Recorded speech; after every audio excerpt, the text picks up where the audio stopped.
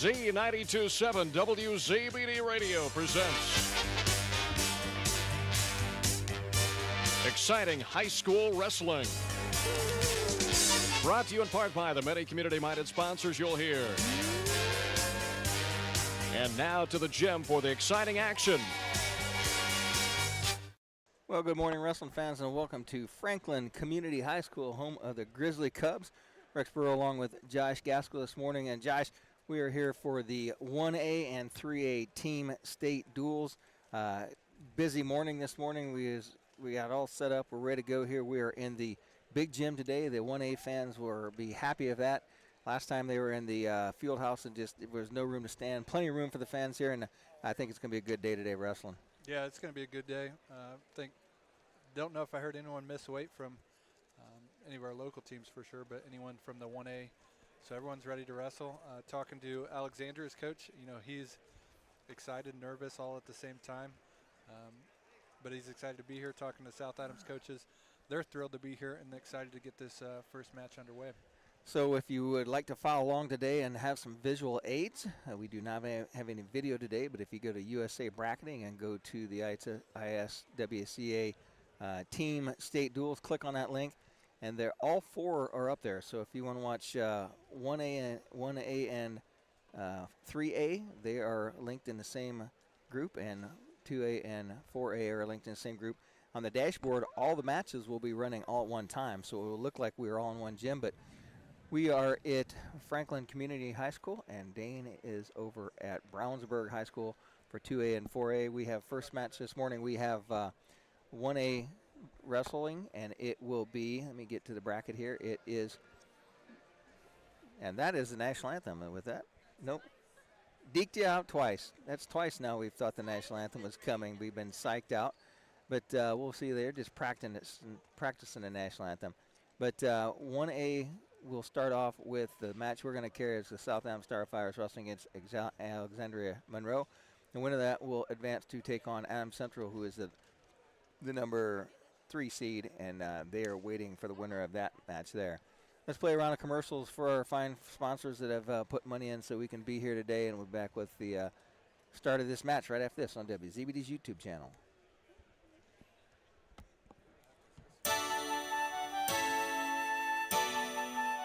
You may not know it, but Hitzer Patio and Fireplace is the perfect gift center for most everyone on your gift list. Big Green Egg Grills, Gift certificates, tabletop pellet grills, Pelican premium coolers, cast iron kettles, and Dutch oven. Unique gift ideas for special people on your gift lists. Hitzer, 269 East Main Street in Bern. DeVos Johnson Zwick Baker in Ainsworth is now DeVos Baker Ainsworth and Razzo. While the name is different, our dedication to serving Adams County and surrounding areas remains the same as when L.C. DeVos began his practice nearly 150 years ago. Our name celebrates the future of our office while honoring the legacy and dedication to clients displayed by our founding member and the 3 generations of DeVos attorneys that followed him. Call Tim Baker, Scott Ainsworth, Luke Ainsworth, or Ann Razzo to experience the same dedicated and knowledgeable service in meeting your legal needs. No matter your age, health and life insurance can be confusing and overwhelming. This is Derek Bailey with Bixler Insurance. Whether you are currently on Medicare or will soon be qualifying for Medicare, we have the products and expertise to meet your needs. Under age 65 and looking for health coverage?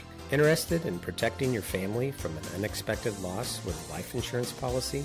We can discuss options to assure your peace of mind.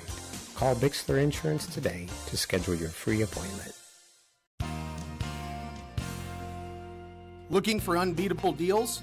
Head to Kelly Auto Mall of Decatur. With over 70 years of trusted service, we offer Ford, Chevy, Chrysler, Dodge, Jeep, and Ram all in one location. Enjoy free car washes for life, a huge selection of new and pre-owned vehicles, and limited time offers on our remaining 2024 inventory. Deals this good won't last. Hurry in today. Mercury is hazardous to the environment, and because mercury is used in fluorescent bulbs, CFLs, and other consumer items, you need to know how to handle these products and properly dispose of them. There are many informative websites with details, or you can call the Adams County Solid Waste Management District, or visit www.recycle.in.gov. Help keep mercury from our water and environment. Know what to do and always dispose of products that contain mercury properly. And keep your water clean.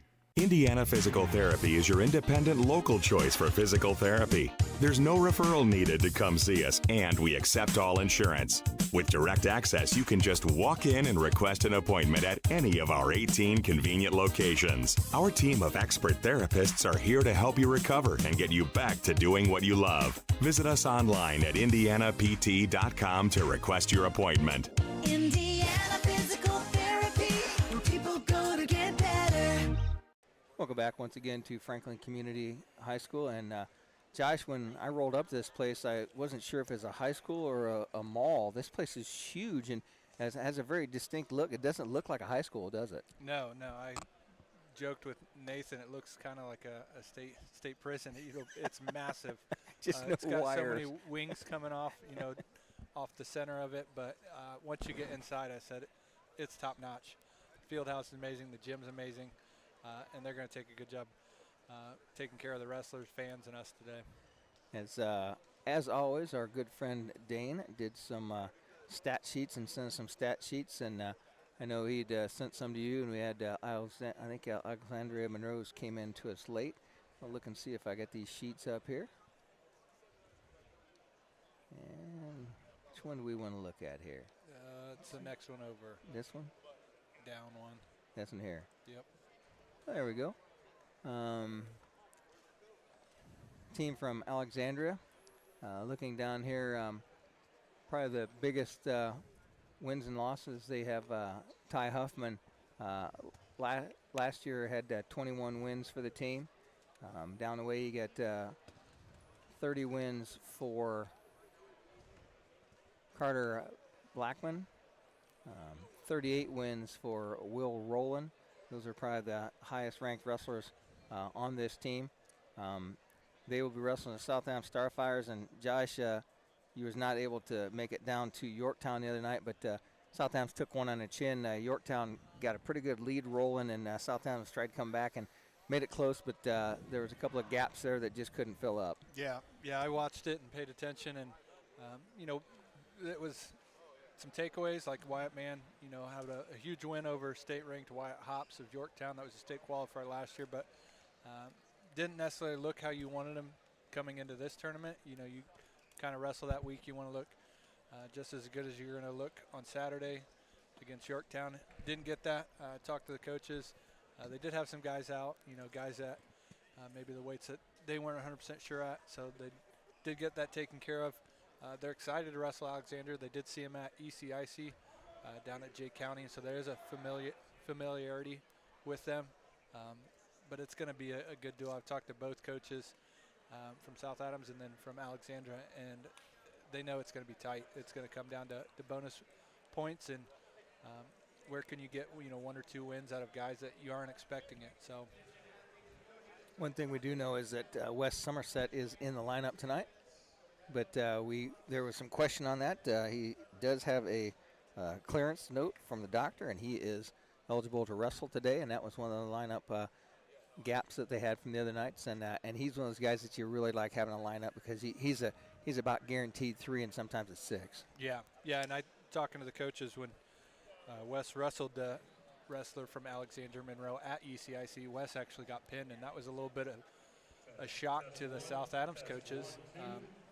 But talking to the Alexander coaches, he says, I'm not sure if that's going to happen. We know your guy's talented. Our guy's talented too, but you can't always count on 6 points in a duel against a state-ranked guy in West Somerset.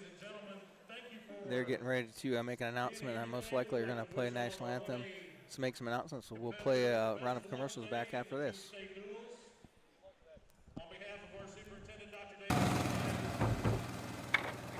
Hey, do you know when and where we can recycle in Adams County? Well, I know you can recycle from 8 to 4 weekdays and Saturday 8 to noon at the transfer station next to Golden Meadows. Okay, where else? In Decatur, behind D&D Marathon on the east side of town on Thursdays, Mondays at Simon Manufacturing 27 South in Bern, and in Monroe on the third Tuesday at the fairgrounds. Plus, you can always get the latest info at adamscountyswmd.com. Thanks. Well, if you're anything like me, you've got a list a mile long of outdoor projects that can wait till spring or until you have time. Well, let's be honest, if you're like me, you need a pro because you don't have the time or the equipment to get it done right. That's why I call Jim at the Little Container Company in Bern at 273-7692. Whether it involves dirt, demo, dozing, or digging, he has all the tools and all the toys to do the job affordably and correct the first time. Give Jim a call at 273-7692 or search Little Container Company on Facebook. Trust me, it'll be worth it. This is Dr. Matt Baker from Decatur Dental Services. Imagine a dental experience you look forward to. At our family-friendly clinic, we provide a relaxing environment for adults and children by utilizing the latest technology to ensure your visit is stress-free. We use digital x-rays and intraoral cameras to provide the most accurate diagnosis and treatment plan for each patient. Settle into our comfortable surroundings and relax while we attend to your dental needs. Call any of our offices to schedule your visit. Krukeberg Auction and Realty has been your trusted partner in the auction process. Buying or selling, they make the steps straightforward and easy, guiding with expertise and commitment. A family-owned local business, not just auctioneers, your neighbors supporting local athletics. Feel confident you're in the right hands. Call Krukeberg Auction and Realty today. Experience the difference with family you can trust. At Three Rivers Federal Credit Union, we're focused on empowering you to achieve financial wellness by offering the resources and support you need every step of the way. We're equally committed to bettering lives in our region through volunteerism, community funding and partnerships, college scholarships, and more. We give back to the people, places, and ideas that matter most to you. Learn more at threeriversfcu.org. Three Rivers is federally insured by the NCUA. Join the team at Smith Brothers of Bern, where they pride themselves on providing their employees with a family atmosphere. Smith Brothers is currently hiring with a Monday through Friday work week in an air-conditioned environment. Employees are not required to wear uniforms and can listen to music while they work. Starting wages are $17.50 to $21 an hour at the end of their first year with a yearly bonus incentive and a competitive benefit package. Apply online at smithbrothersfurniture.com or in person at Smith Brothers, 356 Monroe Street in Bern. We select our insurance companies the same way you do, very carefully. When you work with us, you can count on receiving fast, courteous, and professional service and quality protection through Auto Owners Insurance. For a no-problem approach for your life, home, car, and business insurance needs, ask us about the No Problem Company, Auto Owners Insurance. See Toby, Mark, Kyle, or Barb at Graber Insurance with offices on Highway 27 North in Bern and 623 West Monroe Street in Decatur. Welcome back to Franklin Community High School. Rex Burrow along with Josh Gaskell as we get ready. Action is getting ready to start here. We are looking at mat number 14. So if you're following along on USA bracketing, I keep saying track wrestling. I keep wanting to say track wrestling. We are starting at 215 pounds today, so each weight class, each round will jump one more. So next round will start at heavyweight and then wrap around to the 106-pounders. This match here will be Alexander Monroe's Camden Sheldon, the junior, and he will be taking on Cooper Aufholder from South Adams. I'm getting old, Josh. I don't know either of these referees on the mat. I said the same thing. They don't look familiar, which sometimes is a blessing and a curse. I was talking to Barry Humble. I said, normally the bad ones you remember, but you also remember the good ones. So, well, today with 4 sets of state duels going on here, it requires a lot of officials, and we've got a bunch of them here today. We have 4 mats going in the gymnasium. I know there's a bulldog taken there by Camden Sheldon. He has Aufholder on his back, looking for the fall. He jumps over. Aufholder's bridging. Not a lot of room, and there's the call. Quick fall there. About 22 seconds into the match, and it's a fall. That's going to give him 6, give him a head start. And Joshua, with USA bracketing, it's a learning adventure. So throughout the day, I got to figure out which one you go to see the one, like the dual meet, so it stacks up for the wrap up. But for right now, we're just going to watch the dashboard. These two can't wrestle. That's not the right. Yes, South Adams is going to forfeit heavyweight as they don't have a wrestler there at that weight class. So that'll bring up our 106 pounders. Makes the team score, 12-0. So Alexandra already putting some big points up on the board. And this Mr. Faust, is this who this Yep. is? William Faust, a freshman from South Adams. We're underway.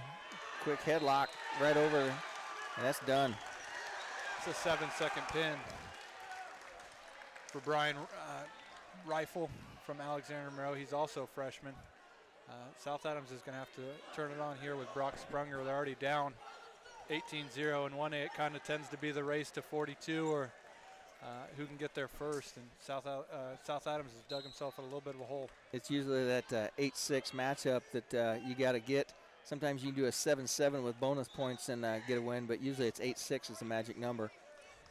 And this is Holton Oldman of Alexandria Monroe, or Alec, as the people from Alexandria call it.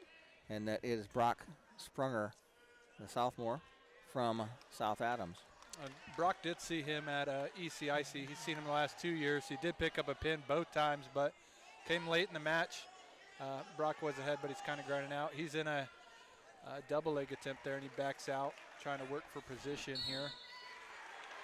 South Adams wearing the gold and black singlets, with the gold trim around the legs, and Alexander is wearing an all black singlet with a big A across the chest. So both teams supporting the black singlets. Now Alexander Monroe in on a single leg, switched off to a double, and he's going to take Brock Sprunger down.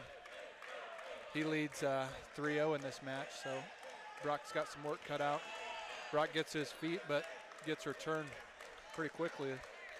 Now he's back to his feet, trying to get wrist control, and they're going to go right out of bounds into the South Adams bench. 58 seconds left on the clock. They're going to get a reset. Sprunger goes down. A wrestler for Alexander Monroe covers. Sprunger to his feet, gets his hips away. Nice lift and return for Alexandria there. Sprunger now getting wrist control, trying to build up a base.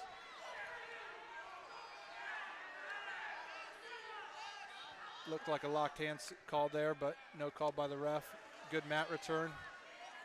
Again by Alexander Monroe. Sprunger's doing a great job of getting to his feet, but just needs to get his hips away, get some wrist control. Now back to his feet again, gets wrist control and does get away. 25 seconds left on the clock. Scores 3-1.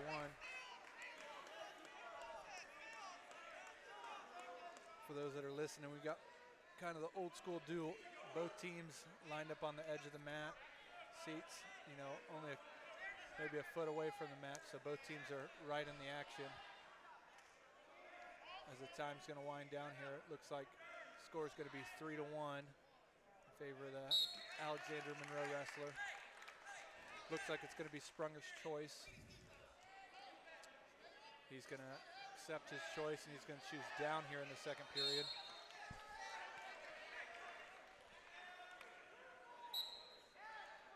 Whistle goes, and he gets right to his feet, trying to get his hips away. Looks like there's a locked hands call there, maybe. Ref gets in position, didn't see anything. Back to his feet. He's returned twice now within 10 seconds. He's doing a good job of getting up, just needs to get away. Another attempt to his feet, gets up, but a good mat return by this Alexander Monroe wrestler.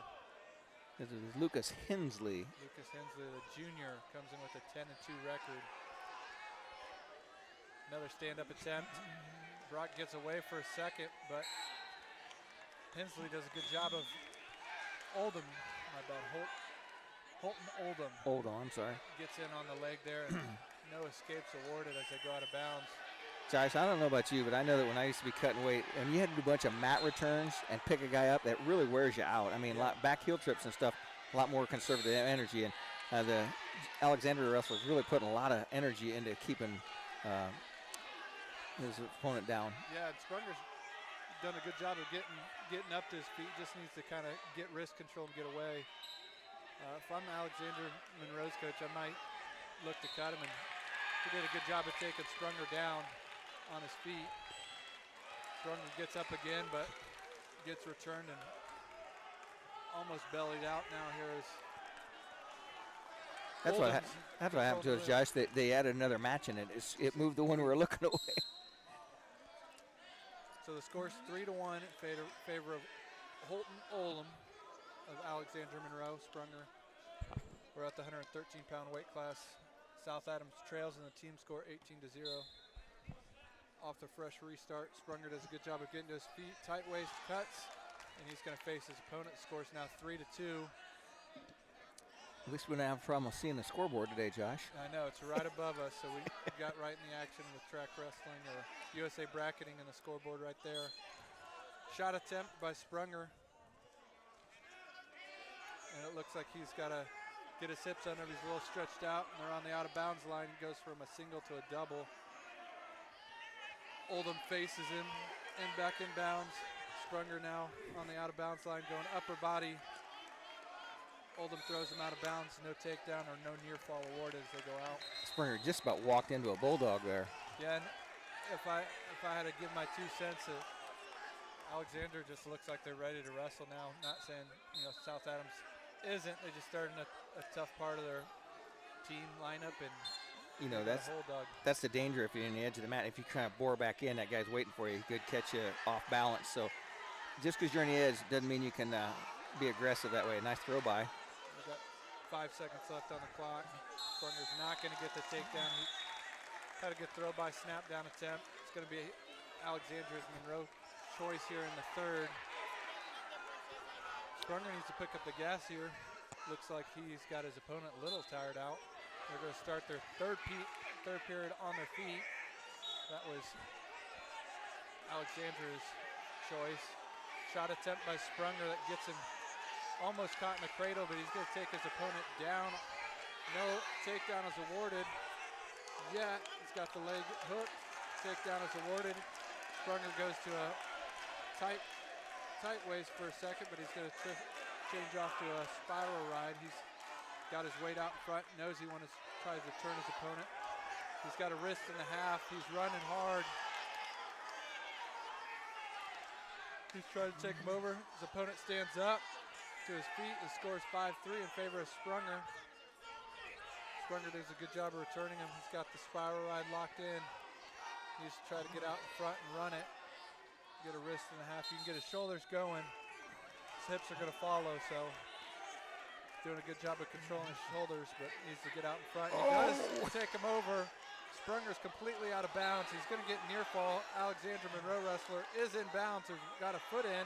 Sprunger now has got his foot in bounds as they rotate. And he's going to do a good job of picking up 4 near fall. That's going to make the score 9-3. If you're South Adams, you're going to want bonus points here, though. There's 51 seconds left on the clock. That spiral ride paid off for Sprunger this period, but Oldham looks like he's running a little low on energy, and like I said, those 5 or 6 pickup and mat returns could have did it. That's maybe their style of wrestling. Eventually, you want to switch to a different mat return. That lift and return takes a lot on your body. So now up to his feet, Sprunger doing a good job of returning. Goes back to the spiral ride, breaks his opponent down. He's taking the shoulders over. Got him crunched up. Now he takes him over to his back, and it looks like he's going to get the pin, and he does. Sprunger comes back from behind to get the pin there for South Adams. South Adams benches. And it looks like Oldham just kind of ran out of gas a little bit, a little too much aggression in the first couple of periods. Got to pace himself. You said he won by fall late in the match first time he wrestled, and I think that's a repeat of that.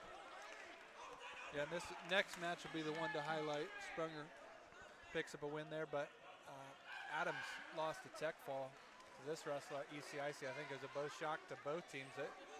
Talking to the Alexander Monroe coach, they knew Adams was good, but they didn't know if they're going to pick up a tech or just a win there. South Adams has got to try to eliminate bonus points here. The official looked at me and told me reset the clock. We got the blood basket sit down here. Oh, Adams with a nice shot, low on a single leg. He's wrestling against Jaden McPherson, the junior, and a little scramble action here as McPherson tries to roll through, but Max Adams, 16-3 in the season, running a nice crossface. Got that leg caught down there. As McPherson trying to look for a stalemate here. Possibly potentially dangerous on that knee as he's going to try and scramble it out. Nice turn there. A little wrench tried there by Adams around the edge of the mat. Nice chain wrestling by Adams to hit that switch and drive him out of bounds. Yeah, and they're two totally different built wrestlers. You know, Adams comes in a little bit longer and lankier. McPherson, the junior from Alexandria, is a little bit shorter and stockier. So contrast to styles here. Nice little shot there by Adams. He's going to go up and finish waterfall of the Iranian series there. Try to decide which way to turn in to McPherson. We got 1:12 left to go here. Adams doing a good job of getting back to his knees and using that pressure to drive through. We saw Henry Froat do that at Mishawaka so well, and he's going to lock up a side cradle with the leg caught between, and McPherson's in big trouble here.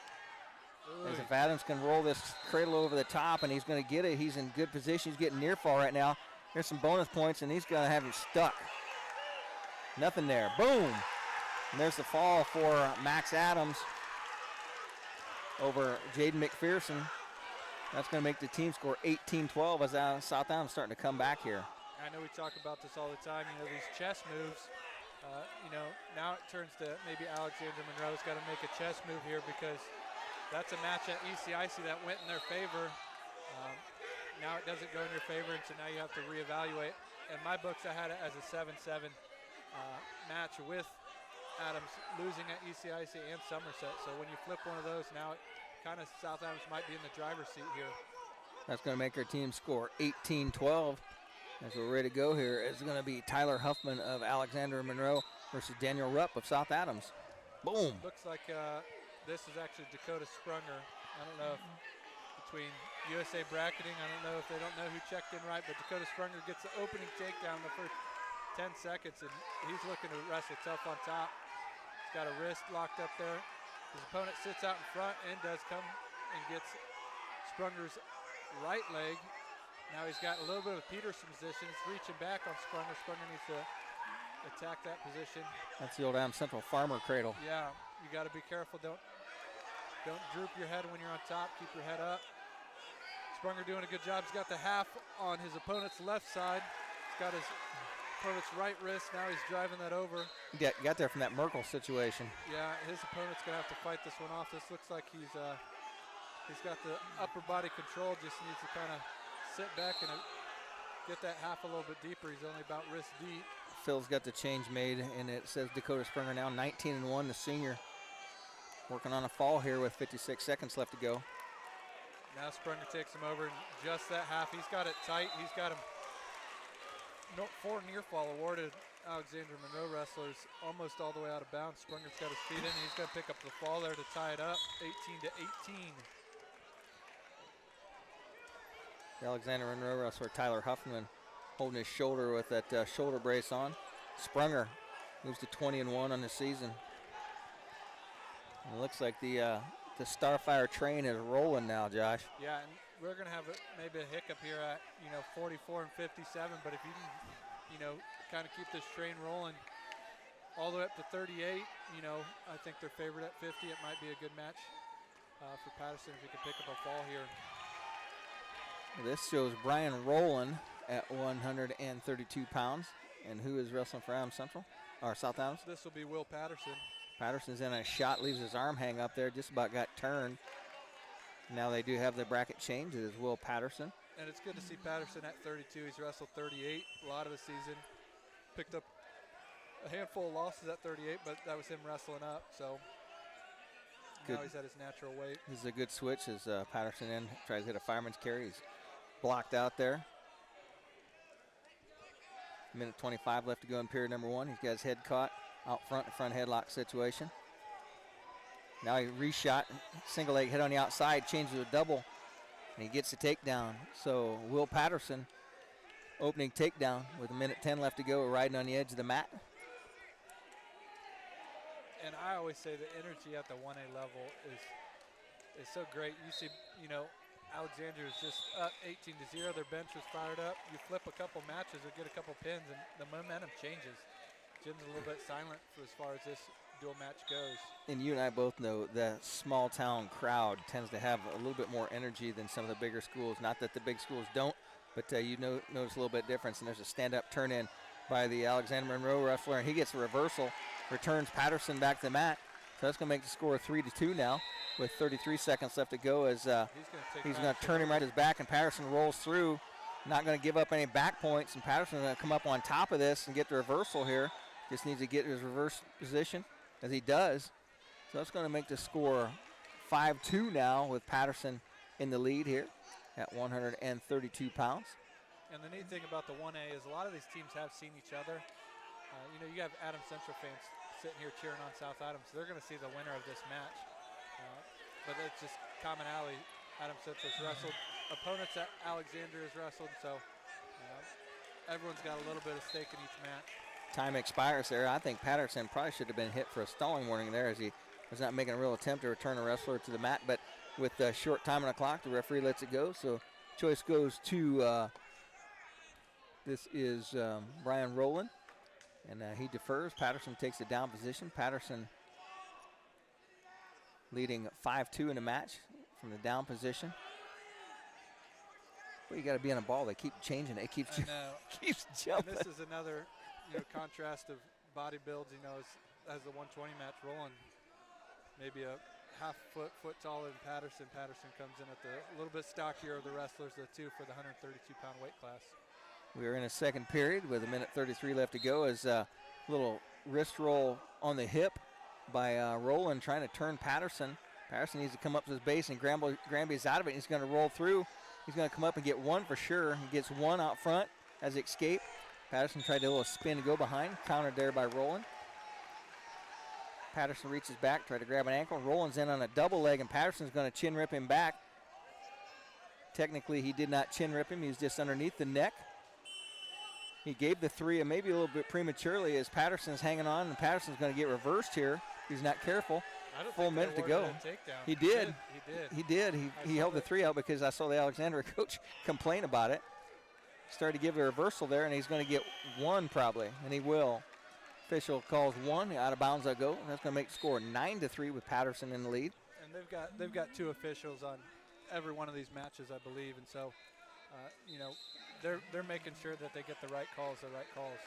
And Alexandria coach comes over and just says, "Hey, I think he gave that escape takedown a little bit too early." It was kind of borderline. Patterson ended up with control, so he would have had the takedown either way. Well, and I always tell, it doesn't hurt to ask. But here's the problem: you ask one too many times, the ref starts making their calls and confirming. So Alexander kind of questioning this one. He wiped the takedown off. He wiped it off. It was worth the questioning. Took the takedown off.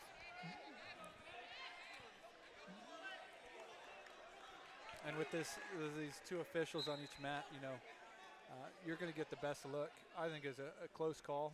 I could see it. Patterson did end up on top as they went out of bounds, but the referees confer, and that's what they chose. It would have been a 3-2 or a 3-1, or wipe it all off and let them start, and that's what it's going to be. So 6-2 is our score with Patterson in the lead, and they're on their feet with 43 seconds left to go. Really, that's kind of a bad time for wrestling. They wrestled about 12 or 13 seconds and took the takedown away, but that's not considered bad time in the scoring book. Shot there by Rowland, reshot by Patterson. Single leg head on the outside, catches a side cradle, goes right to the back. Has not got any turn points yet. Needs to slow it down, make sure he breaks the grip. A lot of times I always tell guys, when you take an opponent over, make sure you take him over and have complete control, because Patterson almost he could have had near fall there, kind of rushed it a little bit. Sometimes if you get that side cradle locked up, take your time, spin through, lock up the leg, take control. 2 seconds left to go, and we're going to go into the third period with Patterson with a 9-2 lead. Choice goes to Alexander Monroe. Looks like he's going to choose top, so.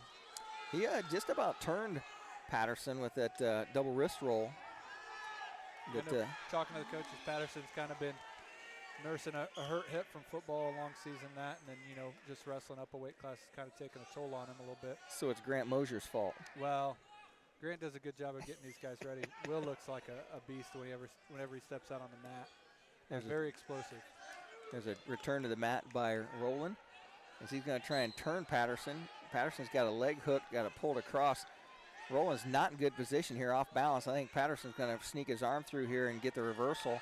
Maybe some back points if Rowland doesn't bail on it here. And he does.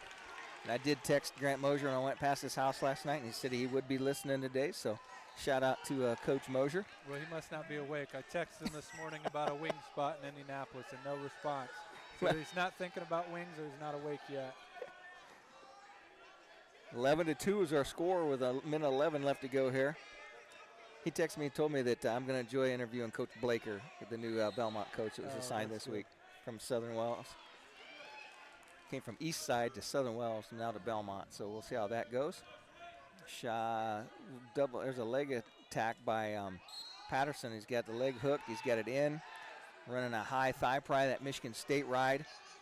Working on a crossface. Rowland trying to base out, not get turned with a power half here. 43 seconds left to go. Let's see how long the official lets this go before he calls it a stalemate. He's thinking about it already. He's in there talking about it. We're at 34 seconds left to go. Patterson with a major right now at 11-2, and there's a stalling warning on the top. And of course, Silas and his dad are complaining, thinking that wasn't stalling. I think it's a stalemate if nothing else. Yeah. Looks like we're going to get some maybe blood time here. Got the old winter chapped lips for Patterson. And I'll squeak a commercial in here. When you need building materials, you need Arnold Lumber, 425 Winchester Street in Decatur, featuring lumber in a wide choice of sizes, plus doors, windows, roofing, and more. Whether it's a complete new home or remodeling, a new deck or deck repair, a new kitchen or a kitchen update, whether it's an erected or materials-only garage or pole barn package featuring quality metal, free professional designs and estimates. Arnold Lumber provides it all. Open 7 to 5 Monday through Thursday till 4:30 on Friday and 11:30 on Saturday. Welcome back to Franklin Community High School. Along with the sponsors that we play the advertisements for, we need to remember that Johnson's Auto Sales on the corner of 13th and Adams Street, where you can get a fine quality used car. They're right across from Worthman Field. Or Rebecca Cochran, CPA at 165 North 2nd Street in Decatur. Time for your tax preparation. Look for those. We're underway here. Patterson in the top position. Returns his opponent to the mat. 19 seconds left to go as they're the bottom man is should have been a stalling warning. He just doesn't want to give any more points. He's already got a major. As Rowland doing his job not to give any more bonus points. They're only going to get the major. It's going to be a 4-point decision. So that's going to give South Adams the lead. Patterson with the win. Let's sneak one commercial in here. Strep throat doesn't call ahead. The flu doesn't RSVP. When illness arrives, it usually shows up unannounced. And so can you at Adams Medical Group Primary Care. At every stage of life, your primary care provider stands ready to offer same-day treatment. And if you need a higher level of care, our primary care team can direct you to the most appropriate care Adams offers. Primary care at Adams Medical Group. Close by and compassionate. Here we are back at 138-pound weight class. Looks like we're going to have Braxton Huff from South Adams Wrestling, and I didn't get to see who he's wrestling, but Huff in on a nice single leg attempt. He's around back, but he just needs to kind of cover on the hips. He's going to bring that leg up as his opponent's kind of in the quad pod, and Huff does get the takedown. John V. Hughes. John V. Hughes, that's a good name.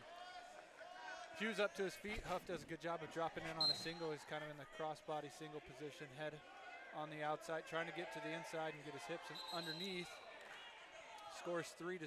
Team scores 22-18 in favor of South Adams. Got a minute left. Huff still holding on to a single leg. And he's going to give up the escape there. Now this scores 3-1. Huff dives in on a half shot attempt. His opponent does a good job of getting him in the front headlock position as they're on the out of bounds line.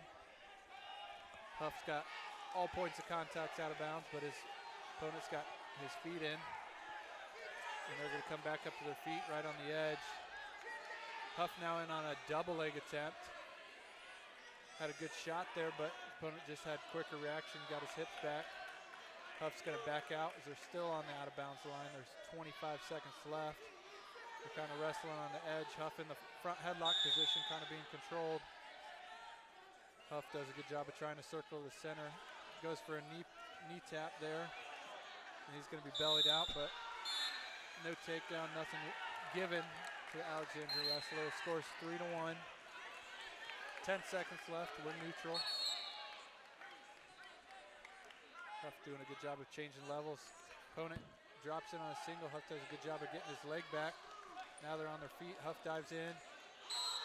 No takedown is going to be awarded. It's going to be Green's choice with this, which is South Adams. Huff's going to defer to the third.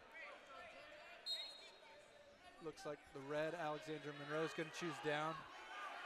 This maybe favors Huff a little bit, as he's been really tough this season with his cross body tilts.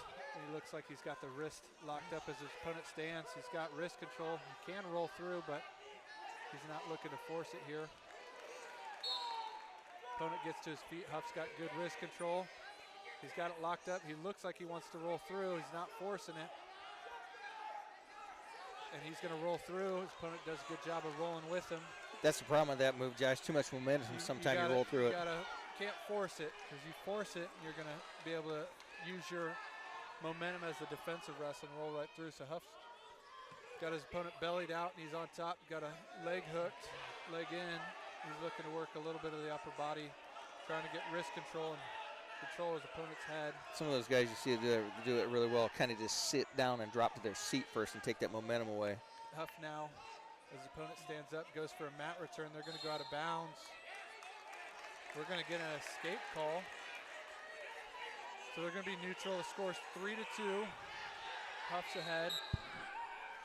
He's wrestling Hughes, the senior from Alexandria Monroe. This is a match for South Adams you would like to pick up bonus points in, and it looks like it's going to be off to a hard start, as it's only 3-2. 50 seconds left in the second. Huff in on a single leg attempt. He's got his opponent's left leg. Huff's head's on the outside. His opponent's doing a good job of pushing Huff away. Huff keep driving in. Needs to switch off to a double. Now Hughes is kind of in control. He's got Huff in the front lock position. He's going to take Huff over on a little bit of a knee tap. Huff's in a bad position. He's got his hip glued to the mat, holding on to his opponent's left leg. No takedowns awarded or given as they come back up.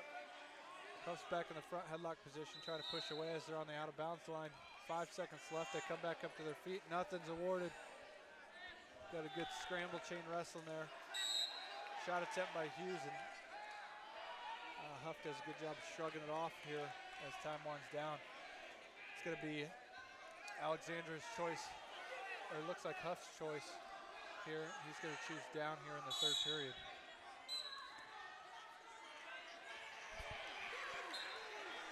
They cover and they're back underway here. Huff looking to get his feet as he's got wrist control. Just needs to stand up and get his hips away. Scores 3-2 in favor of Huff of South Adams. Huff comes up to his feet for a moment and gets back down to his base. Team scores 22-18 in favor of South Adams. Now Huff goes to his back there. I'm trying to roll through on a half. He's going to give up 2 near falls, so he's now trailing 4-3 in this match. Like I said, this is a big match for South Adams. Huff could tie it up if he just can get to his feet and escape. With 1 minute and 10 seconds left, Huff kind of balled up on the bottom.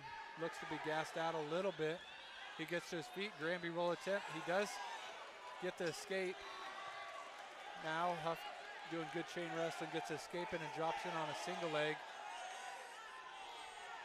They're on the out of bounds line, 53 seconds left. A takedown would take the lead. We're going to get a stalemate call. We got 45 seconds left in this match, all tied up 4-4. They meet back in the center and we're underway. Takedown will take the lead in this match. Huff looking a little bit more calculated on his attacks. A couple of times he was diving in there early, and he was doing a good job of just kind of pushing his hips away. 30 seconds left. Both wrestlers in the center of the mat fighting for kind of wrist control, head snaps. But no one's looking to make the move to try to seal this match up. Huff now in on a crossbody single attempt. Hughes does a good job of stuffing it. Huff now kind of going for a little bit of a fireman's attempt. And he's going to look like he might get the takedown here on the out-of-bounds line. There's 5 seconds left. Huff comes up, and he's going to get the takedown call. I'm not sure if that was awarded. Alexander Monroe coach is not happy with that. That was right on the out-of-bounds line. Huff did have a point in. I'd say it's a 3 and a 1. Yeah, and you could. The refs are going to talk about it. It was definitely control. Yeah, that comes down to reaction time. Huff did get around behind both arms, and they're gonna get that call to Huff. Huff's gonna win this one by a score of 7-4. Takes the team score 25-18 in favor of the Stars. Let's hit a quick commercial here.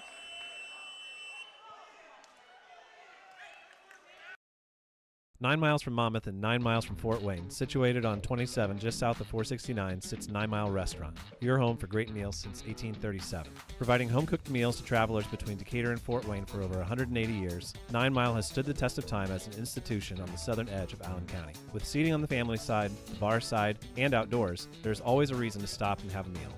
9 Mile also has a full-service bar and a professional service that can cater your next event or party. The next time you're on your way to or from Fort Wayne, stop in. If you've gone the distance, welcome to 9 Mile. Welcome back to Franklin Community High School as our next match is up and underway here. This is, Wyatt Thompson of Alexandria and Titus Loshi. We're at 144 pounds here as Thompson pushing in. Thompson on a double leg shot. Loshi tries to drape over the top, hangs onto the leg, tries to sprawl out of it. Now he runs out a single with his head on the outside. Loshi going to step over the leg, and Loshi was in bad position, comes up with the takedown. He's got a 3-0 lead here as we roll into the first minute of the first period here. We're at 144 pounds. 25-18, South Adams is on top. And Loshi was one of those wrestlers that when we're talking to the coaches, he did not look like himself at Yorktown. You know, he's been to the semi-state level. He's up a couple weight classes. But they were excited to see Titus Loshi, and he came out a little bit late to the season, so he looks like he's in wrestling form. Loshi needs to work his way up on the leg. He's going to get hit for a stalling warning here. And he does get hit for the stalling warning. Now he comes up on the leg, which he could have did easier and avoided the stalling warning. Well, they should have. There's the escape given. Should have stopped action as Titus is the top wrestler in control there. 3-1's the score now with 34 seconds left to go here in period number 1. Loshi working, trying to get his wrist back as Thompson hits a little underhook throw by, and he has Loshi on his turn, and he hasn't got the takedown yet. The official does now give the 3 points takedown. He has Loshi on his back. Loshi's out of bounds, but Thompson's inbound with 10 seconds to go. Loshi's fighting off, and he's going to get back close to the edge of the mat. 4 seconds, 3 seconds. The officials counting them down here. Time. It's time. As we going to get 4 near fall here. So 3 to 4. I'm sorry. It's going to give him 5 to 3. We reverse him? No, 8 to 3. And that's the kind of Titus Loshi, kind of live and die by. Sometimes he gets into some funky positions, but you don't want to get into a funky position that takes you to your back. The official is telling the table it's their responsibility. No, you're on the wrong side of the mat. You should be able to see the mat from where you're at. Now, he had his back turned to the scoreboard. He needs to keep an eye out. That's the assistant referee's job, so don't be scolding the table official there, young man. Loshi working on a headlock here. Spins out of bounds. They're still on their feet neutral, and out of bounds they go. They'll come back to the center. Loshi adjusts his headgear. He's wrestling against Wyatt Thompson, the junior from Alexandria. We are back underway with 1:38 left to go here in the second period. Loshi trails 8-3. Takedown would be big here. Throw by attempt there by Thompson. Loshi bores in. Wrist control by both wrestlers. Front headlock bulldog attempted there by Thompson, and Loshi's going to try and headlock here, and Thompson's going to bulldog him right to the mat. It's going to get 3 takedown. And if you put your arm over his head like that, that's going to set yourself up for that. As he's taken down, he's giving up near fall. Loshi's got a long time to go to bridge out of this. He's got a minute or two. Alexandria looking for some bonus points here of their own. 18-25 is the score of this match right now. I can see a gap underneath Loshi's shoulder there, but 48 seconds left to go as there's the fall. Let me play a commercial and we'll be back right after this for the next match. This holiday season, our Best One team is especially thankful for you. And no matter what time of year it is, we're here to provide you with peace of mind every mile of the way. Right now, get a Valvoline full synthetic oil change for just $39.99 after rebate. Plus, enjoy the lowest tire prices around to keep you safe and road ready for every holiday drive. Because peace of mind shouldn't come with a big price tag. From our Best One family to yours, thank you for trusting us, for choosing local, and for letting us keep you rolling safely through every season. Best One in Monroe, selling tires, serving people. Welcome back to Franklin Community High School as we're in the match with South Adams and Alexandria and Monroe. And we've made our way to, what are we at, 57? 50. 50. We've got freshman Gabe Steiner, 14-4 freshman, wrestling Carter Blackman, who's one of the better wrestlers on Alexandria Monroe's team. He's wrestled at 44 for most of their duels, but them kind of showing one of those chest moves. They throw a backup in there at 144 and get a pin over Titus Loshi, and so South Adams has to counter there, and they put Gabe Steiner at 150 rather than Wyatt Mann. Takedown's going to go to Blackman. Steiner had a nice fireman's attempt there, but Blackman just kind of showing the seasoning and kind of gritting it out. Score is going to be 3-0 in favor of Blackman. Steiner doing a good job of keeping his elbows in, not looking for a turn attempt, as he knows Blackman's really tough on top. Looks like we're going to get a roll-through attempt there for on a tilt. Steiner hips over, and it's going to maybe cost him some back points, but Steiner does a good job of getting back to his base. His opponent's got a wing on Steiner's left side, looking for wrist control on the right side. They're on the out-of-bounds line. We've got 40 seconds left in this first period. Now his opponent takes him over with a wing and a wrist. Steiner fights through for a second, but this looks tight. Got a tight waist now. They readjust, and the wrestler's going to go out of bounds. Looks like Blackman's going to pick up 4 near fall. It makes a match score, 7-0. And this is big shoes for Gabe Steiner, the freshman for South Adams to fill. He comes in with a great record for freshman, but wrestling Blackman, who's wrestled at the semi-state level, looking to punch his ticket to the state level is a tall task for a freshman.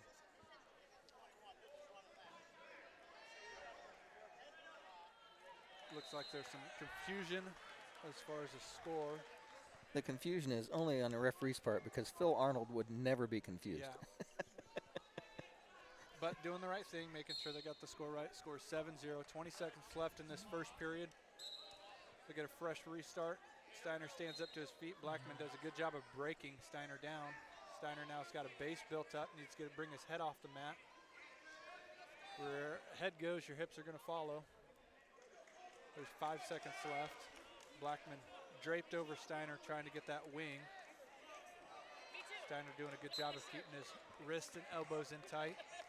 Time runs out in the first period, score 7-0. Steiner's choice looks to Coach Sawyer Miller.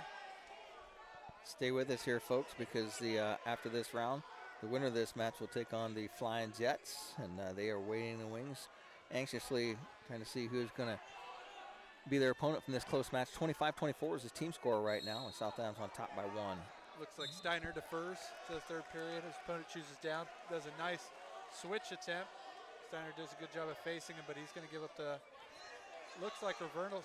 Steiner hips over and takes his opponent to his back. No reversal is awarded. Steiner's going to, should have got awarded some 2 near fall. It's going to be interesting to see how they sort this out.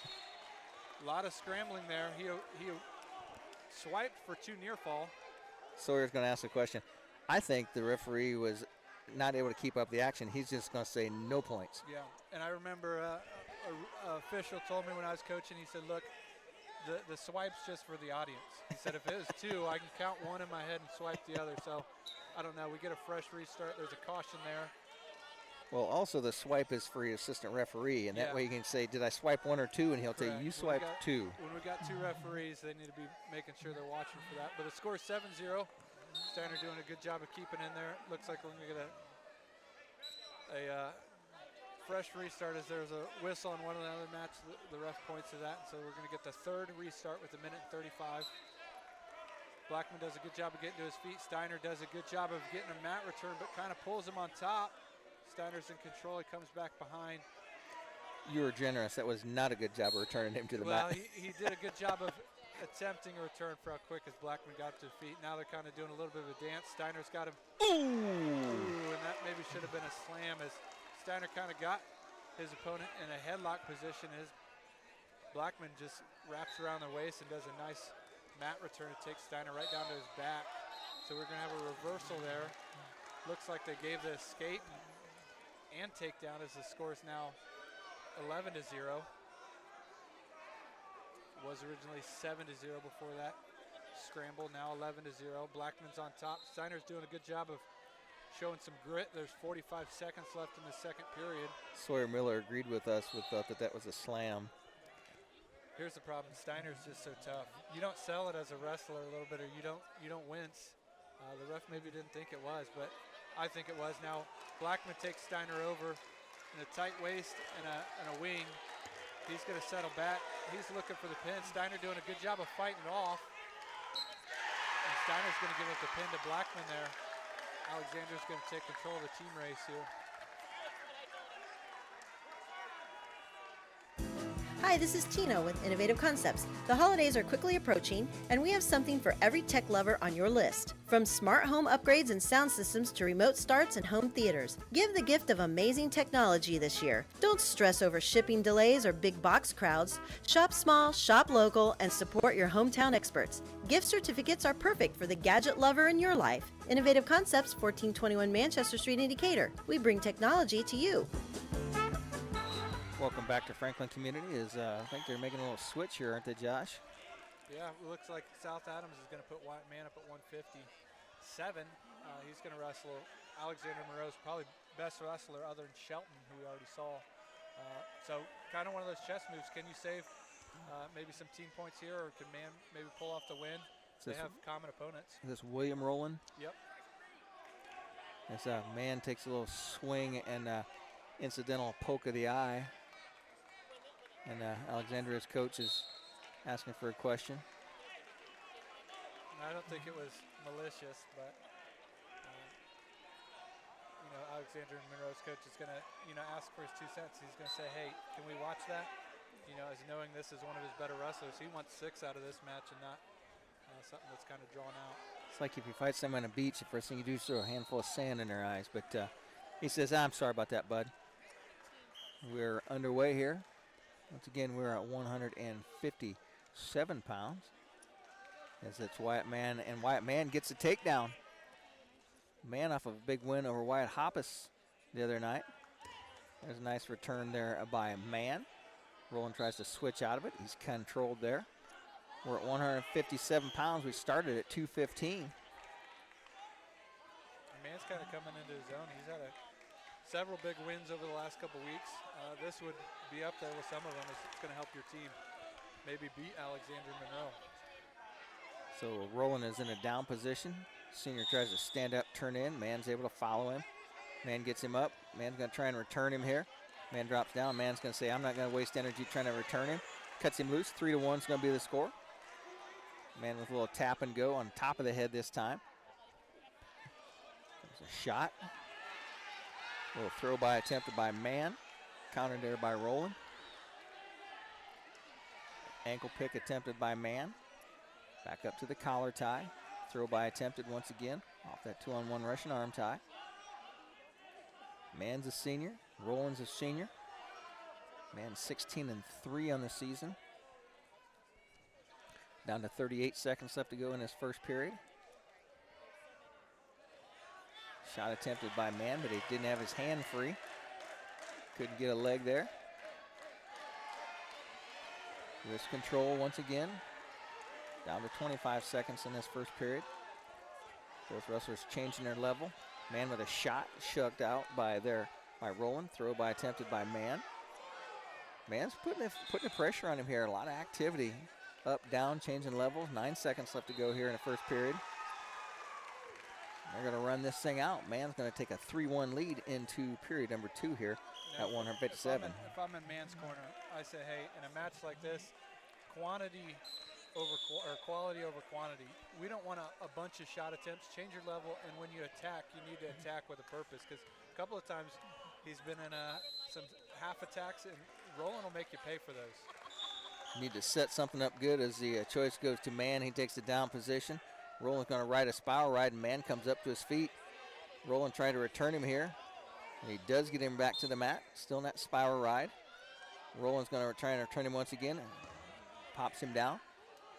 First 15 seconds of this second period gone. And Man, nice wrist control, gets out. Man with a 1-point escape takes a 4-1 lead. Man tries to hit a little ankle pick there.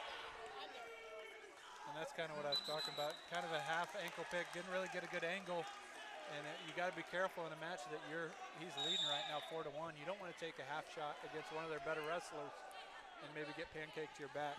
Minute 20 left to go here in period number 2. It'll be Man's choice in the third and final period. And this official doesn't know how important we are. He's standing right in front of the action here. Man with a shot, shrugged by there by Roland. See, and that's tough. Man with a little bit of half shot gets stuck in the over-unders, and that's when if you're rolling, you might be throwing there.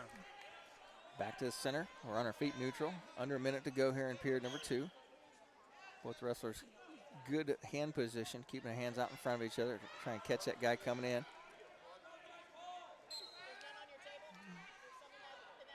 Man with a little underhook here. Down to 45 seconds left to go. Collar tie by Roland. Roland hasn't really made any leg attacks. Man's been doing all the shooting here. Wants to tend to counter those attacks. Roland might need to pick up the pace here. Official stops him and says, hey, let's get going here. Roland with his foot on the line. We're back underway here, wrestling. Man putting the pressure on. Roland backing up a little bit. 22 seconds left to go here in the second period. Man with a 4-1 lead. Be careful there as he reaches for that far ankle, a little bit off balance. That dump that Josh was talking about there with 10 seconds left to go. Throw by attempted by Man. Fake, feint. 5 seconds left to go here. Look for the ankle pick, does Man. And that's going to bring the second period to an end. And Roland doing a lot of defense, not really much on the offensive attack. But we've seen Roland compete with some of the high-end guys in the state of Indiana, so we know the attacks are there. It's just, when is it going to come? So he chooses his down position. Let's see how long Man's going to ride him here. If I'm Man, I just cut him loose right here. I just give him his one because he's been even with him on his feet. And we've seen these guys from Alexandria be able to scramble pretty well from down, but Man's riding a nice spiral ride. Roland comes to his feet. Man breaks him down. Roland tries to switch out, and he does come up to his feet. So he wasted a lot of energy where he could just cut him and give him his one because he got his one anyways. So 4-2 is the score now with a minute 38 left to go. Roland in the over and under situation. Good place to throw somebody. Yeah, and if you're Wyatt, Man, you don't want to coast, but you really need to cut down on your attacks here. A half attack could cost you this match. So Man putting the pressure on, born in on Roland. Roland needs to get busy here. He has not made any shot attempts on Man whatsoever. No stalling warnings given in this match so far. Wrist control by Man. Man tries to drop under, hit a little duck under, slides out. Just a little fake trying to set something up. Roland pushing in. Roland takes a quick peek at the clock at a minute 3 left to go here in this match. It's a 2-point match with Man up on top, 4-2. We're at 157 pounds.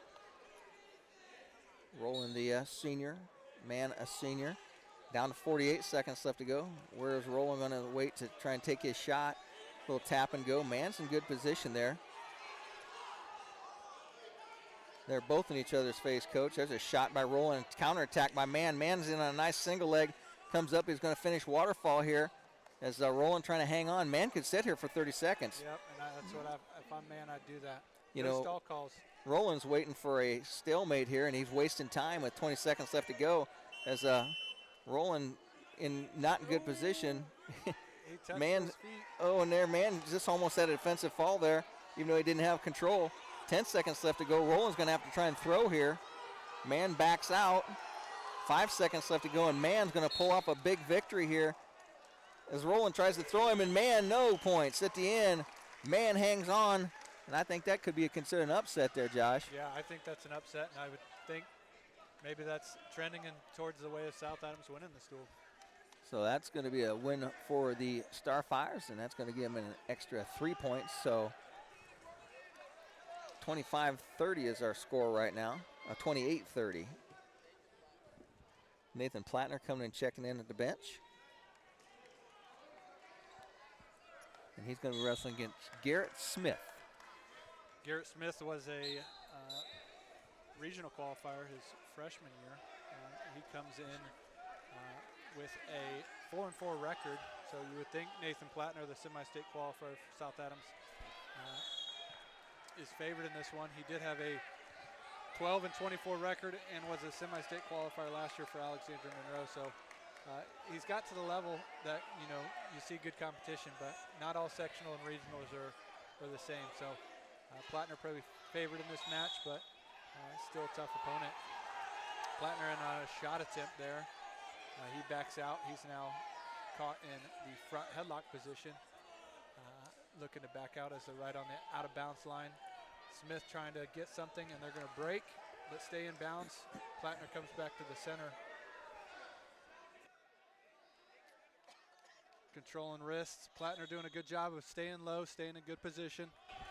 Needs to get to a solid leg attack. Like I said, at this point in the duel, you want quality over quantity. Make sure when you attack, it's the right attack. Can't give up, you know, a chin whip or a pancake to your back. There's 45 seconds left on the clock. Plattner doing a good job of pummeling inside, changes levels. Now goes to a fireman's attempt. His opponent's got him kind of in a position where he could throw Plattner to his back. Plattner comes back up to his feet. A little bit of a bulldog attempt there.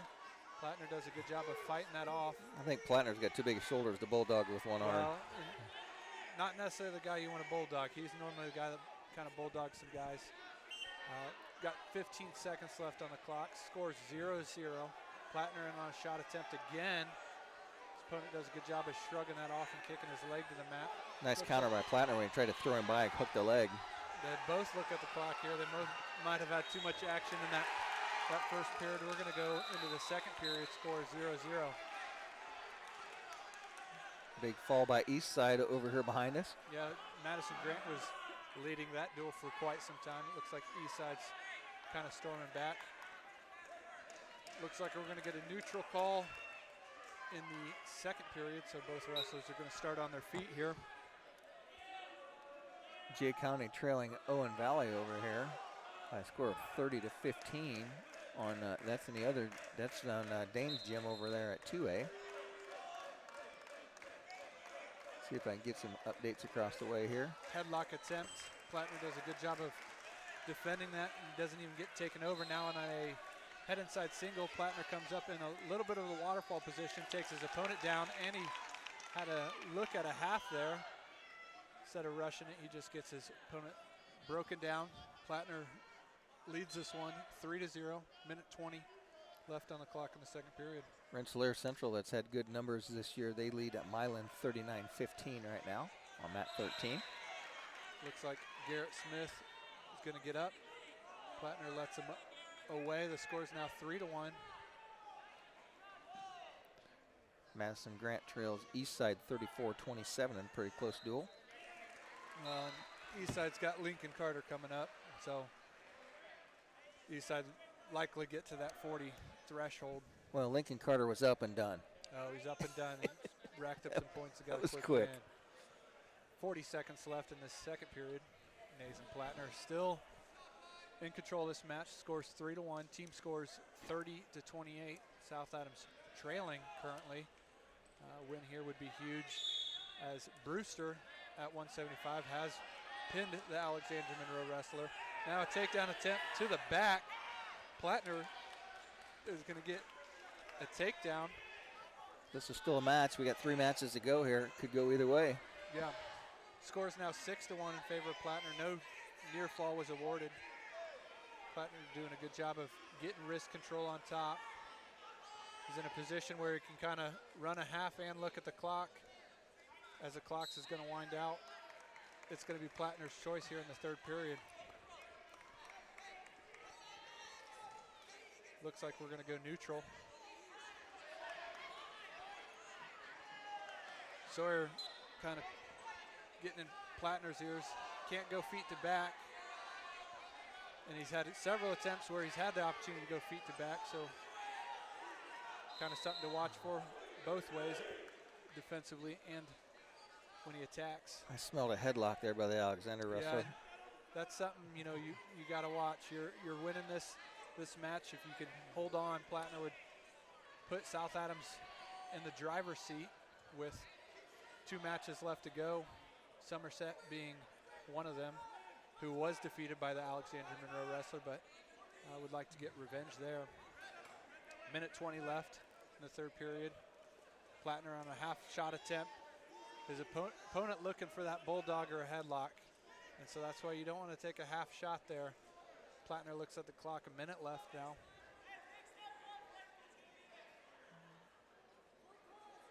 They're directly in the center. Plattner staying in good position, but I think his coaches want him to look for a solid attack for the major decision, as he's currently ahead 6-1. A takedown would take that 9-1. 45 seconds left. Plattner now gets a boost of energy, starts changing levels, moving side to side. Smith looks at the clock for Alexandria Monroe. Plattner, nice shot attempt. He's going to get the takedown. Barry Humble calls for the half, but Plattner does a good job of just securing the takedown. He now leads 9-1. He's got the major decision locked up if he can hold his opponent down. Ref now gets in position to tell the Alexandria Monroe wrestler, Smith, you got to get off bottom. You got to do something, as he's kind of defending from any near fall attempt. We're going to get that stall call as there's 10 seconds left on the clock. Plattner doing a good job of holding his opponent down. 4 seconds, 3 seconds, 2 seconds, 1 second, and Plattner's going to get the major decision, 9-1 win. Back with more after this. When faced with the difficult task of making arrangements for your loved one, many emotions and questions arise. What would they want me to do if they were here? Where is the money coming from? How much should I spend? Do they want burial or cremation? The staff at Haggard, Hershey, and Zelt Funeral Home can help you navigate these tough questions. Make your wishes known and allow us to make sure that your wishes are carried out. Call Ryan Hershey or Eric Zelt at 260-724-7167 to schedule an appointment today. Welcome back to Franklin Community High School as we are underway here, as we are wrestling at the 175-pound match. And let me get to this here. It is Nick Brewster of South Adams wrestling against Lincoln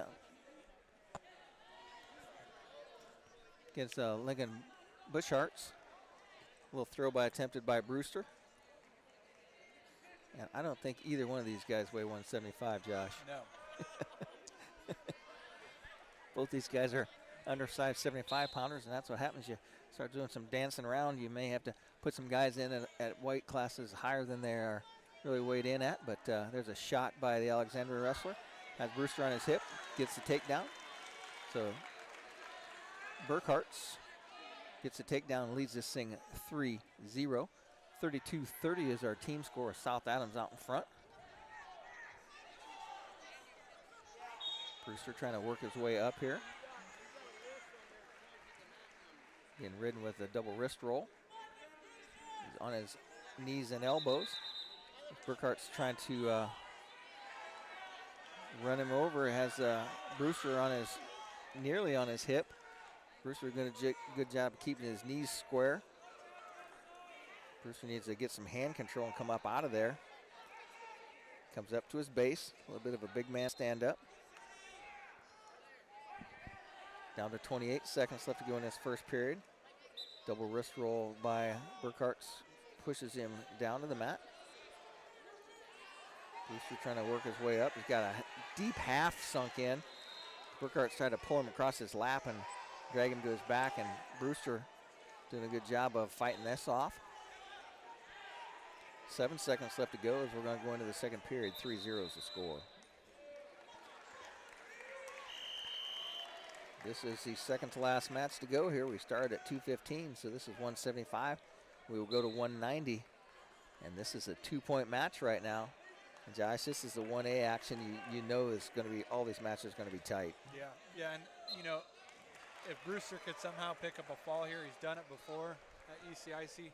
You know, you could ice this thing. You know, a Tech would do the same thing, make it 37-30. Not put pressure on West Somerset, but you know, a loss here makes it a 33-32 if it's a decision, and it's going to come down to the 190. So it comes down to all 14 guys in the lineup. Brewster with a little bit of blood on his lip, and the blood technician lady gets up. She was shooting a breeze over there and missed her opportunity to get some blood time in. We're back underway here. 2 minutes as we start the second period. We're on our feet neutral. Brewster trails this thing 3-0, wrestling against Lincoln Burkhartz from Alexandria Monroe. Both wrestlers working on some hand fighting here.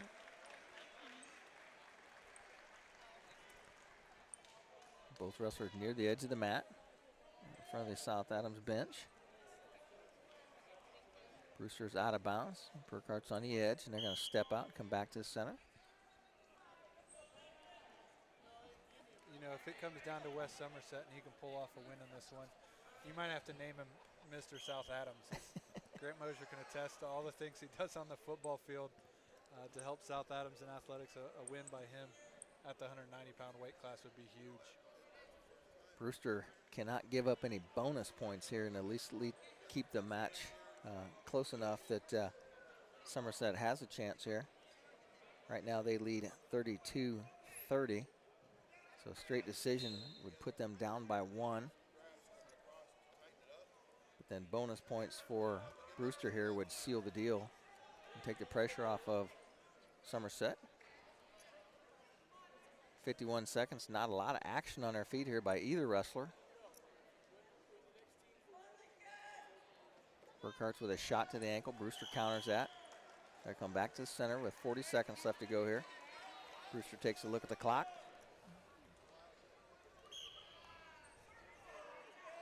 Put back on the line as we're underway here with 36 seconds left to go. Collar tied by both wrestlers. Nobody's really excited about shooting here. No, and that's kind of, you know, if I'm South Adams, you know, a win here takes the pressure off of Somerset. And so that would be huge. You definitely don't want to give up bonus points, but a win would, you know, take the pressure off of Somerset. So with 13 seconds left to go in the second period, I did not see whose choice it will be in the third and final stanza. But Brewster right now trails 3-0. So looking to give up a straight 3-point decision if this stays the same here. They go back to center. Choice goes to Burkhartz. And a coach from Alexandria says, you want neutral or you want top? He said, I'll take top. And he takes bottom. Takes down, and all of his teammates kind of maybe put their head in their hands. Josh, when you go to the referee and you put your thumb up like that, that means I want top, and he goes down. Yeah. And then he's saying, I want him to be on top. A smart wrestler just looks at his coach and maybe tells me, hey, what do you want me to do? Sit out, turn in by Burkhartz. Countered there by Brewster. Brewster up underneath the throat. That collar with that spiral ride. Burkhartz comes to his feet. Brewster is just going to let him turn in. Grabs the leg. He's going to hang on the leg here. I mean, you can give him one here. or you can hang here, work for a stalemate. As Burkhart still in a down position with 1:31 left to go here. Brewster just trying to keep control here. Good place for a stalemate, Mr. Official.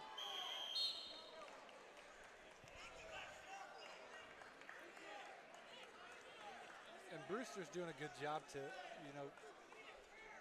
kind of slow down the offense. But, a win here would be huge. Make the team score 35-30, outside of a pin or a tech. South Adams would win. There's a locked hands by Brewster. He's going to give up one. Granby attempt by Burkhart. And he gets a reversal.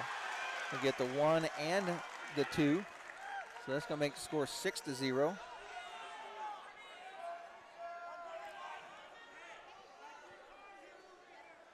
Powering down the head of Brewster is Burkhart. Got one final match to go here. Got 40 seconds left. Brewster needs to keep this right where he's at. Make sure you don't get turned.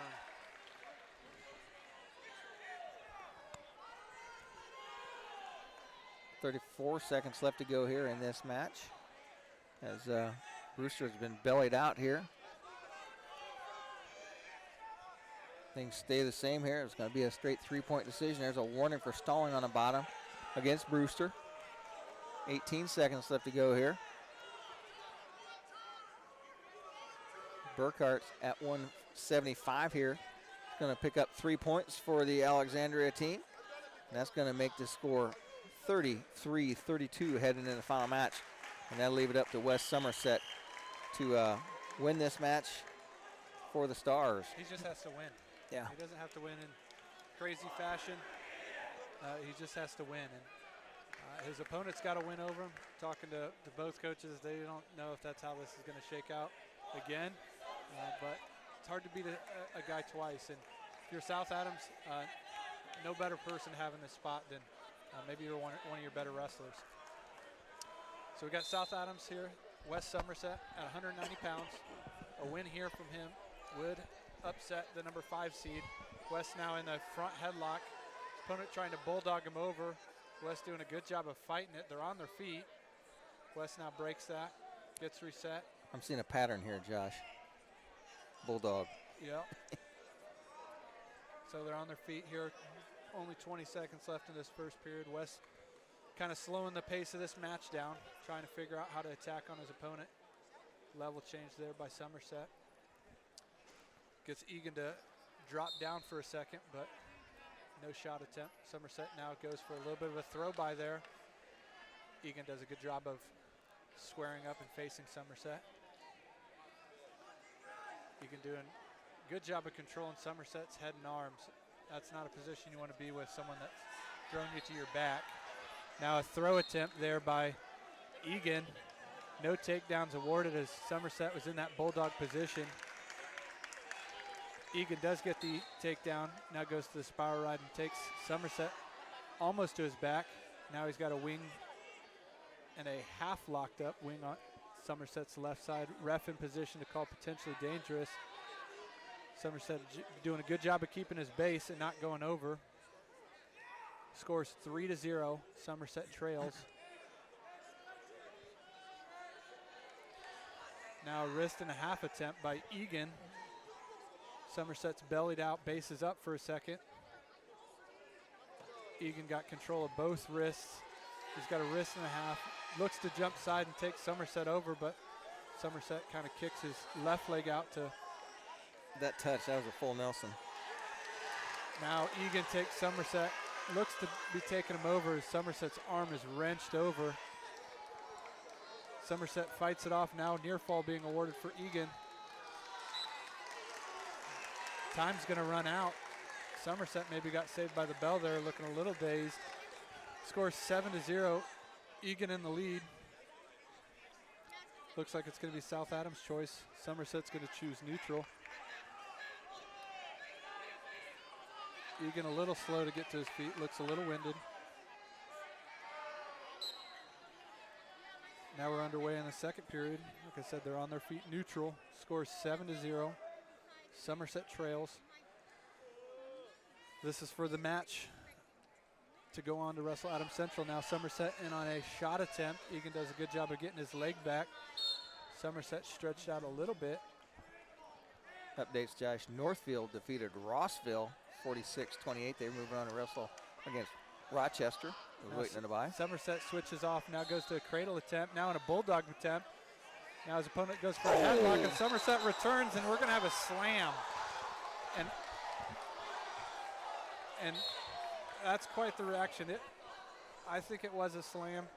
They both were slams. One was called, one wasn't. I agree. That was no different than the Gabe Steiner incident there. Both benches kind of go crazy there. We're going to see how this one shakes out here. Egan's hurt. He is rocked. His head come down pretty hard.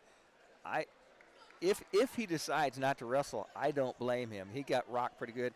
They're checking his head right now, and he's got a bloody nose out of it. And let me run through these other scores. North Miami is waiting on our side. East Side defeated Madison Grant 46-33, and Southmont is waiting for Milan and Rensselaer to finish their match. Yeah, it looks like they're going to go into concussion protocol. I don't have a problem with the call, but that was no different than in the 144 match that didn't get called. It's just we're dealing with 190-pound guys rather than 144. The only difference is that the bulk of the slam in the earlier match happened on the body and the side. This was a little bit more up towards the head and the shoulders, and it looked worse. Yeah. It just looked worse. I think they both were slams. One wasn't called because I don't know why it wasn't called, but both of them should have been called as slams. Yeah, so we're going to go into concussion protocol, so they'll send this wrestler through some exercises. Now the downside of Alexandra Monroe holds him out and gets a forfeit win for this match. They have to hold him out all day. So. Yep. So I'm going to play some commercials here and come back and see what happens here. Expert Transmission on US 224 in Decatur and on US 124 in Bluffton is the place to go for not only transmission help, but also full-service general auto and truck repair. Matt, Corey, and Tyler at Expert Transmission are experienced and ASE-certified mechanics who can diagnose and fix your family or work vehicle. Call Steve or Dustin soon to set up an appointment. Expert Transmission has the best warranty in the business. 5 years and 100,000 miles on a new transmission and can give you a free estimate. Call today at 724-2434 or like Expert Transmission on Facebook. Renowned around the Midwest for his skills and his creative abilities, Nate Bowers and the team at Bowers Paint Studio in Decatur work with a wide range of clients, from collision repair to custom paint jobs for classic cars and motorcycles. Located on Monroe Street on the west side of Decatur, Bowers is your place for body work too, whether it's getting your ride back on the road or finally getting that classic car, the paint job you've always wanted. Stop by or give Nate a call to put the best in the business to work for you. Why lose out to pain? Visit Dr. Carla Grody at Grody Chiropractic, 320 West Monroe Street, Decatur. She's a specialist in the utilization of proven non-force techniques to treat injuries of all kinds requiring professional chiropractic care. Call 724-2510 for an appointment with Dr. Carla Grody. Open Monday through Thursday, closed Friday and Saturday. Grody Chiropractic, 320 West Monroe Street, Decatur.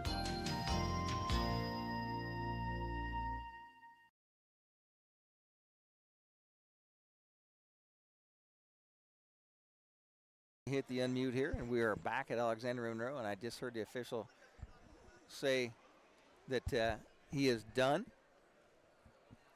He is not going to continue wrestling. Gets to his feet. And Somerset's going to take the loss due to disqualification on the injury time, and that is going to give Alexander Monroe the lead, and that'll make the score 39-32. As that finishes off this first round here, and that'll bring up Alexander Monroe versus the Adams Central Flying Jets. Let me run around the commercials and we'll come back with scoring updates from how that match ended up. Who wants a complete smile? Or maybe it's just time for a dental cleaning and exam.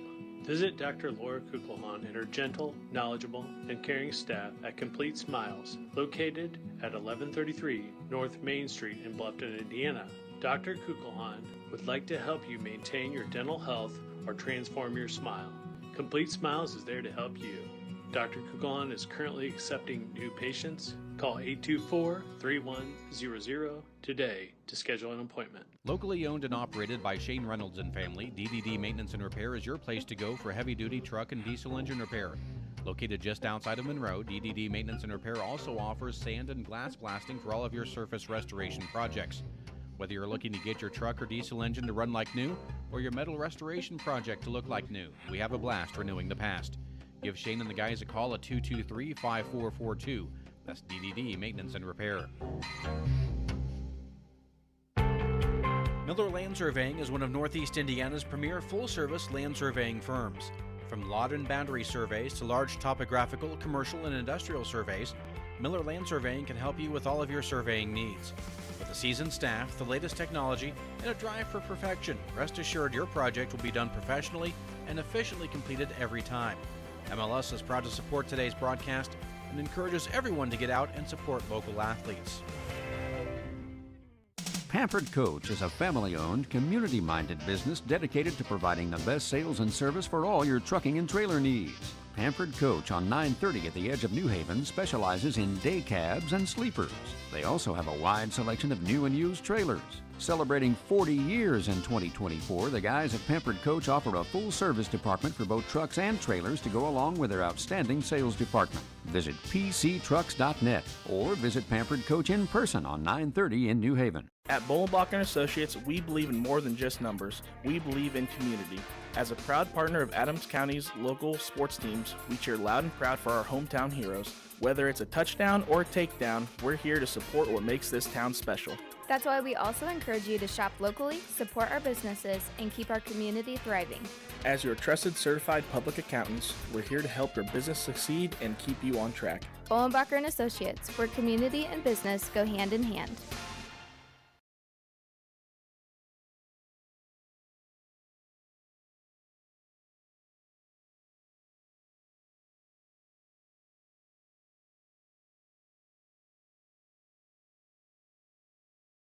We are back at Franklin Community High School, and after doing some digging here, Josh finally found it. Why don't you go ahead and give the rundown of how that match went down there, Josh? Yeah, here we go. We got at 215 pounds, Camden Shelton picks up the fall over Cooper Offholder in 22 seconds. Then at the heavyweights, Hayden Stanley gets a forfeit. Team scores now 12-0. At 106, Brian Rayfield from Alexandria gets a fall over William Faust in 7 seconds. At 113, Brock Sprunger gets the fall, which puts South Adams board 18-6.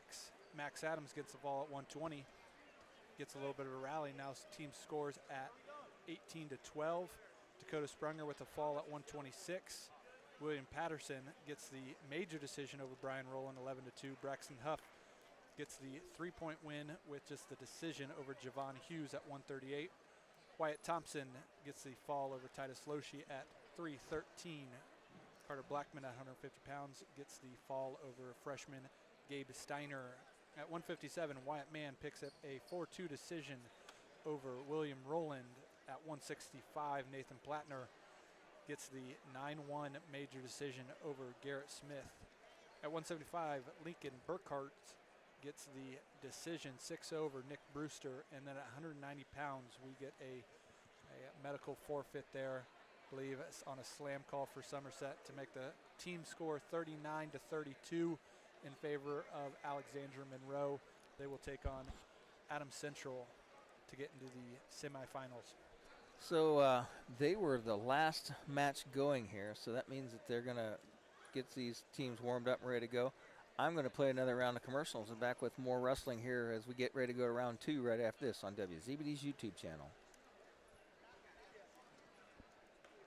Established in 2018 and owned and operated by Kirby and Chastity Harkless, 4GND stands for 4 Girls and Dad, a fully licensed and insured general contractor serving the greater Decatur area. They can take care of your commercial needs from architectural engineering and design, state release, all the way to completion. They also specialize in new homes, new barns, remodels, additions, kitchens, and baths. They might not be a familiar name, but 4 Girls and Dad are built on years of experience working in the architectural world and hands-on construction. The loss of a room in your home due to a storm, a flooded basement, or even worse, a house fire are all events that will change your life forever. And it can be even more of a nightmare if you choose the wrong contractor to repair and rebuild. That's where K&R Contractors in Decatur come in. The guys at K&R use the same software as the insurance agencies, and they're at the forefront of the industry in this area when it comes to storm damage restoration.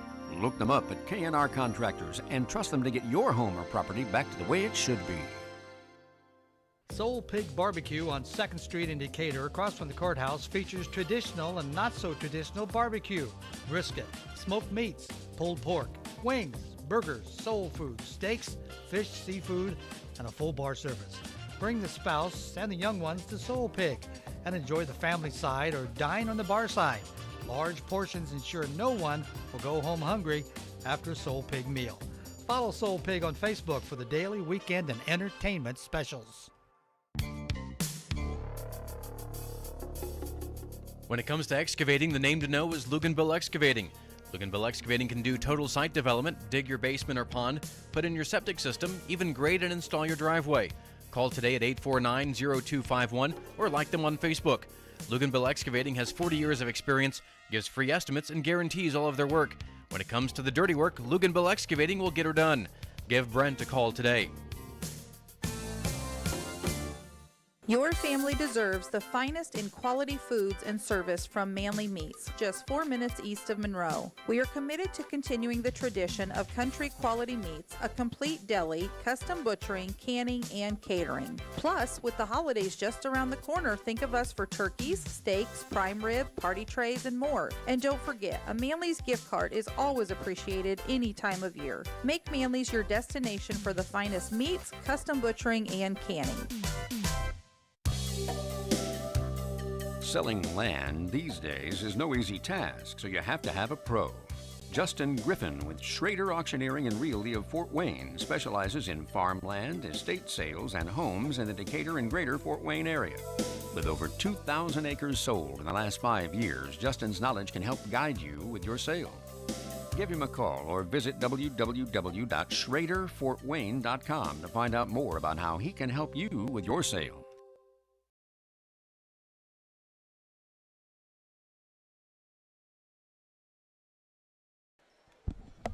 Welcome back once again to Franklin Community High School as we are running through some of our commercials here.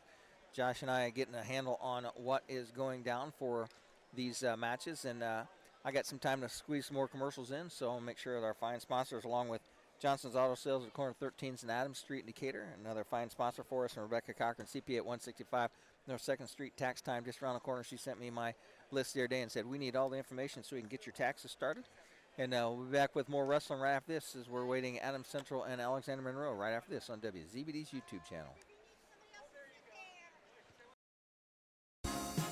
Choosing your next furnace, heat pump, or AC unit is a difficult decision. But whether you're replacing a unit or building a new house, the guys at Rorick Electric can help. They carry decades of experience, and they're licensed dealers for both Armstrong and Duquesne.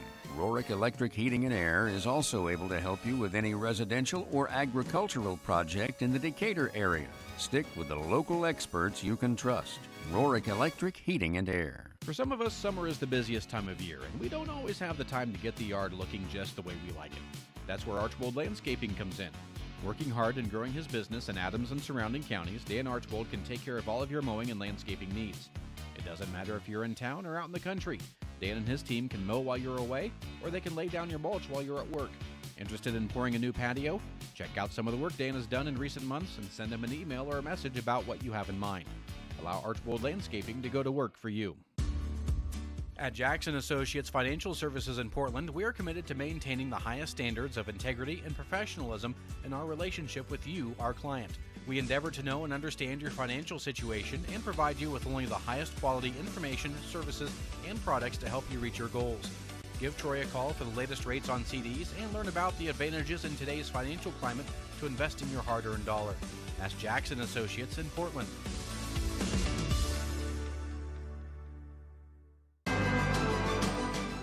When you need high school class rings or team state rings, the man to call is Rod Williams of the Herff Jones Company. Rod can also help you seniors with all of your graduation needs. Give Rod a call at 927-0672. That's 927-0672, or like him on Facebook. Rod Williams of the Herff Jones Company is proud to help sponsor wrestling on WZBD. Wygand Construction in Fort Wayne is committed to providing quality, value-based construction services, and that commitment begins with our employees. We strive to anticipate and exceed clients' expectations, honor our commitments, and provide for the communities in which we live. If this sounds like the place where you'd like to work, visit our website at Wygand Construction to see our open positions and fill out an application. We want you on our team. Wygand Construction. Trust, well built. Welcome back once again to WZBD's broadcast of the 1A Team State Duels. We have the teams in the middle of the mat checking on the toss of the disc. I've got 2 more commercials to play. We'll get those out of the way, and we'll be back with the start of this match here on WZBD. Are you tired of the way your driveway looks? Do you think about replacing your sidewalks or adding new ones every time you walk out of the house? Call Taylor Gage Concrete in Decatur. Taylor is a proud member of the new generation of construction professionals in Adams County and has a strong reputation for good, honest concrete work, no matter the size of the project. Reliable, affordable, and dependable, Taylor Gage is your man for your next concrete project. Call TG Concrete at 223-8128 for your next sidewalk, patio, or driveway. Soda House is opening their own brick and mortar store in the plaza next to Rural King in Decatur with a wider range of drinks including diet colas and beverages. Soda House will also sell candy and snacks and hot beverages. Featuring curbside pickup and delivery, Soda House will be open 11 a.m. to 8 p.m. Monday through Thursday and as late as 10 p.m. Fridays and Saturdays. Visit Soda House and enjoy their holiday menu through the end of January. Welcome back to Franklin Community High School. As we are ready to go here, Adams Central has taken a mat, and it will be Ethan Funk out on a mat. And we're starting here at heavyweight, and Alexandria Monroe has a very good size heavyweight, big tall kid, very long, and Adams Central chose to put Funk up against him. So Funk is going here at 285. We'll start at heavyweight, and we'll wrap our way back around to 215. Funk is wrestling against Hayden Stanley. And Stanley had a forfeit against South Adams. As Funk a little bit stronger than Mr. Beer. I think he would have had a better chance at 215. Hand fighting here at heavyweight. Stanley has about a 6 or 7 inch height advantage to over Ethan Funk. Collar ties attempted by both wrestlers. Funk fakes a shot.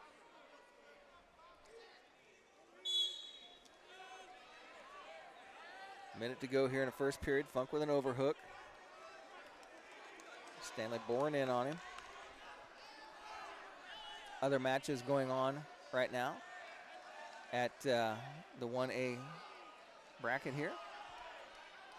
Southmont is wrestling against Rensselaer Central on mat number 13. We have Alexander Monroe and Adams Central on mat 14. North Miami is wrestling against Eastside on mat 15. And Northfield is wrestling Rochester on mat 16.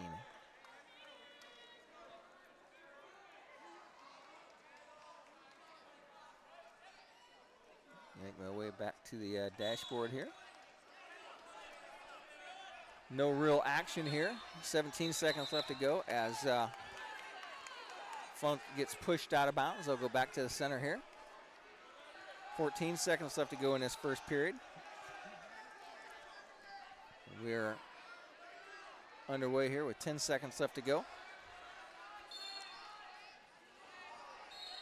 Throw by attempted by Stanley. Time runs out in period number 1.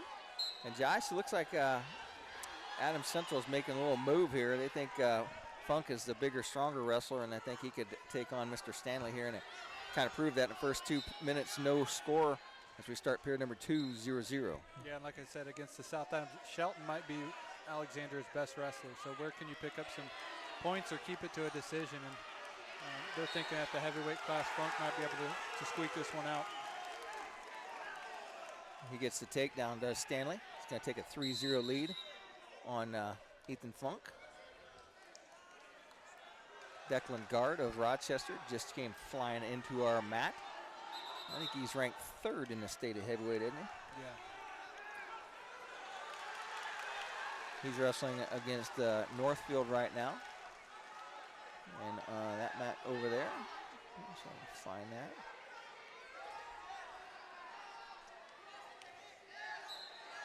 That is, he's wrestling against Cale Dumphy. There's a control still by Stanley as Funk tries to reach back and grab an arm. Stanley is running a spiral ride on Funk. Ethan trying to get some hand control to come up. Now we do know that since Alexandria Monroe, their 190-pounder was injured and injury defaulted out, Troy Hahn, the official, told me, he said it makes a difference how they call it on the match, and I don't understand that. I thought if you injury defaulted out of a match, you were done for the day, but we will soon see here. I think he has to be cleared by some sort of medical professional. Well, and so they took him into concussion protocol, which is something new to the sport of wrestling, where they give him 5 minutes to evaluate the wrestler. What we did not see is him come out of the concussion protocol. So at that, it leaves it, in my book, it leaves it as a head injury. I'm guessing Alexander Monroe, they're one of the bigger teams here as they brought 25 plus. I'm guessing they have someone to fill that weight class, but I don't know if we'll see that guy wrestle again at 190. But he was one of their better wrestlers. He was. Funk is in the bottom position, being flattened out. He got picked up a stalling warning as time expires in period number 2. So Funk's going to trail 3-0 as we head into the 3rd period. Choice goes to Alexandria wrestler Stanley. Stanley says, I will take the down position.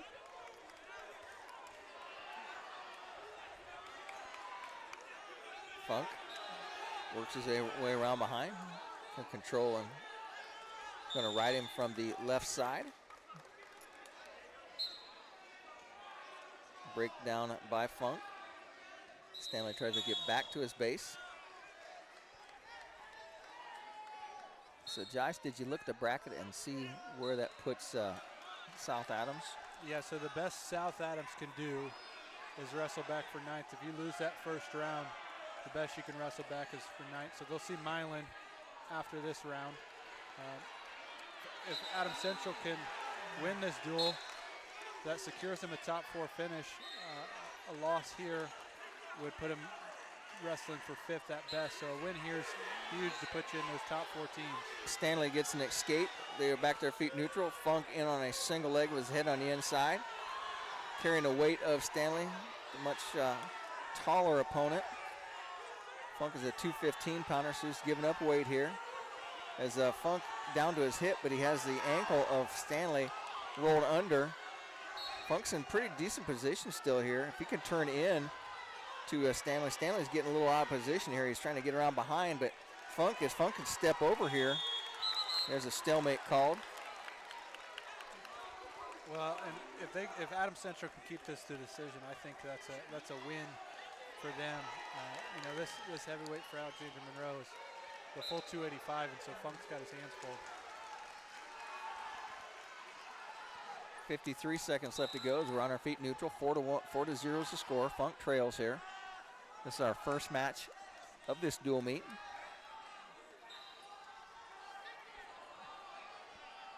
Fake shot by Stanley. He's the aggressor. He's got Funk pushed to the edge of the mat. Tries a little throw by. Funk spins back in with 33 seconds left. Funk walks back to the center, takes a look at the clock. Says, how much more time do I have to stall this one out? Alexander Monroe Stanley pushes in. Funk shoots a single leg with his head on the inside. Carrying a weight of Stanley. Funk's just going to hang on to this for 13 seconds and ride this out and give the 3-point decision to Alexander Monroe to start this thing off with a straight 3-point decision. Like Josh says, he thinks that might be considered a win for the takedown, makes it a 3-point takedown, and it's going to be 7-0 after one match. Alexander Monroe is going to lead this thing 3-0.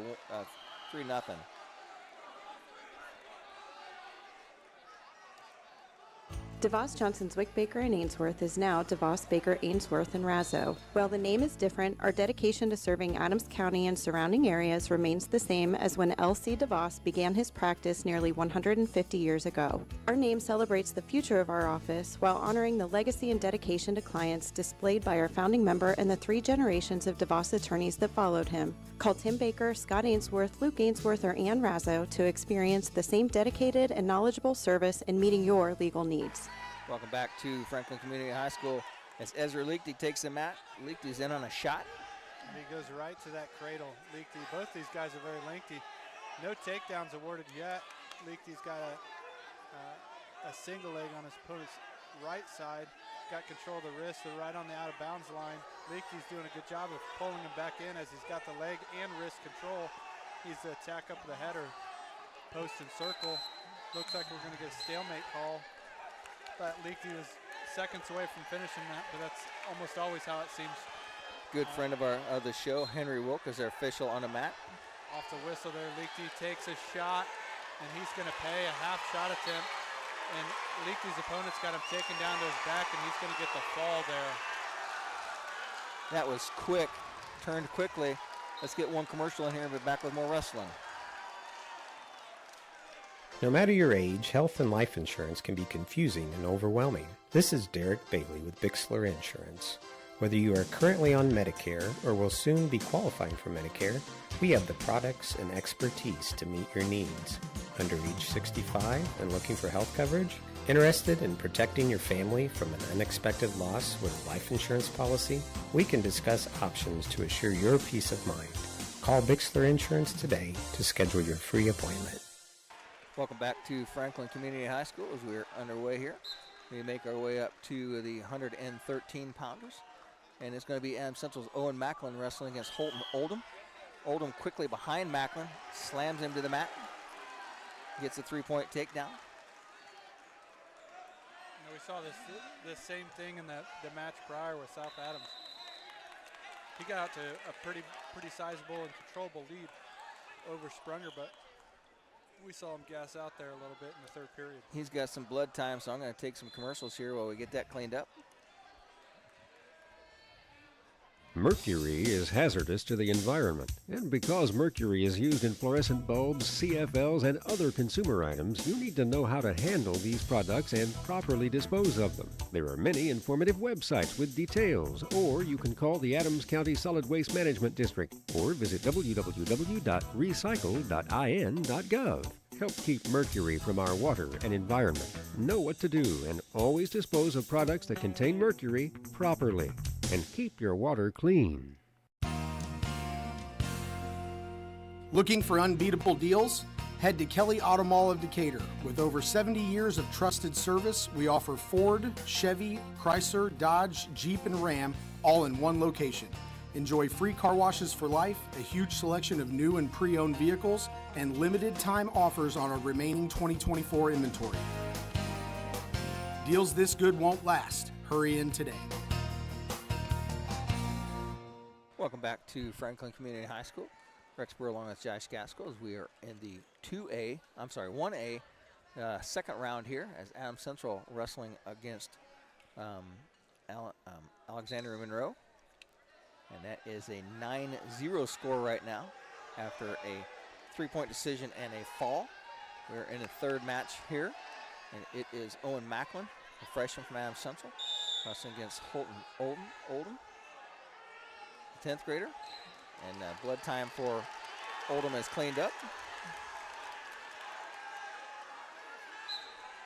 Sit out by Macklin. Oldham tries to return him to the mat. Macklin does a good job of keeping his base. Once again, Oldham, little pick up, return, like 3 of them. Was his downfall in the match earlier against Adams as his power spiral ride drives Macklin right to his feet. Now Macklin's in a position here with a whizzer, and Oldham drives him right down to the mat on a double leg, try to catch Owen Macklin on his back. Macklin's on the edge of the mat, Trying to stay out of a side cradle here. Macklin gets an escape on the edge of the mat. If you're going to stay out there and wrestle him, gives a chance for Macklin to get the escape. So 3-1's the score here. 58 seconds left to go. And if I'm Macklin, I'm trying to take this as close as I can into the third period. You know, Adams Central got the advantage of watching Alexander Monroe wrestle. And if I'm a coach, I'm making that a point of emphasis. Let's not do anything crazy the first, second period. Let's just keep it close and try to take control in the third period. As Oldham is running a single leg attempt, he's had his head underneath there, trying to pull that leg back in. Macklin's making him carry the weight. And Oldham already looking like he's running out of juice a little bit there. Macklin's got a side cradle locked up on him. As Oldham trying to change the double leg here. Macklin's pushing right to his back. Macklin just caught him on his back. He's going to get a takedown and he gets near fall. He got 2 swipes there. He's going to get 2 near fall. And Oldham just kind of stopped wrestling. He got bulldozed, sent right to his back. So Macklin's going to have a 6-3 lead here with 1 second left and the time runs out. Hey, let's sneak over and take a look at 2A as Belmont was waiting in the bye, and Owen Valley defeated Jay County by a score of 45-27. So over on our other YouTube channel, Belmont is wrestling against Owen Valley right now.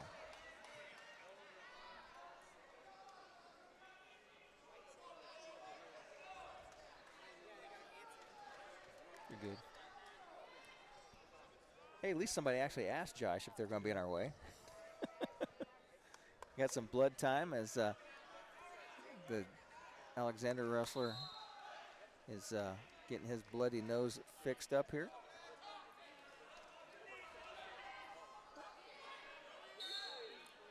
Let's see if we want to take a second here and go over and look at that 2A bracket to see what the score was on the match between Jay County and Owen Valley to see if we can figure out what that, there it is. That little dash is hard to find there, Josh. At 106, it was Jay County's freshman getting tech fauled, and then Owen Valley wins by a fall on a second match. Silas Swank loses the decision 5-1. Jay County finally gets on the board with Alexander Rivers over Will Mobley. Then they come back and get a fall from Cooper Glassford at 132. They get a decision from Jason Landers, the junior, at 138. Then they drop falls at 144, 150, 157. Caleb Sibri at 165 gets a fall. Brian Fields gets a 3-point decision. And then they give up falls the rest of the way at 175, 190, 215, and heavy. So that is how Jay County was defeated. As the blood time has been cleaned up and we're back into wrestling action here. It is Owen Macklin with a 6-3 lead as we start the second period on our feet neutral. And Macklin looks fresh right now. He got a little bit of a breather there, but so does the opponent. So just needs to hold on to get a win here. A decision would be huge. There's a shot by Oldham, and he's kind of off balance, and Macklin spins, goes behind, hasn't got the takedown yet, needs to drive some cross faces in, make him pay for that shot. Macklin hanging on here with 1:33 left to go. Macklin has Oldham over his hip, rolls him on through, come up. Oldham stands up, tries a bulldog, and Macklin now on a single-legged hand on the inside. Got good position here. Needs to straighten up his back and change this off to a double leg here. Macklin's going to pick this single leg up. Oldham's fighting here. Oldham needs to hit a throat right there. Macklin drops down to the side, changes off, kind of tries to go the other direction there. Macklin's doing a good job pulling him back in with 1 minute left to go. Macklin's got Oldham down to his hip now. Oldham trying to go out of bounds. Macklin needs to work his way up or drag him back in. Grabs the other ankle as they're still in bounds. Macklin's in good position. Macklin gets back in bounds, and he gives him 3 takedown. So Macklin's going to take a 9-3 lead over Oldham. Oldham looks up the scoreboard. So Macklin looking to pick up a decision here. 42 seconds left to go as Oldham makes his way back to the center of the mat. Macklin looking pretty good here at 113 pounds. Climbs on, breaks down his opponent, keeps the pressure on him, runs the spiral ride. Oldham tries to come up to his feet with a stand-up.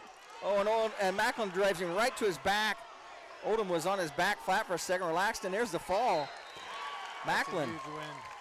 Macklin was not content with the decision, and Oldham gives up the fall.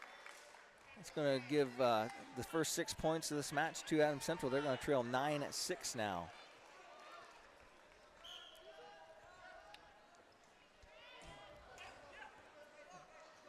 Let's see how they line things up. This will be a battle of the shoulder braces, Josh. No. Alexander Monroe guy lost his. Yeah, he's got a arm sleeve now. Maybe a shooting sleeve, as they call it in basketball. And We're at this 120-pound weight class here. We have Jaden Fiesel, the sophomore for Adams Central, and he's going to wrestle Jaden McPherson, the junior from Alexander Monroe. Saw McPherson in the first round lose by fall to Adams of South Adams. So should be a good match for Fiesel at 120 pounds. South Adams wearing the white singlets with the red trim and Jets logo. Alexander Monroe wearing the same singlets from the first round, the all black with the conference on the back and a big A on the front. McPherson doing a good job of changing levels here. He's got Fiesel in the front headlock position, looking to spin around. Now goes to a front quarter, starts cranking on Fiesel's neck, and he's going to take him over for a second, but Fiesel does a good job of fighting. Now McPherson switched it off to a side cradle. He's got the takedown awarded. Fiesel does a good job of squaring up as they're out of bounds, and Fiesel's going to get the escape. That's showing some grit there from the Adams Central wrestle. Scores 3-1. over in the Belmont match, they trail Owen Valley 6-3, but Jacob Vinegar at 106 pounds has a 13-0 lead over his opponent, as Fiesel has a malfunction with his shoulder brace. Josh, if about 10 years ago, if you'd invested money in shoulder braces for wrestlers, you'd be living in Fat City, man. Yep. Just nature of the sport, cranking on the shoulders, half Nelsons, using your arm to defend shots and just kind of take a little bit of a beating. When I wrestled, Josh, if you had a bad shoulder, they just give you a stick to bite on. Well, we always joke maybe the one with the brace on it's his good shoulder, so the opponent cranks on that one rather than the bad one. It kind of gives your opponent a little bit of sequence what might be hurting. Neoprene had not been invented yet, so we just had tape and pre-wrap. Yep. They've got Fiesel fixed up now. Got a minute 12 on the clock. Scores 3-1 in favor of McPherson at 120 pounds for Alexander Monroe. Fiesel doing a good job of kind of slowing this match down, controlling the ties on their feet. McPherson level changes for a minute. Now a crossbody single switches off to a double for McPherson. Fiesel does a good job of getting his legs back. Now he's got control in the front headlock position. Circling around, he's now got a cradle locked up for a moment, but now he switches off to a head inside single. Fiesel looks to post on the mat and get control.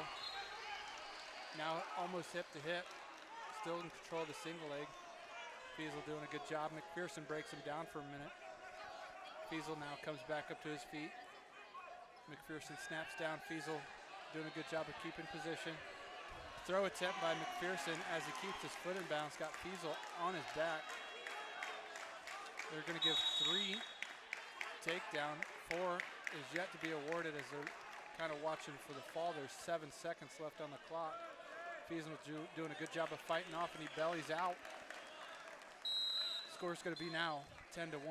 McPherson is in control, but Fiesel doing a good job of showing some grit here in this match. It's going to be the second period. Fiesel chooses neutral. We're at 120 pounds here. Team scores 6-9 in favor of Alexander Monroe. I'll say a good thing that Adams Central wrestlers do, as we're watching even the heavyweight match and this match, grinding out matches where they maybe not favored in and keeping it close.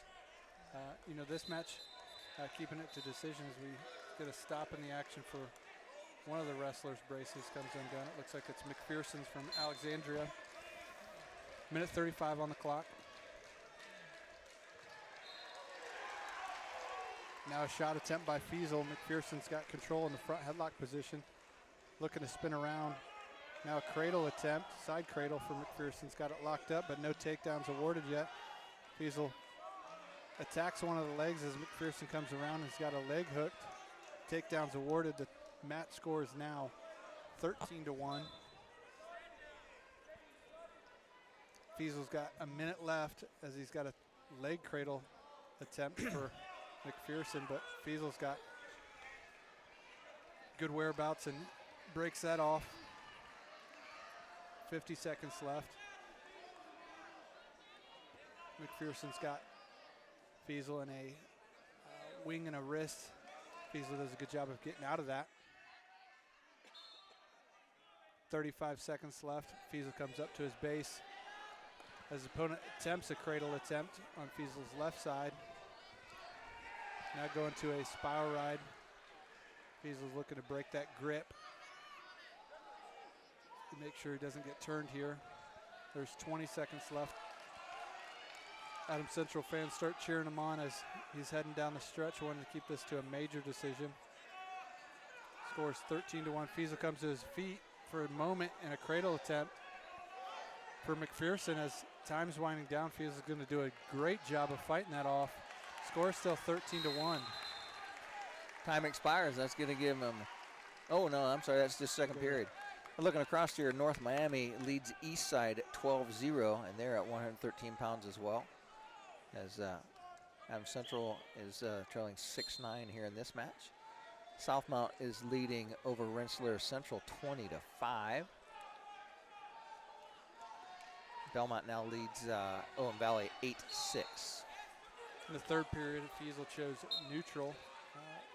Takedown would take it to 13-4 if he can lock up this. He had a single leg attempt. He's now in a cradle. McPherson's got a cradle locked up. That should be 3, and that should have been a tech fall. So Fiesel's going to lose by a score of 16-1, but takes off a team point for not giving up the fall there. That's a good fight from Fiesel. Let's squeak a commercial in here for the next match.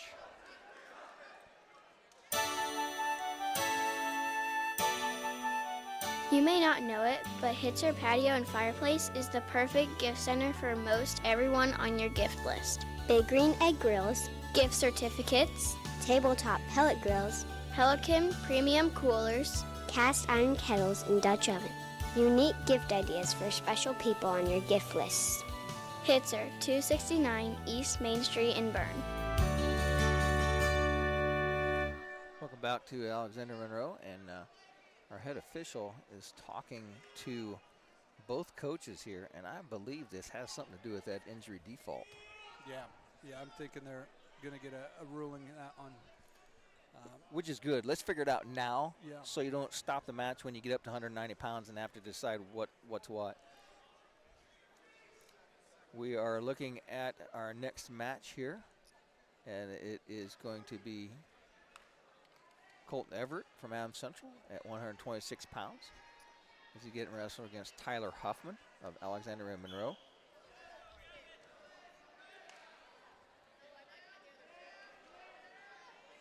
And what are we talking here? They're going to make him change uniforms?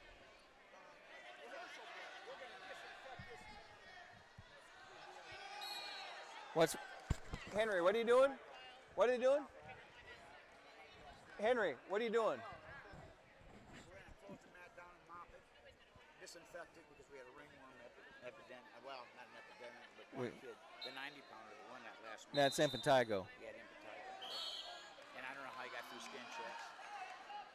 So, I didn't weigh him in. I know. well, we knew he had a doctor's excuse note early in the week. Okay. I think it broke out.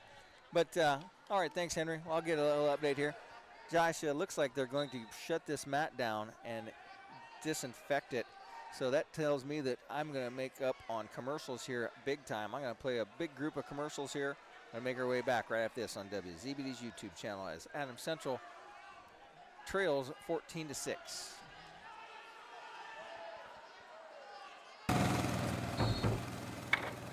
Hey, do you know when and where we can recycle in Adams County? Well, I know you can recycle from 8 to 4 weekdays and Saturday 8 to noon at the transfer station next to Golden Meadows. Okay, where else? In Decatur, behind D&D Marathon on the east side of town on Thursdays, Mondays at Simon Manufacturing 27 South in Bern, and in Monroe on the third Tuesday at the fairgrounds. Plus, you can always get the latest info at adamscountyswmd.com. Thanks. Well, if you're anything like me, you've got a list a mile long of outdoor projects that can wait till spring or until you have time. Well, let's be honest, if you're like me, you need a pro because you don't have the time or the equipment to get it done right. That's why I called Jim at the Little Container Company in Bern at 273-7692. Whether it involves dirt, demo, dozing, or digging, he has all the tools and all the toys to do the job affordably and correct the first time. Give Jim a call at 273-7692 or search Little Container Company on Facebook. Trust me, it'll be worth it. This is Dr. Matt Baker from Decatur Dental Services. Imagine a dental experience you look forward to. At our family-friendly clinic, we provide a relaxing environment for adults and children by utilizing the latest technology to ensure your visit is stress-free. We use digital x-rays and intraoral cameras to provide the most accurate diagnosis and treatment plan for each patient. Settle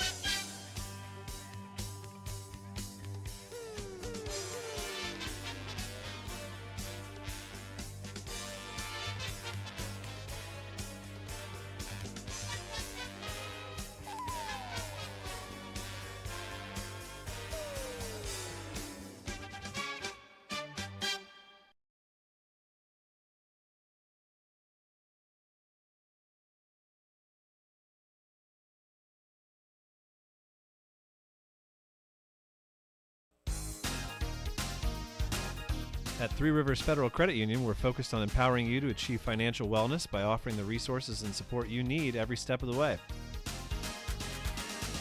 We're equally committed to bettering lives in our region through volunteerism, community funding and partnerships, college scholarships, and more. We give back to the people, places, and ideas that matter most to you. Learn more at threeriversfcu.org. Three Rivers is federally insured by the NCUA. This is Dr. Matt Baker from Decatur Dental Services. Imagine a dental experience you look forward to. At our family-friendly clinic, we provide a relaxing environment for adults and children by utilizing the latest technology to ensure your visit is stress-free. We use digital x-rays and intraoral cameras to provide the most accurate diagnosis and treatment plan for each patient. Settle into our comfortable surroundings and relax while we attend to your dental needs. Call any of our offices to schedule your visit.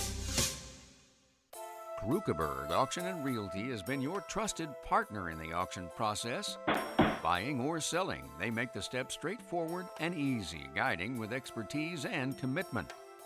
A family-owned local business, not just auctioneers, your neighbors supporting local athletics.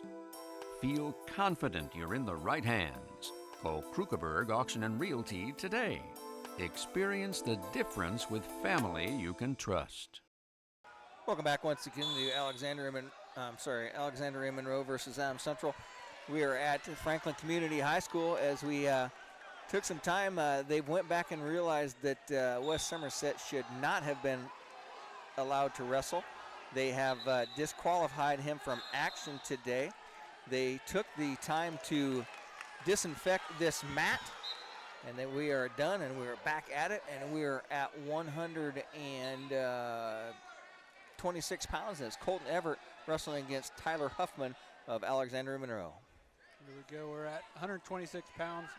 Team scores 14-8 as Everett takes Huffman to his back for a brief moment, but no takedown was awarded. Huffman now in control in kind of a crossbody cradle position as he's getting ready to stack up.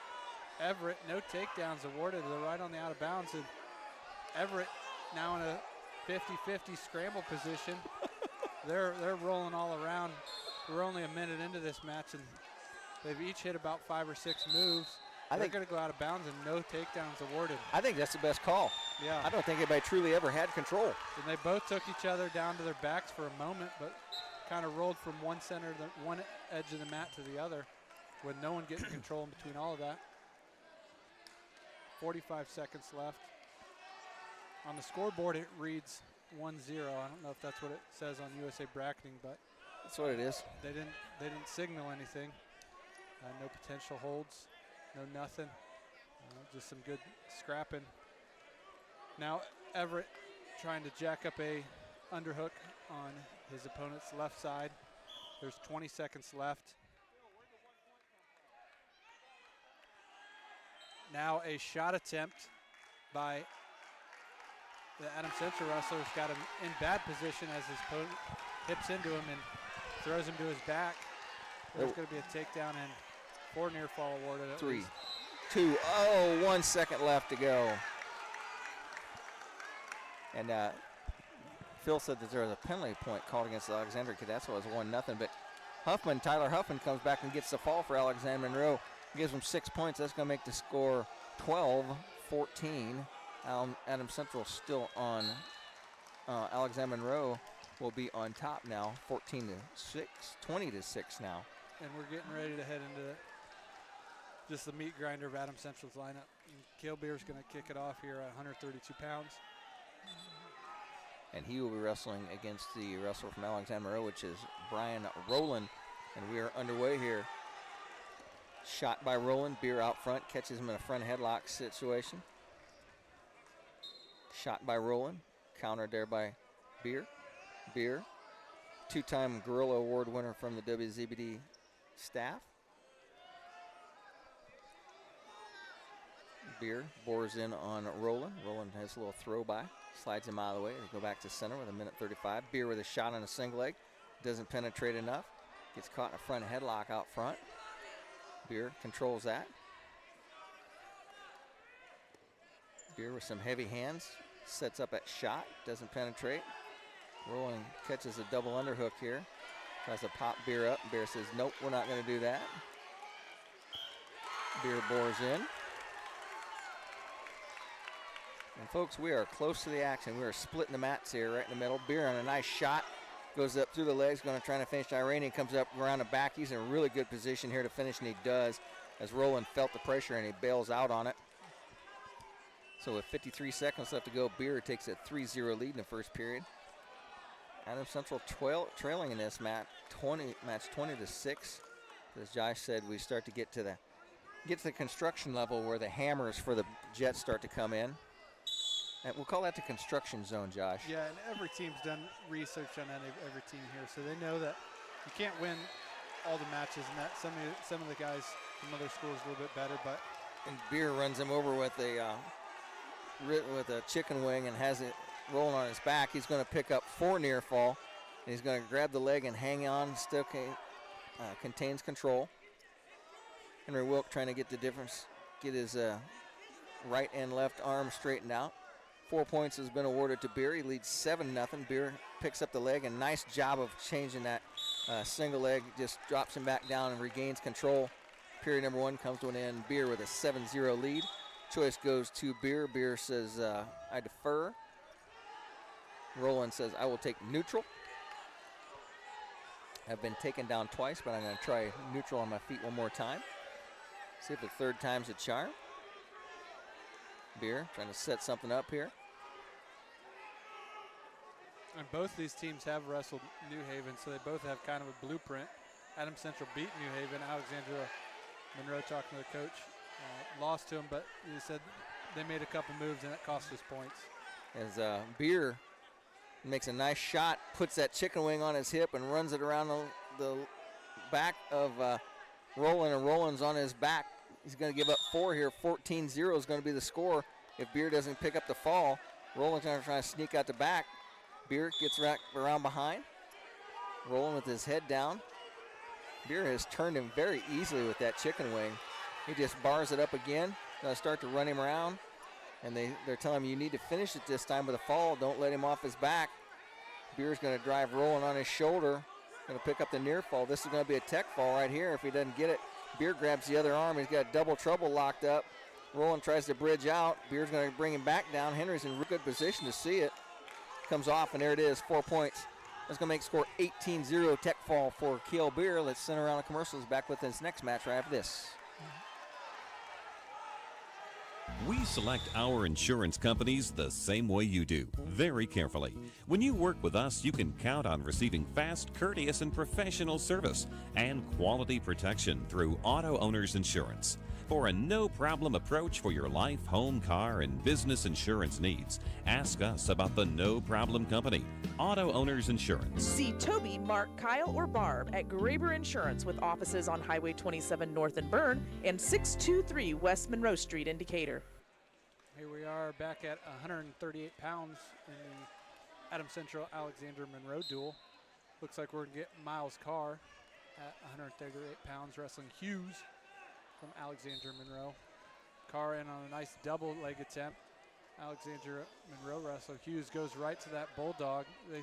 We saw that all first match. They like to get in that front headlock position and try to score. Carr backs out for a moment. Now dives in on a little bit of a double attempt. Hughes controlling the front headlock. Carr back up to his feet. No takedown. Was attempted or really awarded. Let's see how steady the camera is of our WZBD photographer with her son wrestling here in front of us. Yeah, and every time Carr wrestles, I say it's not if, it's when he's going to get that cradle locked up. So not trying to rush anything on his feet. And if he gets a chance on top, he'll likely lock up a cradle. Both guys in the center of the mat. Level changing. We've got a minute left. Carr in on a single attempt. Head outside. Looking to bring this leg off the mat. Carr being patient with it as he shelves it on his left hip. Trip attempt. Carr does trip and takes his opponent down for the takedown. Good technique. Yeah, and Carr did a good job of not rushing that one. He knew if he could just take his time and go through the steps, shelf it, pull it out, and then get his trip, he'd get the takedown. Belmont has tied it up with Owen Valley. The score is now 14-14. 25 seconds left. They're going to get a out-of-bounds call. Scores 3-0 in favor of Miles Carr of Adams Central. Team score 11-20 in favor of Alexandra Monroe. Carr covers, whistle goes. Hughes stands up. Carr does a good job of stopping his momentum, but he needs to return him as Hughes gets to escape. Now in on a shot attempt was Hughes. Carr stuffs it in the front headlock position. They're going to go out of bounds, 10 seconds. Hughes kind of out of control, wild shot. Yeah. Just about cost him. Yeah, and as the tournament goes on, the teams that make the finals tend to do the little things right. You know, set up shots, don't dive in. You know, take your time, slow the match down, and get to your offense. Score is going to be 3-1 going into the second period. It's Alexandra Monroe's choice. They are going to defer. Carr chooses down. Rochester dispatched of Northfield already.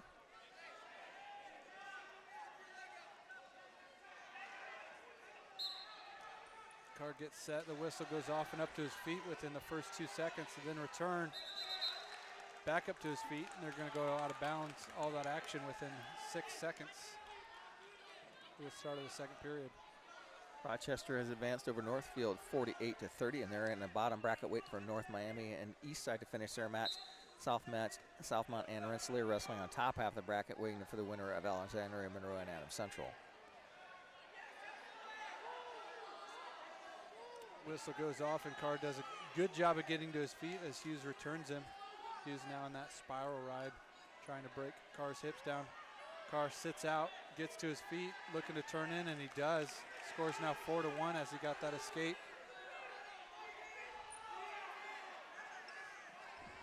Arm drag attempt there by Hughes. Carr does a good job facing up. Now shot attempt by Carr. Hughes stuffs that. We're still on our feet. Both guys hand fighting on the out of bounds line. Josh, I'm getting a feeling that Hughes is not going to shoot. He wants Carr to shoot so he can try and bulldog him. He's got a one-trick pony here. Yeah. Well, and Carr's very smart, not forcing anything. He's waiting for Hughes to take a half shot. Carr takes a shot attempt there. Hughes stuffs it. He's got that front headlock attempt.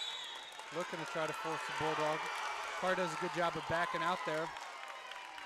We're still on our feet, 45 seconds. Carr's winning this one, 4-1 currently. Now shot attempt by Carr. Head inside single on his opponent's left leg. Hughes gets his hips back. Carr tries to finish around the waist, but nothing prevails, and we're still on our feet. Southmont, the #1 seed, with a 35-11 lead over Rensselaer Central. Now shot attempt by Hughes, half shot. Carr does a good job of snapping him down at the same time. Both wrestlers come back up to their feet. There's 15 seconds left. A lot of action for no score. Now Hughes kind of forcing that bulldog, try to shove Carr's head down. They're going to go out of bounds as Carr tries to finish up around the waist. 1 second left on the clock. They're going to blow the whistle, and it's going to be Carr's choice here, or Hughes' choice in the third. There we go.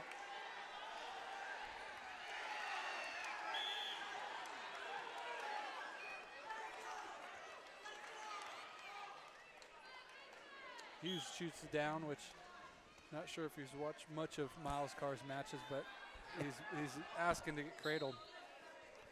Carr covers, breaks his opponent's hips down in a little bit of a spiral ride. Now switches off to a kind of double leg and drives his opponent's hips down. He must have seen it because he's got those arms bundled up on her. And we're going to get a stall call right away as Carr's working pretty tough on top. Got a wrist and a half on the right side of Hughes. Hughes is back up to his base, but Carr's doing a great job of keeping pressure on. He's got his opponent's left wrist, looking for a half, maybe getting a second stall call here in his future if Hughes doesn't get moving. Carr breaks his opponent's hips back down as Hughes comes up briefly for a second. Carr's got him covered like a blanket. I always hate those guys that just grind you down into the mat, and Carr's what Carr's doing, putting his shoulder right in his back and just driving him down, keeping him down flush, flat on the mat. Hughes comes to his base for a moment as Carr throws in a half on the left side, breaks his opponent down. Hughes not wanting to do much of anything except for not get turned as the score is 4-1. Trying to keep this as a decision. Landis encouraging Carr to kind of pick up the pace here a little bit. Not get crazy, but let's look for some scoring opportunities here. 55 seconds left. Hughes stands up. Carr does a good job of returning him. It looks like we might get a locked hands called, no call. Hughes still on bottom, Carr in control on top. Running a nice spiral ride. 35 seconds left as they're right on the edge. Carr doing a good job of covering. They're going to go out of bounds. Going to get a fresh restart with 30 seconds left. Carr just doing a good job of controlling him. Yeah. Really not running any pinning combinations, but good arm control, good leg control. Maintain this 4-1 lead. I think this is the first time I've seen Carr breathing deep. He looks to be a little tired, but not as tired as Hughes. Hughes flattened out on his belly, 20 seconds left on the clock. Carr's controlling the wrists. Like I said, the last minute and a half, he's covered his opponent like a blanket, not really given much to do off bottom. It looks like Carr's going to win this one, 4-1, which will bring the team score closer, 14-20.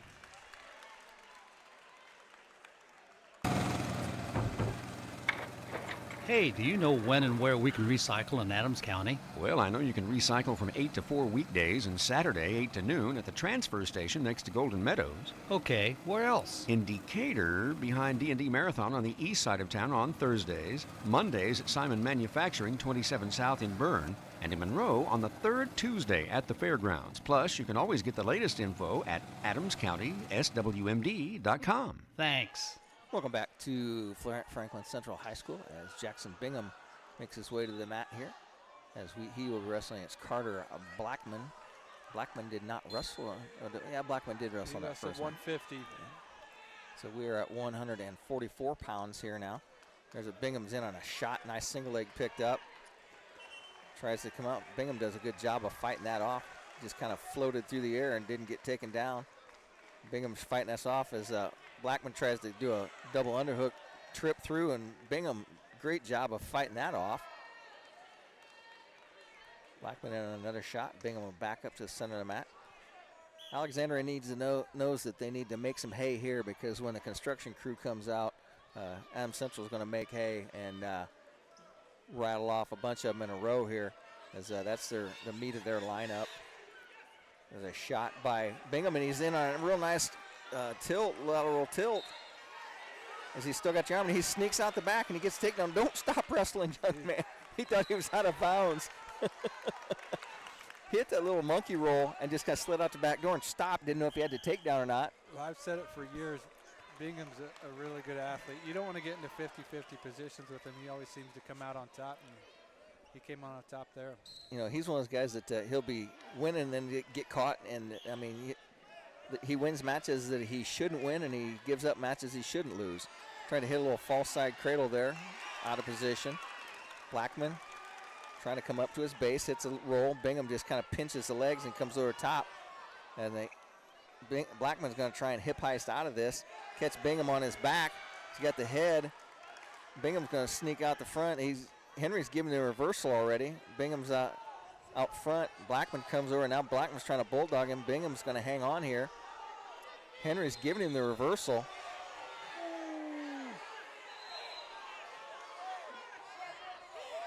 Illegal hold. Gave him illegal hold. The Alexandria coach is going to question here. See, the coach is asking about out of bounds, and Henry said no, he had an illegal hold. Doesn't matter where he's at on the mat. Yeah, I think we kind of get in that front headlock position where he had two wings and kind of whips him to his back. You can do that, but you can't lock up your hands. He locked up his hands when he had those double wings. You can lock them, but they have to be underneath the arm. Yeah. 27 seconds left to go. Bingham's in a down position. He leads 4-2. Tries to stand up, sit out. Blackman's kind of high, run that spiral ride. Didn't have a lot of pressure on it. Bingham's in good position here, still got the hip up. Bingham pops on that shoulder, tries to hit an arm roll. That forces the spiral ride off. Now Bingham comes to his feet. Blackman tries to run that again, and time expires. So Blackman's able to hang on there, not give up anything. Bingham was just about out a couple of times. Choice goes to Blackman. Seems like they should be farther along than the first period, Josh. This is two good teams going at it. There's a lot of action. Doesn't necessarily equate to the points on the board, but 4-2 only is the score in this match, and they've been scrapping. Alexander Monroe leads this thing 20-14 as Bingham's right in the top position. Has an arm lever. Has Blackman forced down. Now Bingham comes up, kind of running a cross face and a thigh pry. No spiral ride. That's a very sloppy spiral ride. Bingham tries to get in better position. I don't know if he's trying to run a cradle or not. Well, Blackman's looking to get that Peterson, and he's going to get it. Rolls him through, takes the Peterson. He's going to pick up the reversal. Gets near fall, he comes up, gets the head. He's going to work for the fall. He's up here trying to finish this here. Henry needs to go look at the backside. Blackman's got the leg and the arm and the head. Now he just changed it off to a straight headlock. Bingham's trying to bridge out of this. He's got 1 minute and 10 seconds going. Roll through. Bingham just but gut wrench, and he did. Bingham rolls him through and is going to get 2 reversal. So he gives up 4 near fall and gets 2 reversal back. They got the score at 8-6 right now, which seems right. Well, this is a kind of Blackman, one of Alexander's better wrestlers. This will take the wind out of your sail when one of your guys is in a tough 50-50 match. You kind of expect bonus points out of a guy like Blackman. Bingham runs a ankle pick on a backside, drops down to a leg, has a leg and an arm. Blackman's trying to drape over the top and sneak out and get a reversal here. Bingham in good position. They're on the edge of the mat. No change as Bingham's still got the leg tied up. Blackman's going to try and sneak both legs in, but he's got Bingham's head in there. Out of bounds they go. They'll come back to center. No change. Bingham still in control. We've seen that couple times. They go out of bounds. Someone's got a point of contact back in, but it's so tight in here. I mean, I said the teams are sitting a foot away from the mat, and so you kind of have to protect the wrestlers there. Caution green, false start on Blackman on the bottom. Blackman with a 2-point lead at 8-6. 33 seconds left to go in period number 2 here. Looks like Hanover Central leading Delta on the 2A race over there. Blackman with a reversal, just a straight old switch. Now he runs up and runs a bar and a half. Wrist roll, tries to turn Bingham with 20 seconds left to go. Tries to drape him across his lap. Blackman doing everything he can to turn him with 10 seconds left here. Bingham's doing a good job of fighting. Ooh, just about touched hands there, Henry. About went full Nelson on him. So we're going to go into period number 3. 10-6 is going to be the score. Blackman on top.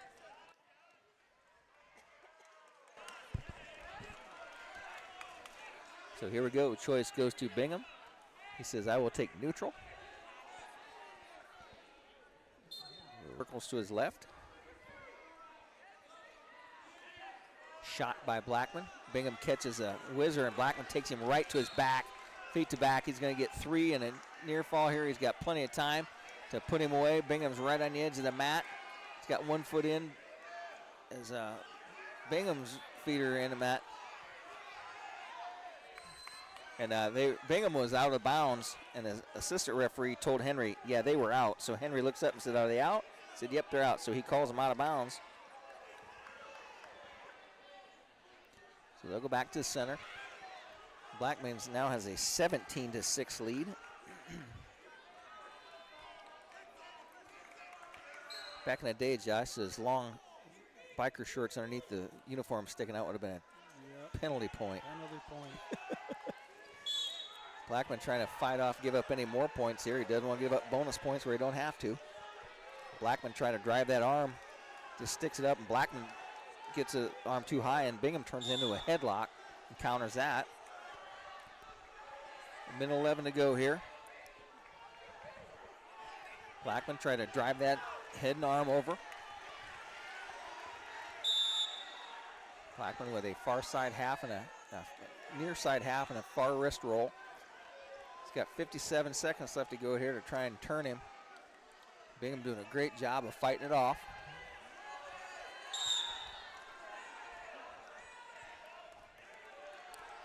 Henry Wilk takes a look at the clock as well.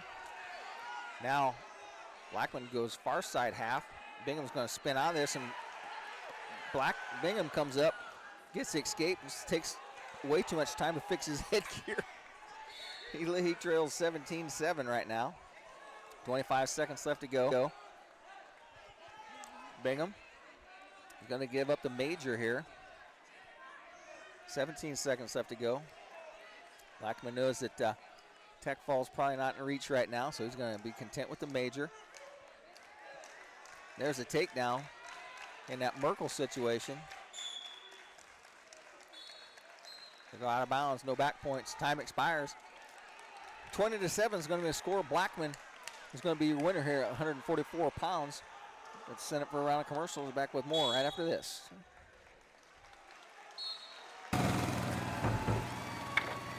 Hey, do you know when and where we can recycle in Adams County? Well, I know you can recycle from 8 to 4 weekdays and Saturday 8 to noon at the transfer station next to Golden Meadows. Okay, where else? In Decatur, behind D&D Marathon on the east side of town on Thursdays. Mondays at Simon Manufacturing, 27 South in Bern. And in Monroe on the third Tuesday at the fairgrounds. Plus, you can always get the latest info at adamscountyswmd.com. Thanks. Welcome back to Franklin Community High School as Alexander Monroe now has a 24-14 lead over Adams Central, and it's Mav Dubois on the mat.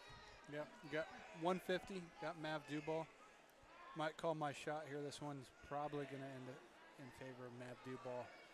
Be a cradle. We've seen that over the last couple of years. Dubois in a double attempt as they go out of bounds. He's looking to wrestle pretty methodically here. One thing about Langdon Ashby, he's got an impressive mustache. He does. Dubois now in a head and side single attempt on his opponent's left leg, taking his time patiently, lifting it up off the mat. He does. Now he switches off to a double, comes up around the waist. He's got the leg split. Dubois in control on top with just looks like a tight waist and leg split. He's going to let it go. And it looks like we're going to have blood time for one of the wrestlers. Dubois ahead 3-0. When you need building materials, you need Arnold Lumber, 425 Winchester Street in Decatur, featuring lumber in a wide choice of sizes, plus doors, windows, roofing, and more. Whether it's a complete new home or remodeling, a new deck or deck repair, a new kitchen or a kitchen update, whether it's an erected or materials-only garage or pole barn package featuring quality metal, free professional designs and estimates. Arnold Lumber provides it all. Open 7 to 5 Monday through Thursday till 4:30 on Friday and 11:30 on Saturday. Welcome back to Franklin Community High School as we are getting some blood cleanup time here. As Mav Dubois has a 3-0 lead on his opponent Langdon from Alexander Monroe.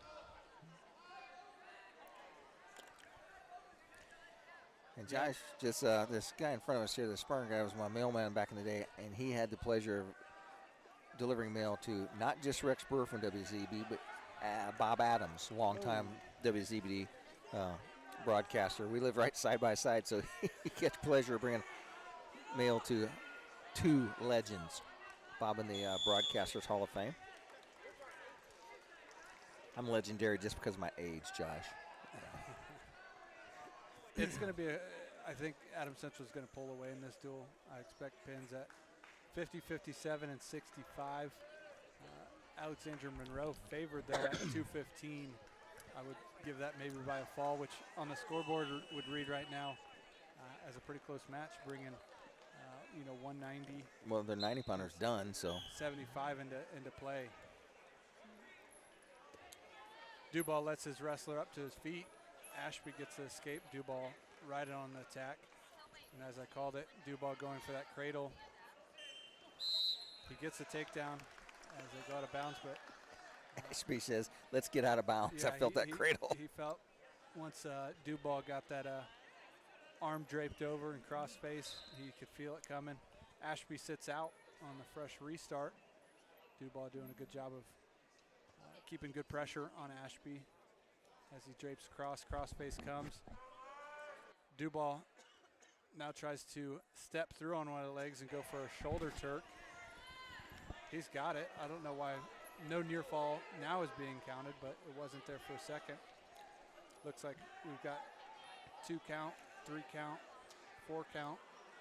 Duval is going to get 4 near fall. Now Duval trying to improve and maybe get the fall here. On the 2A bracket over at Brownsburg, Belmont now starting to pull away from Owen Valley. 29-14 is their lead at 140 pounds, 150 pounds. Duval lets his opponent back over and now takes him over in the same shoulder half and leg Turk. Scores 10-1. Must be time runs out in the second period. It scores 14-1. I thought he called a tech fall. I thought he did too, and I was going to say, man, you called it way too early. So in the second period, it scores 14-1 in favor of Duval. Alexandra Monroe chooses neutral, looking to probably give up the takedown and save a team point with the tech fall instead of the fall. Ashby kind of dives in on a shot attempt, kind of spins through, and Duval meets him. Duval's got over-unders looking to take his opponent feet to back as they're right on the out-of-bounds line. Yeah, he's going to be selective about this takedown. Yeah. Stall call award on Ashby. Duval's going to try to see if he can take his opponent from his feet to the back to get the fall. Ashby in on a shot attempt. Duval kind of rolls through right to a cradle attempt. He's draped over top. He's going to, if he's going to take this, it's got to be feet to back, and he's got him in a little bit of a Jonesy, made famous by Nolf of Penn State. No takedown, Jonesy. no takedown or near fall awarded yet. We're going to get a stalemate. Ashby's showing a little bit more fight in the second period after we've already forfeited 14 points. Well, that mustache belongs to a 27-year-old. Well, I think he gets it from the assistant coach. Snap down attempt by Duval. Bounces Ashby's head kind of off the mat. Now Duval in a front headlock position, trying to go for an assassin. Switches off to a bulldog, and he's going to take his opponent over to his back. Now got the boots in. Duval's looking to secure the fall, and he's going to get it. Good patience. Yep, didn't rush anything there. Duval, one of the hammers on the construction crew, and he starts it off right. Here's another commercial. Strep throat doesn't call ahead. The flu doesn't RSVP. When illness arrives, it usually shows up unannounced. And so can you at Adams Medical Group Primary Care. At every stage of life, your primary care provider stands ready to offer same-day treatment. And if you need a higher level of care, our primary care team can direct you to the most appropriate care Adams offers. Primary care at Adams Medical Group, close by and compassionate.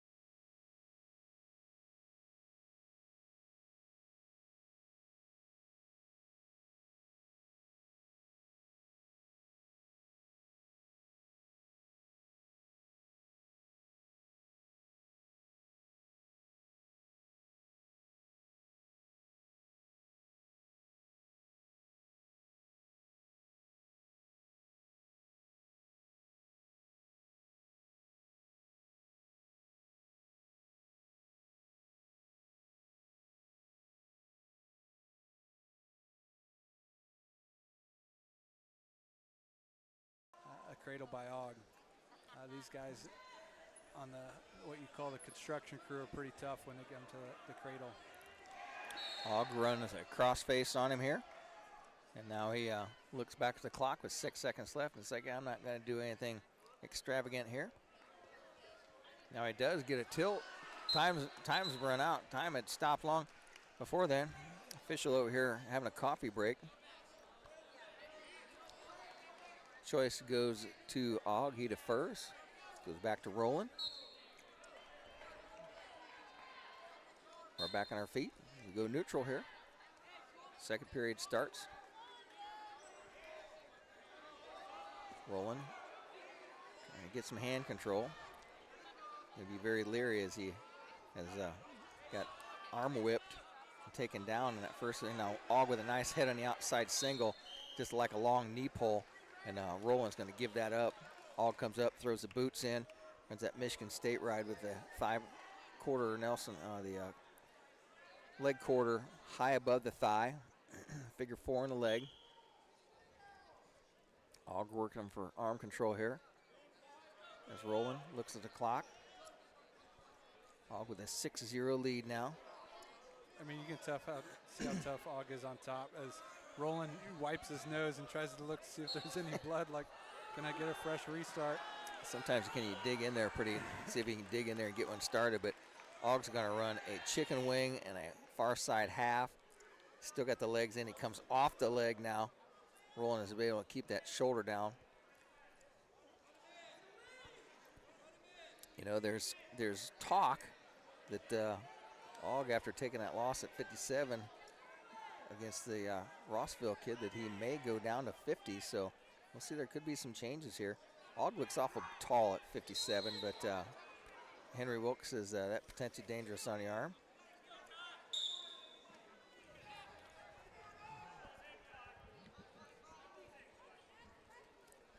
The trainer comes out.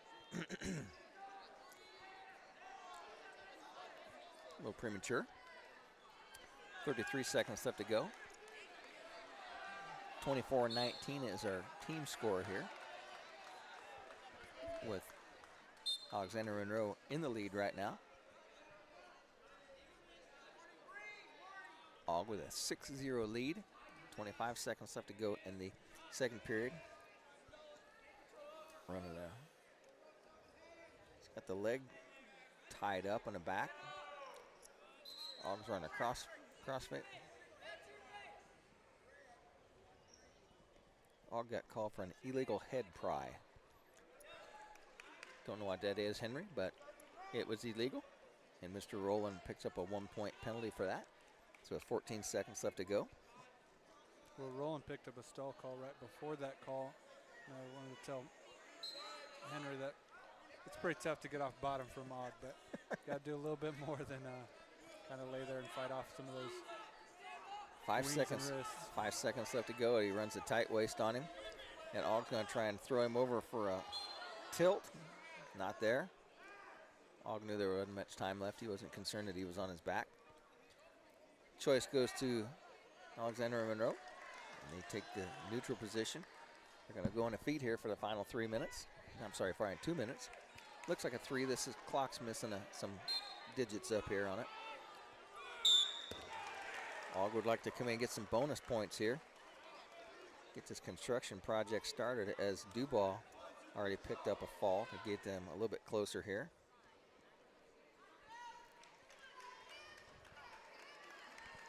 Minute 40 left to go here. Shot by Og, countered there with a nice sprawl by Roland.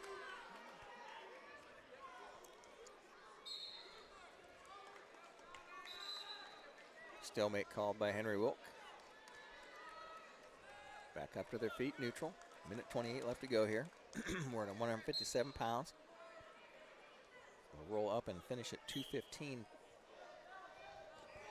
A little drag attempted by Og. Roland backs out. Og throws him by and then drops in for a nice single leg. Og's going to suck this up, work his way around behind, try and pull Roland back in bounds and finish in bounds for another 3-point takedown. Reaches up for the side cradle, Roland tries to dive out of bounds. Ogg's doing a good job. He's going to drag him back in, grabbing the legs. He's going to pick up the 3 takedown. Good patience there by the Jets. A couple of these matches where, you saw Duval patiently wait for just the right move to get the takedown so it didn't go to the tech fall and goes feet to back, gets the fall. Same for Ogg. He makes sure that he doesn't do anything that's not going to give him the 3-point takedown on the edge here. And that match has ended behind us here as North Miami defeats Eastside, or is defeating Eastside over here, 40-15. That's a Southmount match? Southmount, Rensselaer Central, it looks like. Southmount ended up winning that? I believe so. 35-32 it says. 30 seconds left to go here in the Ogg match as he's running a chicken wing on Roland. Goes back and forth, both sides. Watching the shoulder there. Gonna go chicken wing.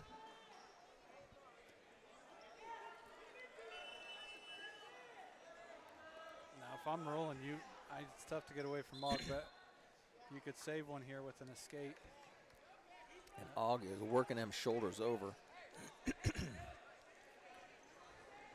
15 seconds left to go. Multitude of coaches over there giving some last-minute instructions.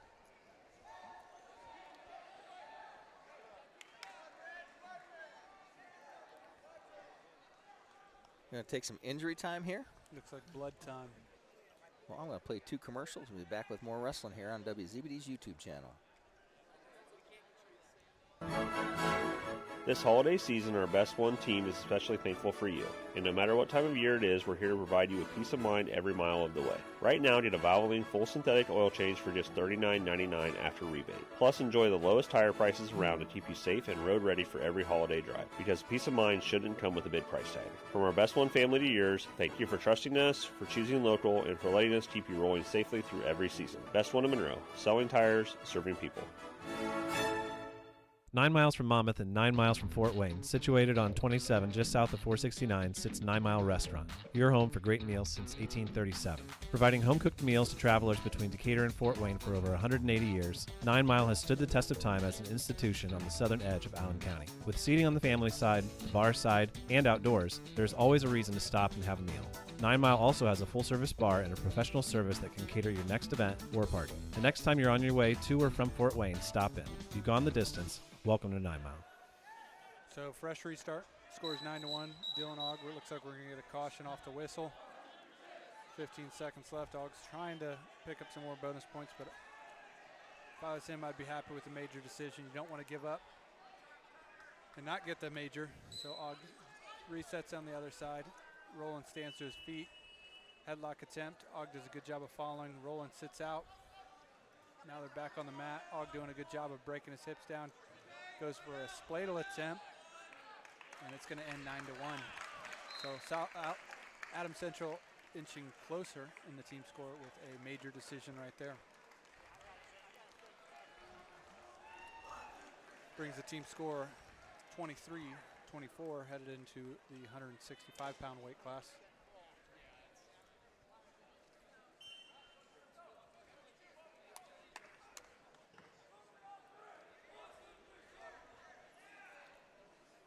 Looks like we're going to have the head official talking to the officials about maybe taking a lunch break after this one, as this is one of the only duels going on right now. Looks like 2 out of the 4 have been completed.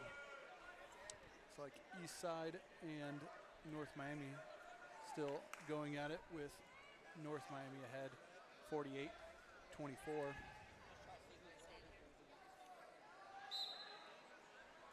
Looks like at 165, it's going to be Brayson Shortgen, and he will be wrestling.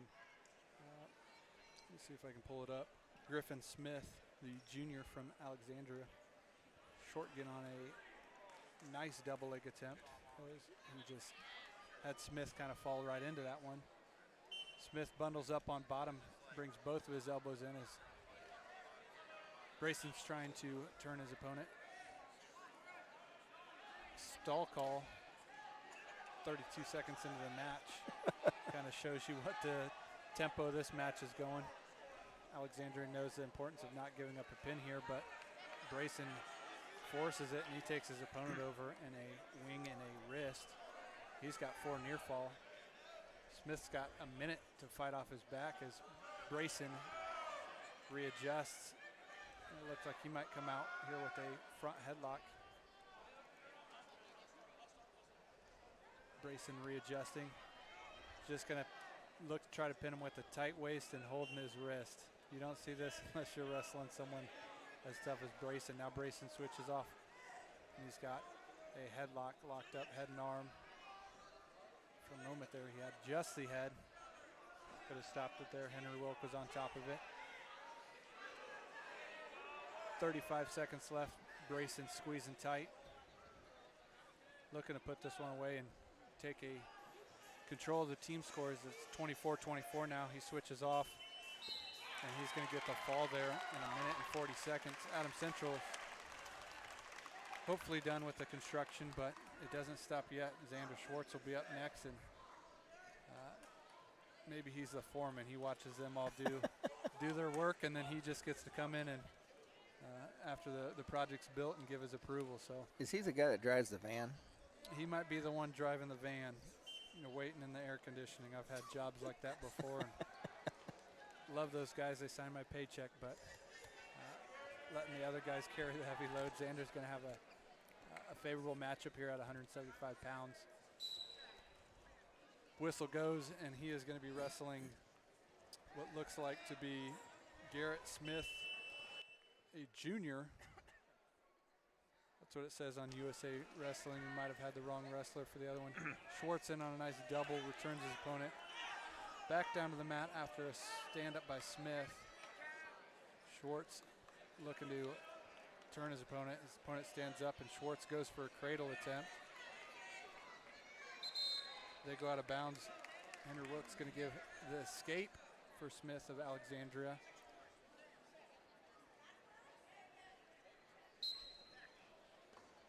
On the scoreboard, it reads 6-1, but I believe it is 3-1. Team score 30-24 in favor of Adams Central. Minute 15 left. Schwartz gets into a body lock situation, throws Smith to the mat. Now a headlock attempt, and he whips his opponent down. He looks like he's going to get the fall. If not, Smith's going to have to fight this off for a minute, and Schwartz gets the fall. 36-24. Alexandria is on life support right now.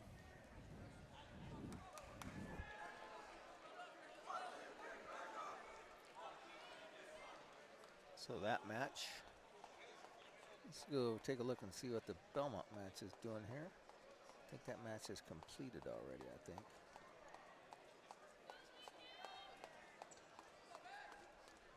Yep, it does not seem to be still underway here. Delta is losing to Hanover Central. And we're ready to go here. It's Max Nussbaum at 190 pounds. And that answers the question. We knew that, or we assumed that the 190 would be out. They had to bump up their wrestler at 175 to wrestle at 190, so Alexandria Monroe had to change their script a little bit. Seems fitting. Max Nussbaum always in this position. Just don't get pinned and your team's going to win.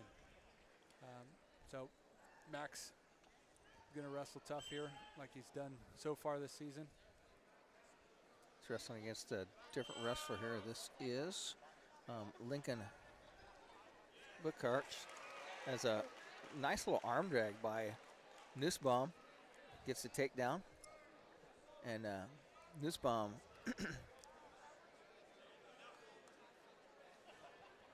is a full-size 190-pounder, and Burkhart, we saw him wrestle 75, so Nussbaum is going to have the weight advantage over him here. As we've seen, Nussbaum's really a 75-pounder too, because doesn't he alternate back and forth with Schwartz?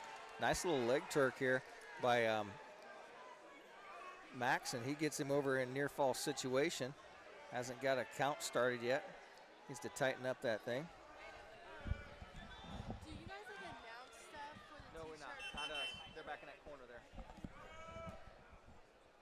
We get accused of everything today, I know. Josh. They thought we were the table told us to fix the score. Now that girl wouldn't know if I was the PA announcer. Could have got 2 T-shirts out of it. You just said, "Yeah, bring us 2, and We're hold them up and doing double duty today." Nussbaum with a 3-0 lead with 10 seconds left to go here. Looks like he's going to ride his way into the second period with a 3-point lead here. And I'm trying to see what mat is South Adams going to be on next round, Josh. Let's see. They are going to be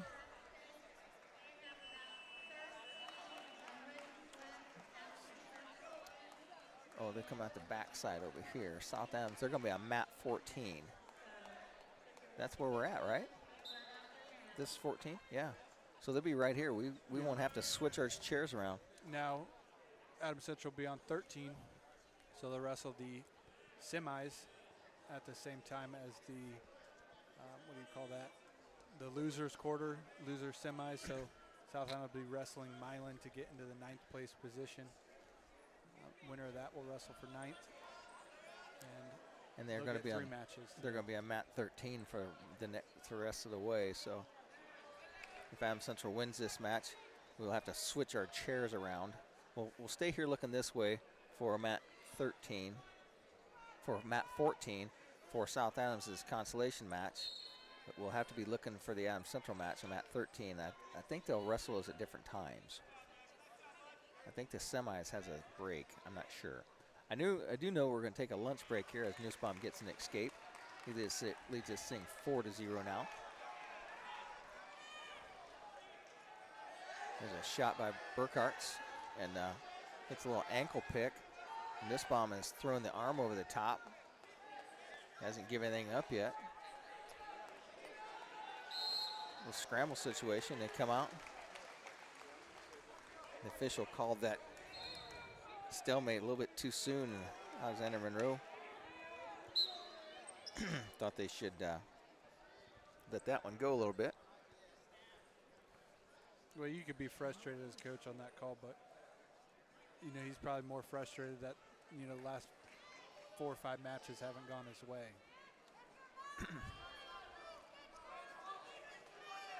Now, looks like Nussbaum gets another arm drag out of the front headlock. He's going to take a 7-0 lead. A win here would seal it for Adams Central. No need to wrestle 220 if they don't want to, as Alexandra Monroe would be heavily favored at that weight class with Shelton.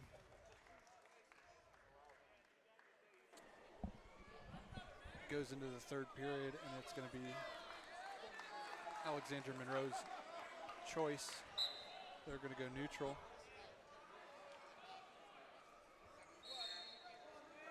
I don't see the Belmont match up here, but they have not updated it and said that they beat Owen Valley. I think they defeated Owen Valley, but it's not showing on the updated brackets yet. So I believe Belmont has advanced in 2A to the semifinals.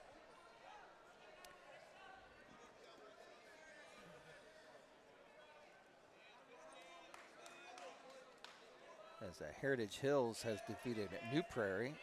Kind of an update, kind of an upset there. Garrett defeated Griffith to advance.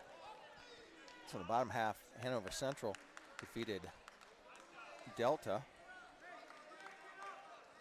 as they will take on the winner of Belmont and Owen Valley. Belmont was out in front of that match. Nussbaum with a 10-0 lead now.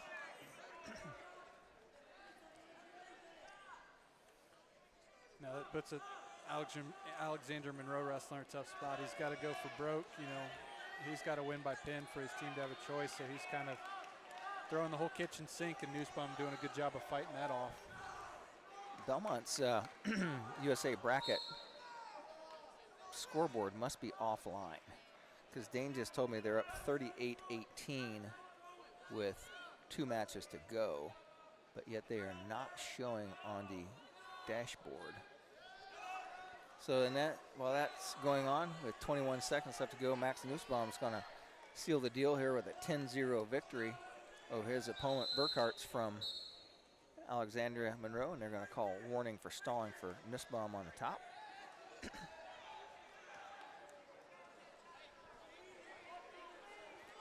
13 seconds left to go. They give him a fresh start. Stand-up attempted, and Nussbaum throws his opponent to his back. And Nussbaum's going to pick up some bonus points here. He might get the fall. You got 4 seconds left to go. Burkhart's able to scramble out, and that's going to do it. Can't pick up the tech. It's going to be a major, though. 14-0 for Nussbaum. And those 4 points will give Belmont, I'm sorry, 40-24 lead. Let's see who they roll out here at 2:15. I'm guessing they'll forfeit.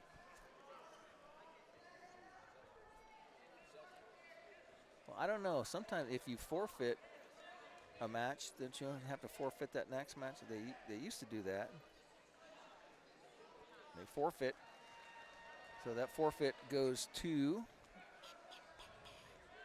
they had Funk's name in there, but Funk already wrestled once. So that's going to do it. Give 6 points to the Alexandria Monroe team. It makes the score 40-30. I think that's what the final score is going to be. Double check here. See if they do the update. Nope, they've taken that one offline already. So let's go to the bracket and see what other teams have won in this round. Southmont defeated Rensselaer Central 41-32. Rochester defeated Northfield 48-30. North Miami, that East Side North Miami match, was that over there? Still going on. North Miami has a 40-18 lead over East Side.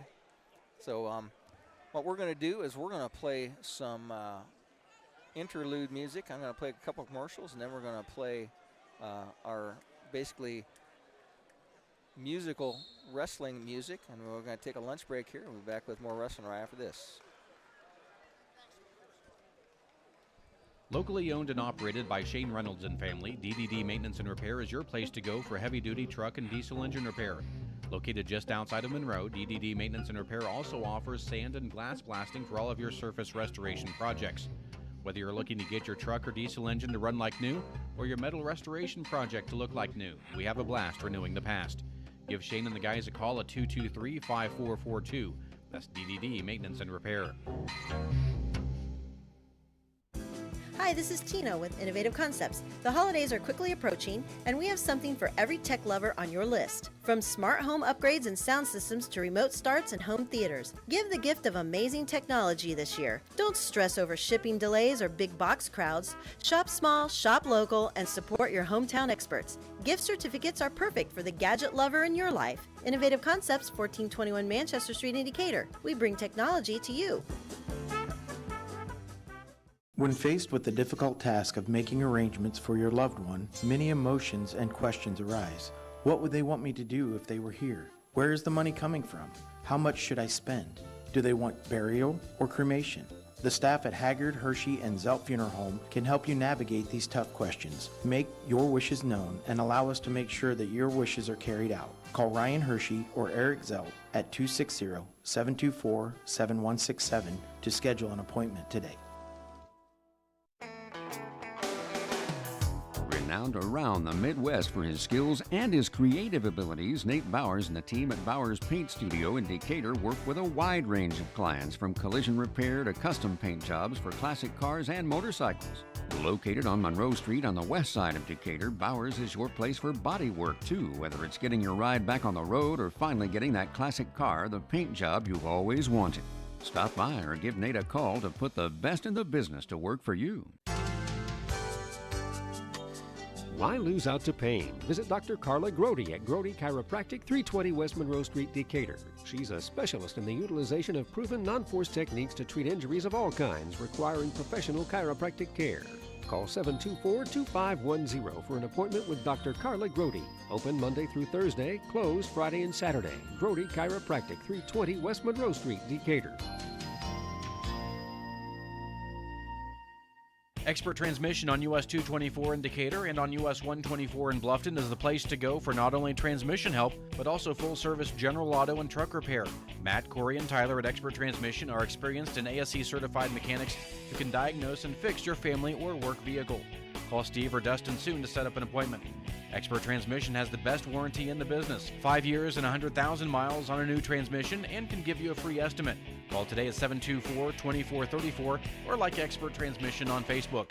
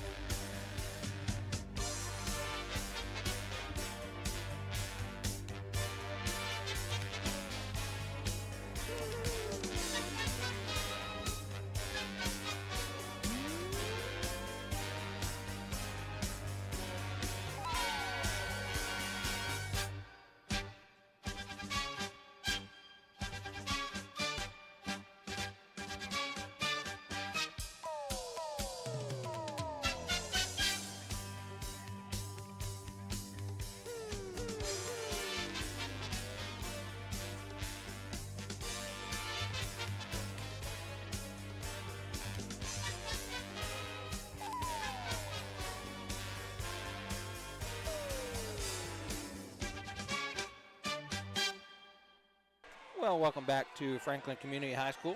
Rex Burr along with Josh Gaskell as we are back underway here.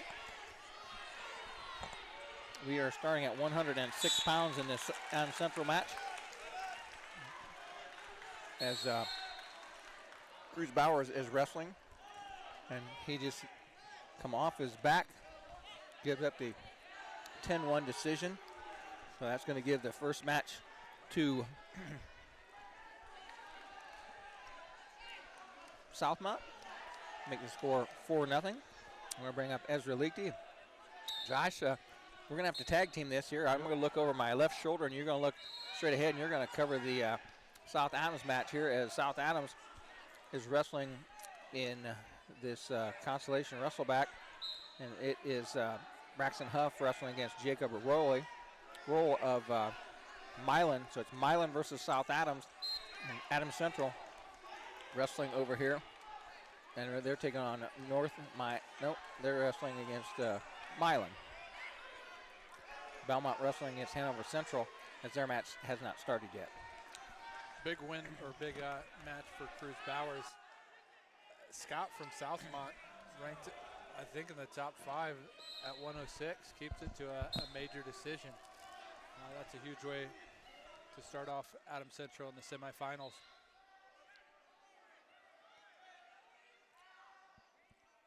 Braxton Huff trails on the other mat 7-0.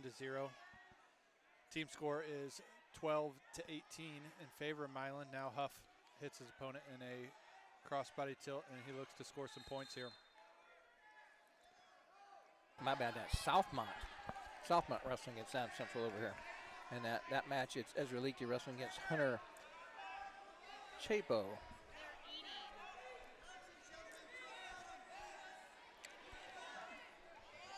Chapo hits a little arm roll on Leakey, tries to turn him to his back. 30 seconds left to go. Leakey trails 5-0. Oh, and he just pancakes him over to his back. Leakey trying to fight off his back. Got 15 seconds left to go.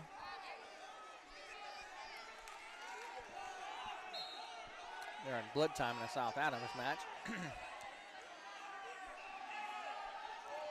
Ezra Leakey fighting off 3, 2, 1. He's going to live to fight another day.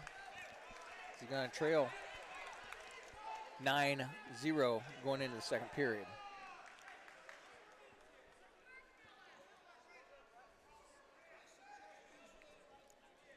Got blood time for Lichty. Looks like we got blood time for both Adams County schools. Looks like Huff came into the day with his head bandaged up. And each match he just gets some more bandages on it, so. He looks like a member of the Drummond 5 Corps from the Civil War days.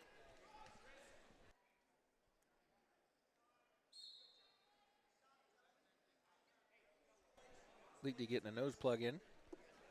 Being helped there by Coach Landis and Coach Perry. Well, we got blood time in the Milan South Adams match. 106 went Mason Baylor, pin over William Faust in 25 seconds.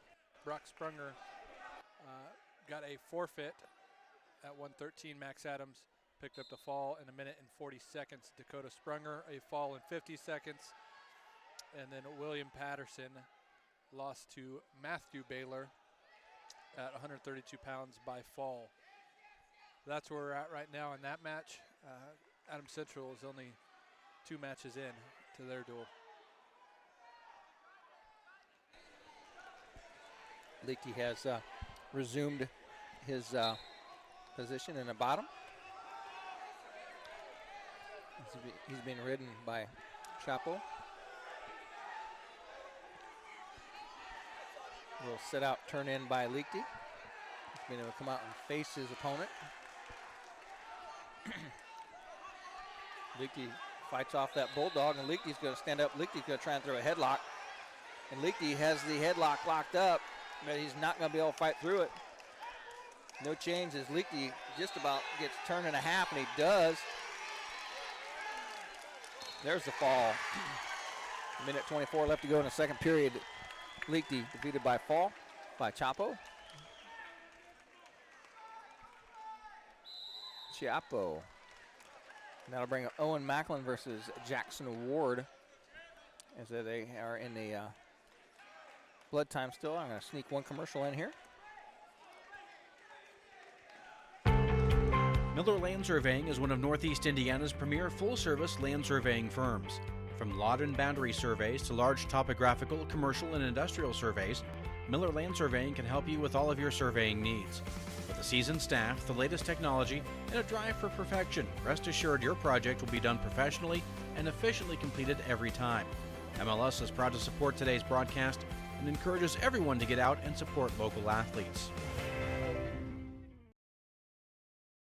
Welcome back to Franklin Community, as Owen Macklin just got thrown to his back,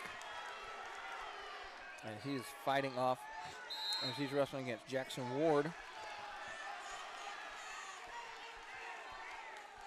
Looks like on the South Adams match, Braxton Huff gets another turn to make the score a little bit closer. It's now 8-9. He still trails by 1. Macklin's wrestling at 120 pounds, and he's fighting off his back here. He's got a minute to go. Troy Hahn down looking. You'll be able to tell because you'll be able to feel the hammer of big Troy Hahn if that fall is called over there.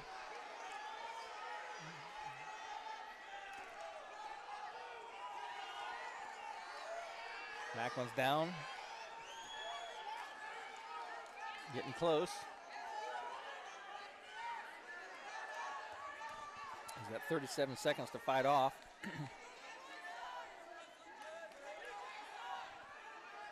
30 seconds left to go here. Ward's trying to drive him over. Macklin still got that shoulder up.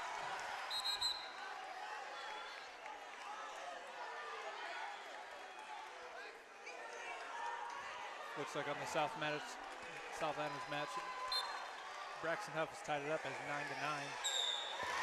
9-9. Boom, and there's a big fall call with 4 seconds left to go. Ward, your winner over Macklin.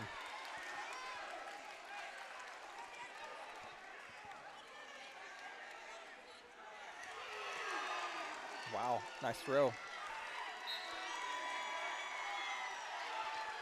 Braxton Huff gets thrown to his back for South Adams as time's winding down.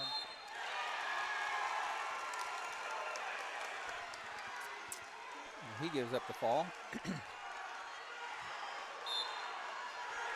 They took the penalty point for the toss in the headgear. And over here, Colton Everett just gets thrown to his back. Comes off. He's wrestling against Bryce Glaze, 16-0 junior from Southmont. Southmont with a 16-0 lead over Adams Central right now.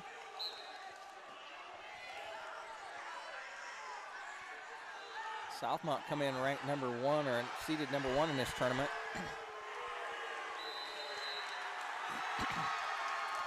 And things are getting loud in here, Josh. They are. As we've got the semifinals and the wrestlebacks for 9th going on. Everyone's got something invested.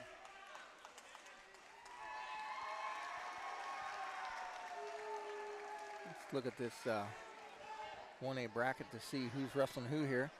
Southmont's wrestling against Adams Central in the semis. North Miami wrestling against Rochester. In the bottom bracket down there, Rensselaer Central wrestling against Alexander Monroe. And East Side is wrestling against Northfield. Madison Grant wrestling against Rossville. And there's the fall. Adams Central gives up another 6.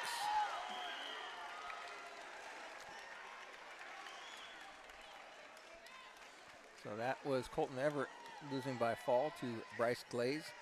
Glaze, the junior, remains undefeated. Now at Southmont's Gavin Mason, another undefeated freshman at 132, and he's going to wrestle against Cale Beer. South Adams' Titus Loshi is up against Logan Williams, 6'4" sophomore. And Titus goes from his feet to his back, and he's fighting off a pin right now. Cale Beer's in on a single leg shot as Gavin Mason tries to go around behind. Shot by Mason. Beer runs him out of bounds. Looks like Titus Loesch for South Adams falls to Logan Williams. The team scores now 24-18 in favor of Milan. Adams Central has fallen behind 22-0 in their match here. No score in Cale Beer's match. Shot by Mason. Stopped out front headlock by Beer. Arm drag attempted by Mason. Beer stands and turns, runs away from that. Both wrestlers out in front. Shot by Mason. Good counter there by Beer. Beer with a reshot of his own. 57 seconds left to go here.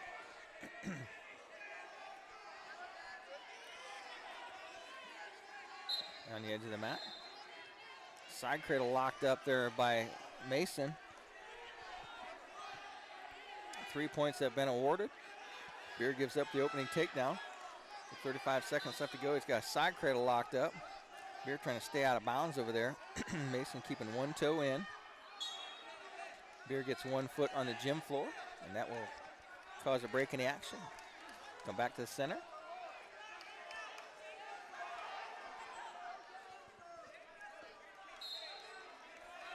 The South Adams match, it's now Dylan Engel versus Wyatt Mann at 150 pounds.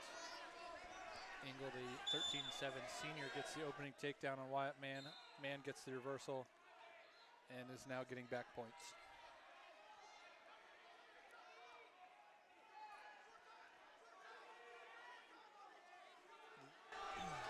Beer has been caught in a cradle and is able to break the lock of Mason.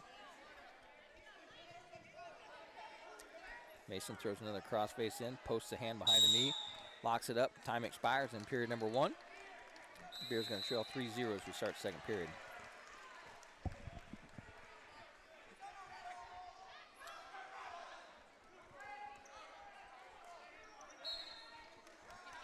The South Adams match, Wyatt Mann currently had 5-4. 30 seconds left in that match. Team scores 24-18. Still in favor of Milan. Belmont wins their match over Owen Valley 44-22 as they advance.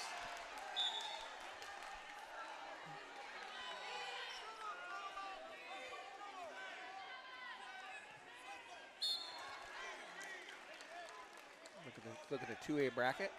It's Garrett wrestling against Heritage Hills, Belmont wrestling against Hanover Central. In the consolation bracket, it's Jay County wrestling against Gibson Southern and Yorktown wrestling against Indianapolis Bishop Chittard. Beer's trying to fight off his back here as his opponent is trying to circle around.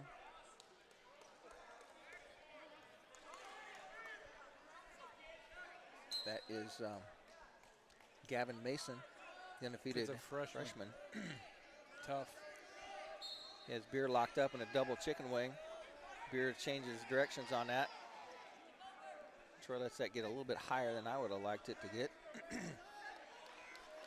Beer fighting through that chicken wing though.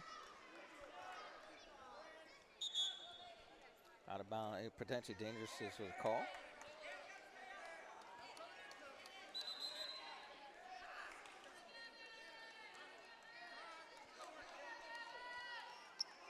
Wyatt Mann's pulled away on the South Adams Milan match. He now leads 12-4. There's a minute and 35 seconds left in the second period.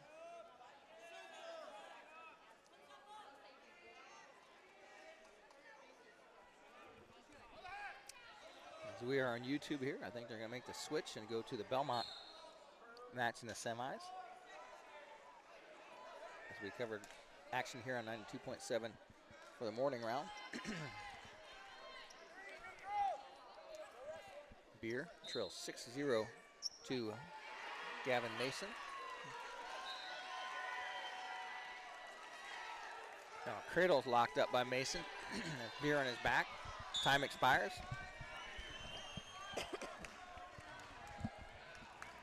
Southmont hanging 22 on the Jets right now.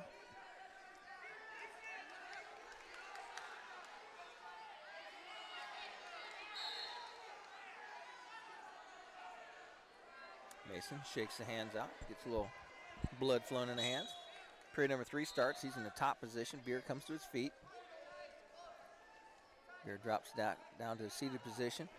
Mason has a tilt locked up, trying to get out front. And Beer's trying to control that angle so it doesn't get tilted back over. We're at 132 pounds.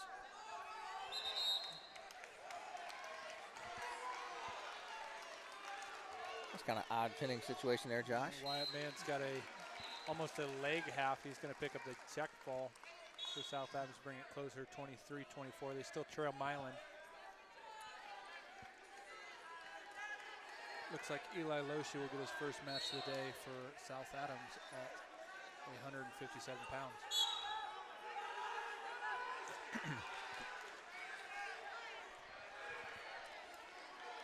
Beer is in a scramble situation with Mason over here. Beer's trying to come out the back door, finish Iranian on Mason. They each have each other's ankle. 1:05 left to go in that match. Mason in control, 10-0.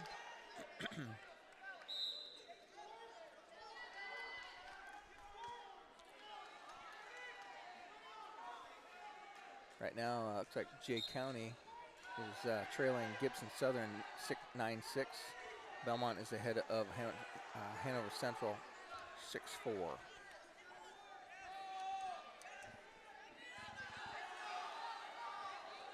.24-23 is the score in the South Adams Milan match, with South Adams trailing by a point. Looks like Eli Loshi for South Adams is going to eventually get the first opening takedown. Take the lead 3-0 in that match.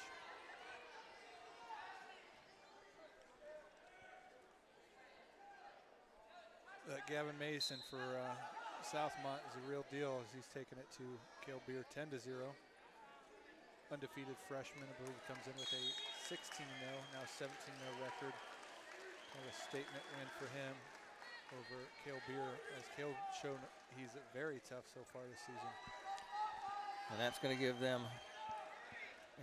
another major decision and make the score 26-0.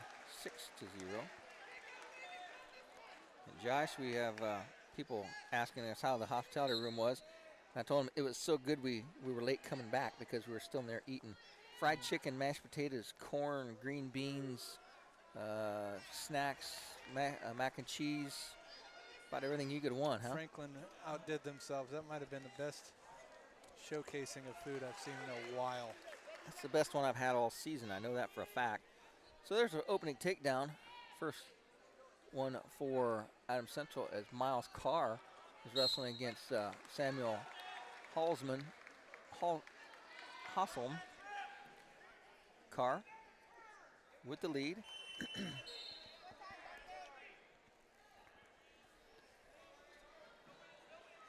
Spin him around the other direction.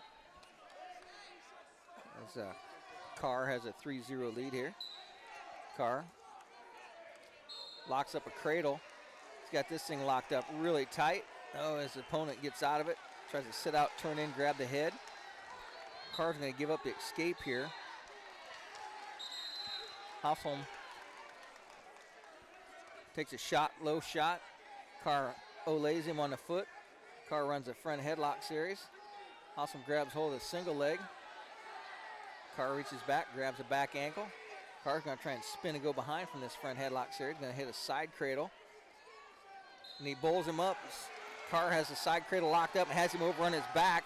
And he rolls through too far. Hoffholm is able to bridge out of that. But Carr's going to get another takedown. Carr's going to lead this thing 6-1. Hoffholm sits out, turns in. Carr tried to chin drop him back. Not there. Carr's going to give him escape with 33 seconds left to go. Halston comes back in, dives in on the legs. Carr blocks him out front. Another wild shot by Halston. 23 seconds left to go as Carr, heavy hips, keeping his pressure on top. Carr hopes to get Adams Central on the scoreboard here as they trail 26-0 right now. Carr's trying to hook up a leg so Halsum can't get his head out. Time expires. This kid from Southmont's got a motor. South Adams match Eli Loshi now ahead 9-0. There's a minute left in that second period. In Carr's match, he leads 6-2, and he's going to start the second period in the top position.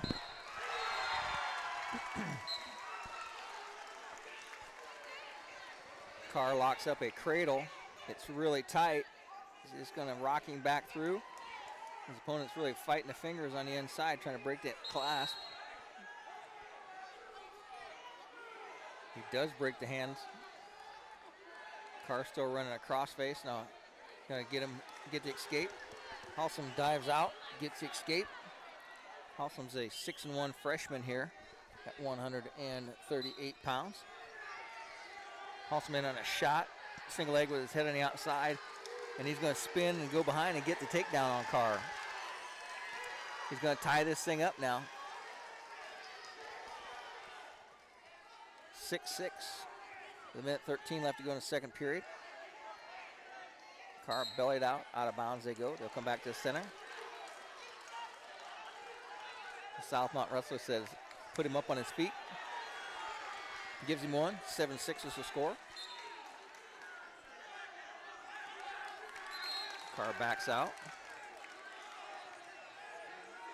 Halsum with a shot from way too far out. The South Adams match, Eli Loshi continues to expand on his lead. Is now 13-0 in favor of Loshi. Halsum is all over the place over there. The 6'1" freshman wrestling against the senior Carr, and Carr has a leg locked up, single leg from the outside, and he's going to drive right straight through it and get the takedown. And Carr's going to stack him up. Carr's got a lace ride hooked up. Carr says, I got blood time here. Looks like Eli Loshi does get the 16-0 tech fall for South Adams. They're going to take the lead, and it'll be 28-24. Heading into 165, Nathan Plattner will take the mat for South Adams, and he will be wrestling. See if it updates on USA bracketing.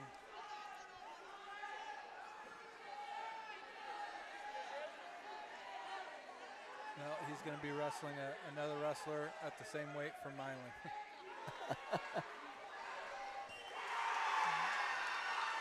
The girl's trying to click in here and put the right person in. She hasn't got it fixed yet.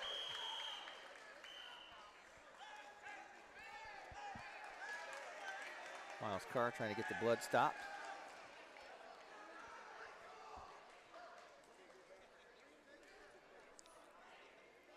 Loopy's over here helping him out. Looks like the North Miami Rochester duel, 27-17 in favor of North Miami.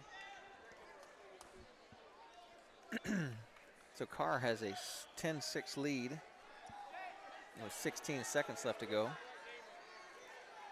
His opponent tried to say he wanted to take neutral, and I said, no, you got 16 seconds left to go. As Halsum stands up, turns in, and Carr locks up that cradle you talked about earlier.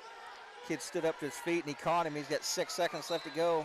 Carr's trying to put him away. 3, 2, 1. Carr can't do it, but he's going to pick up 4 near fall, make the score 14-6. Nathan Plattner and Beckett. Where'd he go? Jaden Disbro. It looks like maybe they switched some in the lineup. Plattner's going to take his opponent over in a bulldog attempt. And he's looking to get the fall here for South Adams and start pulling away. That's more than an attempt there, Josh. That's a nice bulldog. Carr scrambling over here. They start our third period here. Halsum on a shot, got a hold of a single leg. Carr trying to fight him off by draping over the top.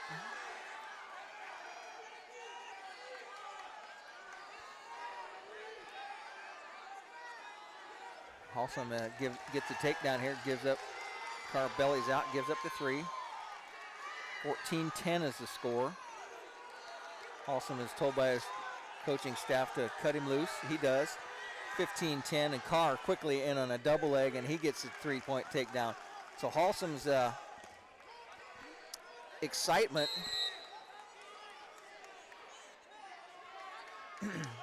This freshman for Southmont has got a motor. Not necessarily the guy you want to be taking up and cutting in Miles Carr.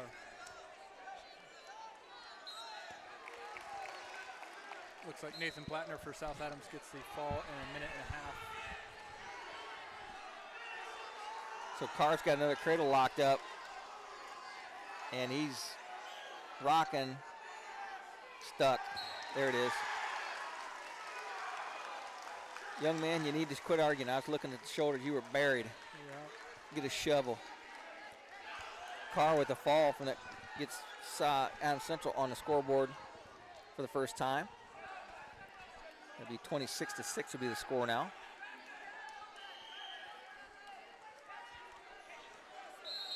Bring up Jackson Bingham, I believe. He's going to be wrestling against Camden Laney of Southmont. And that match is at 144 pounds. Who you got over there? Looks like South Adams is going to maybe adjust their lineup a little bit. And they're going to put David Flores Santo, the 1-1 freshman, against Caden McKellen, the 19-1 senior from Milan. Bingham just poked his opponent in the eye. Pretty good. Apparently that guy doesn't know the counter. Yep, The Three Stooges. The Three Stooge counter. Southmont comes over smiling, telling his kid, hey, you got to keep your hands up.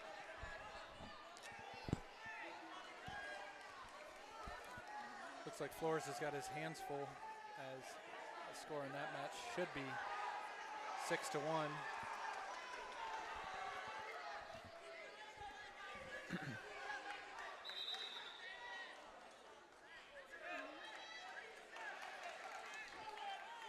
Injury time has been taken by the Southmont wrestler.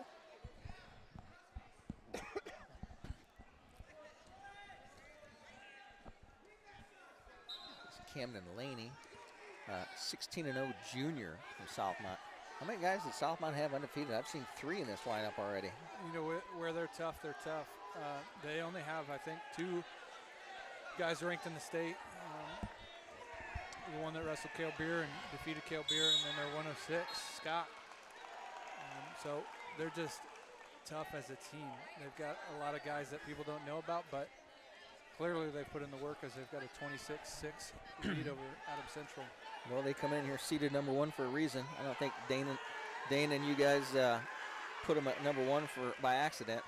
Looks like McClellan for Milan picks up with a fall over Flores Santo. Man, bear hug right to the back. Bingham goes right to his back against his opponent Laney, and Laney gets the fall. Bear hugged Bingham right feet to back. Laney remains undefeated.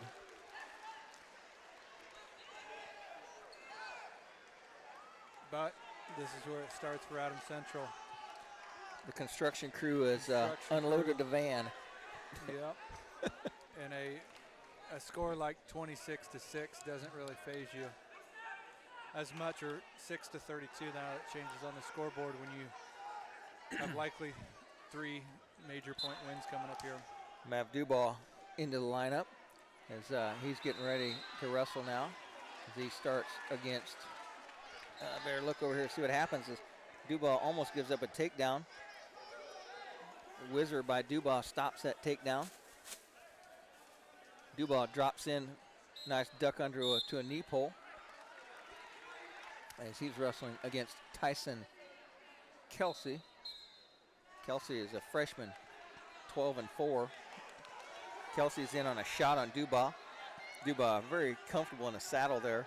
Drapes over the top, hooks in the leg. He's got the side cradle locked up and the leg. Dubois steps over the top. Dubois is going to come back in, has a leg in. There's control right there.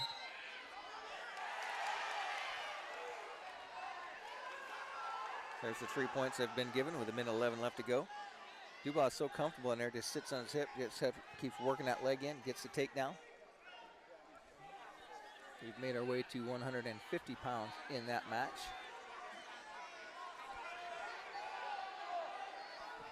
Dubois, I believe, still undefeated on the season, isn't he?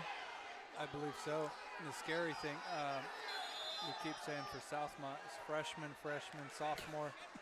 This team is young, and they've got a lot of fight to them. Dubois still in control. 3-0 lead with 38 seconds left to go. Let's get that Michigan State figure four on the leg in there. Oh, and he waits for Kelsey to come up and pops him with a hard crossface, drives him over, locks up the cradle. Dubois is just going to bulldoze him through, and Kelsey's trying to fight it off, but Dubois is going to rock him back over. Needs to get hip to hip. Don't force it, and he gets it. Dubois getting the near fall now with 12 seconds left to go. Puts a knee in the side. He's going to belly out and give the official all the view he needs to see that. Kelsey comes off his back, but he gives up 4, so 7-0 is the score after 2 minutes here. One thing about Dubois, he never seems to change expression. Nope. Just stone face. Reminds me of like a football coach I got to watch last night, Kurt Signetti. You know, when he's up by 7-0, you think he might be losing 7-0. Just a workman-like mentality. Underhook by Dubois as he tries to slow down the attack of Kelsey. Dubois is going to double underhook him and try and stand him up. Maybe hit it, drop under him for a leg attack. Pops down, heavy hands, drops down, tries to go cross ankle for a Palmer cradle. Made famous, there it is. Made famous by David Palmer, one of the Muncie South / Delta greats, 3-time state champion. And there's the fall. I called it, I saw it, and there it is. Dubois, your winner by a Palmer cradle. Gives the Jets another 6, going to make the team score 32-12. That'll bring up Dylan Ogg at 157. And Ogg will be wrestling against, where'd they go? Belmont trails Hanover Central 12-6 right now. Dylan Ogg's going to wrestle against Kaysen Bushong, 9-7 freshman. And Ogg quickly in on a single leg, head on the outside, picks that thing up. It's going to change direction, changes off to double leg, goes Barzagar on it, changes over. Ogg works his way up the waist, gets the takedown.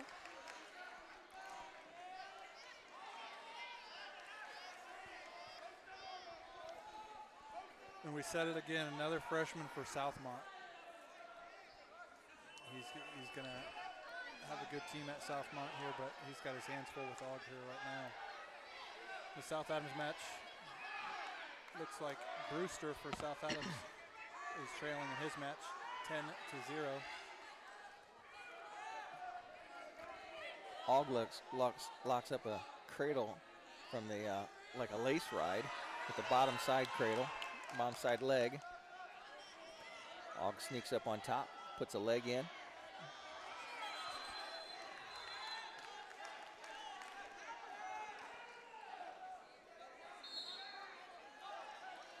Ogg working on that arm control. He's got a leg in. Now he puts a chicken wing in on a far bar. Ogg just runs around the head. He has his opponent on his back. Double chicken wing. Got him in double trouble. He locks it up, squeezes them elbows together. Troy Hahn's got a good view of it. Ogg's trying to put it down. And there's the big hand. Troy Hahn slams the mat. 32-18. Adams Central making a comeback here. North Miami has a lead over Rochester over there, 30-17. And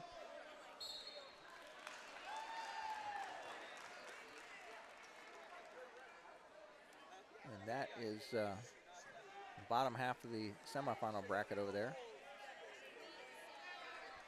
North Miami kind of flexing their muscles, but depending on where they run, Rochester gets really good up top. Yep, they still got Brant Beck's wrestling right now, and then they're going to have Declan Guard at heavyweight. Hogg out front, running a headlock. Front headlock series, switches off, goes to a side cradle. His opponent gives that up, not to give up any back points. There you go, Brayson locks up that cradle. We've seen that from Duval and Hogg. See if he can take his opponent over and get that pin. Loses the lock on it.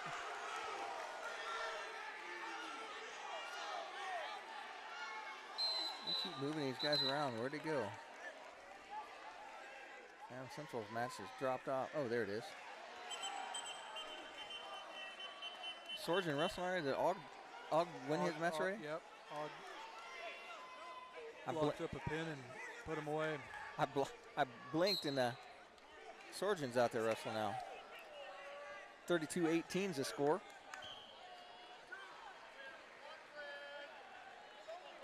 Sorgen with the opening take. Sorry this may be confusing for you fans, but we can't help it if two Adams County teams are wrestling at the same time. I'm looking over my back shoulder and Josh looking the other way to watch the South Adams match. Both of these teams, if Adams Central would win, will have a bye. If they lose, they will wrestle right away with no break. Same with South Adams. If they would happen to win, they will take a bye and then wrestle later in the placement round. Sorgen locks up a cradle. He's going to hip to hip, drive him on through. Sorgen had him on his back. He's wrestling against Paxton Gentry. Gentry is a 7'9" junior. Giving up near fall. 11 seconds left to go. Let's see if Sorgen can finish it. Gentry is able to kick out of it. Pick up 4. 7-0 is the score.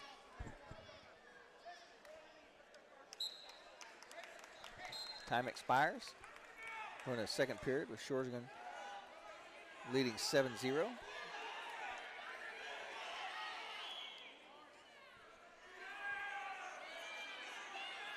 This match is at 165 pounds. Sorgen runs a spiral right and drives his opponent into the mat. And just grabs that arm and sucks it back. Sorgen spins around, goes behind. Sorgen's only loss of the season was to Rossville, where he bumped up to 175. Minute 40 left to go in period at number 2 here. Grayson trying to run a wing to pull that arm out, get a hammerlock hooked up. Gentry doing a good job of keeping that arm down. Sorgen's going to take that arm, put it on his back, run a sight spin, and just straighten that arm out. Get down his shoulder, get his chest underneath the shoulder. Has turned his opponent. Now he has double grapevine in, and there's a fall. Sorgen with a fall. Going to make the score 32-24. Adams Central on the move as the construction van has unloaded. Unloaded, got the foundation set. And He'll be setting rafters by this afternoon. The foreman, Xander Schwartz, who normally tops it off with a electric feet to back. Let's see if he can do that. And he would do that. Make the score 30-32. He will be wrestling against Carlos Jimenez. 6 and 10, 10th grader. Schwartz, not a really tall guy, but he has probably a 6-inch advantage over his opponent. Jimenez does not look like a full-size 75-pounder. Jimenez is a pretty stocky young man. Schwartz, feet to back. Josh called it. He had an arm and a head hooked up and stepped behind the leg and tripped him back. Gets a takedown, no back points. Minute 39 left to go in this first period here. Yeah, I think we might have to stick with that one, the construction crew, and then he's the foreman, because he comes in after some of the work's done and does the flashy quick feet to back. Just finishes up the paperwork. He run a bar arm with a wrist roll on one side and a chicken wing on the other. His opponent trying to fight off. Jimenez over to the edge of the mat. Shorty moves his gear out of the way so the did get stepped on. Jimenez makes his way out of bounds, gives up no near fall. Minute 16 left in period 1.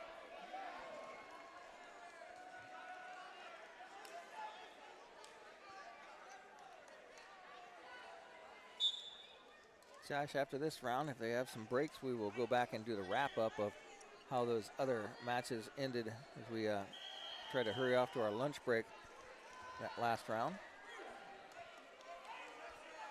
Is it Offolder over there? Looks like Offolder's going to take the mat for South Adams at 2:15 or 2:20. 2:15. Milan has clinched the team race as South Adams will forfeit heavyweight if Milan has a heavyweight. Stalling was just given to Xander Schwartz.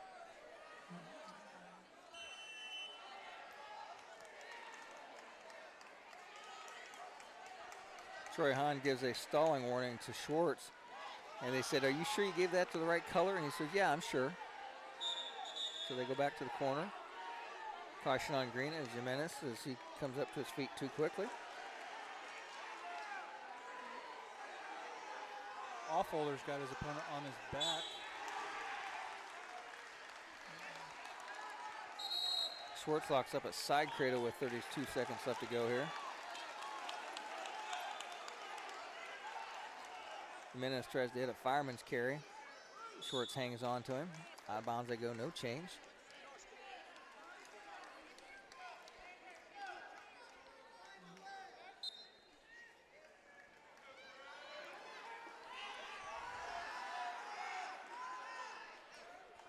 Schwartz in a top position. 22 seconds left to go here. Jimenez tries to stand up. Schwartz gives him escape. 3-1's the score. 16 seconds left to go in the first period here. Nice little throw by Schwartz. As he takes his opponent down, his opponent rolls through and does not get the takedown as he stands up. Jimenez bores into Schwartz. They go out of bounds. They'll come back to the center. 2 seconds left to go on the clock. Schwartz looks at the clock and says, "I got 2 minutes, 2 seconds to go here." Looks like on the other mat, South Adams does get a fall at Offolder's weight, which will make the mat score 39-34, only for a moment because South Adams forfeits heavyweight. They lose to Milan 40-39. Wow. Get that on your phone. You can pull it up and give a wrap of that, Josh. Yeah. Let's go ahead and give that wrap as Schwartz is starting his second period here, and that way at least we'll have the wrap up done.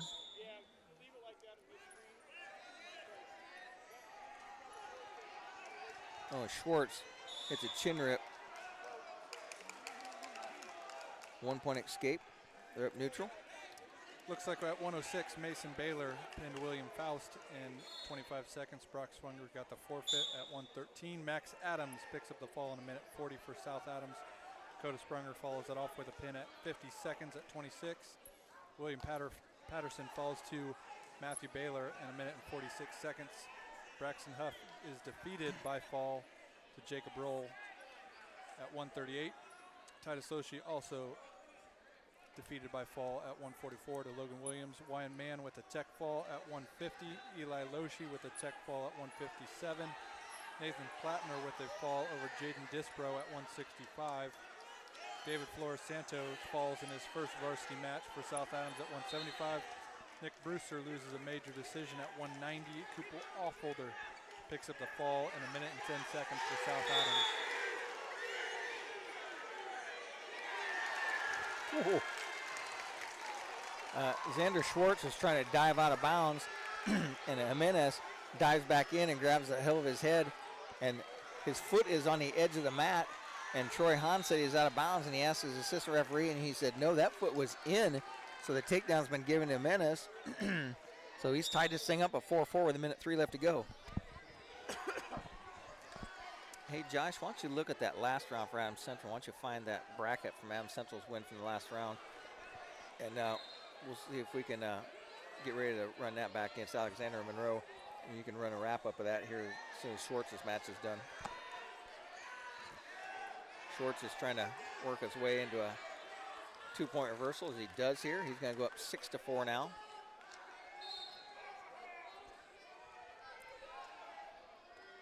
Schwartz putting pressure on him. 30 seconds to go. Looks like he's going to ride this thing out.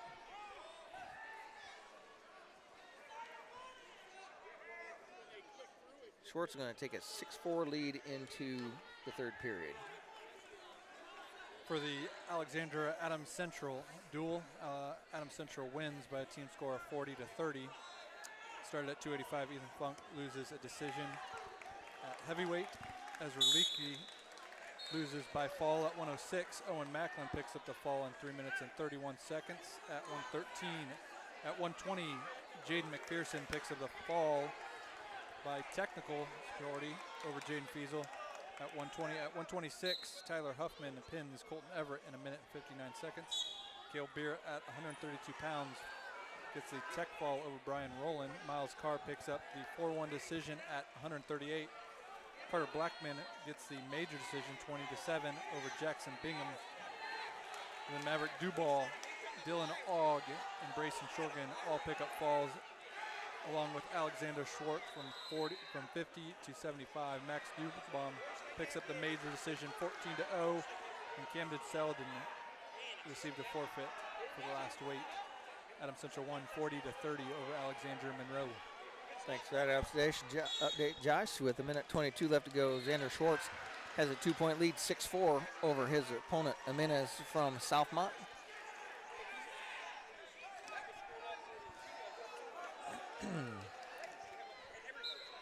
So South Adams defeated in their match. Granby attempted by Jimenez, and he tries to roll over the top and comes up, gets the escape. And Schwartz walks him to the edge of the mat. 6-5 is the score with 1:12 left to go. Schwartz slowly back to the center. Jimenez is all over it.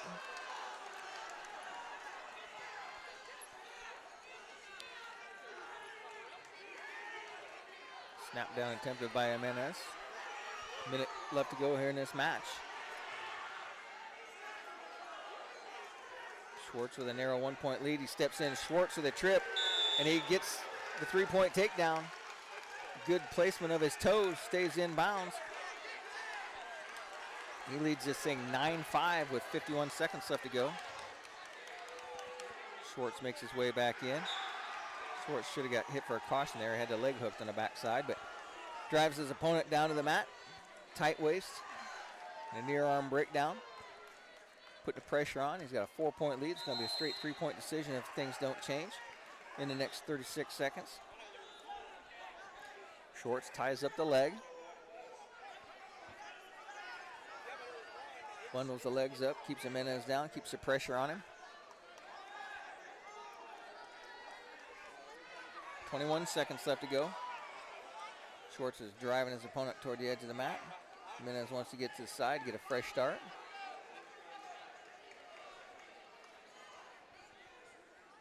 Eight seconds left to go. Time's winding down. They're content to lay here and do this. So the final score of this match is going to be 9-5. Give a 3-point decision to the Jets. That's going to make the score 32-27. They still trail Southmont here in the semifinals.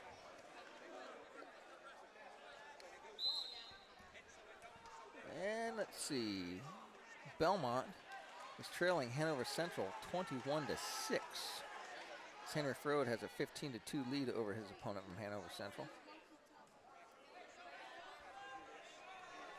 That brings up Max Nussbaum.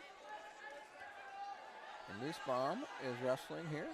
As they get it updated, Nussbaum hits a step over. Nussbaum gets behind his opponent. Going to get the takedown. Still has his hands locked, but he does break his hands. There they go. There's Nussbaum. He's wrestling against Kai Lewin. And Nussbaum bars an arm behind the back of Lewin. He's going to drive him over the top.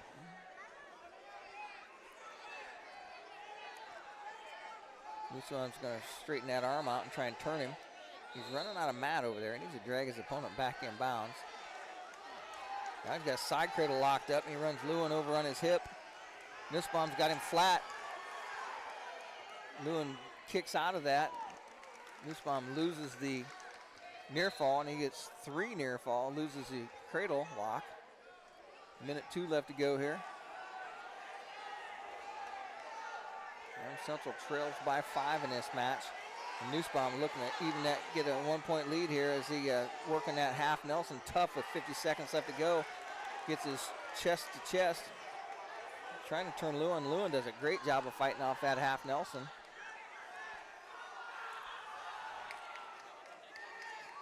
Nussbaum throws a crossface on.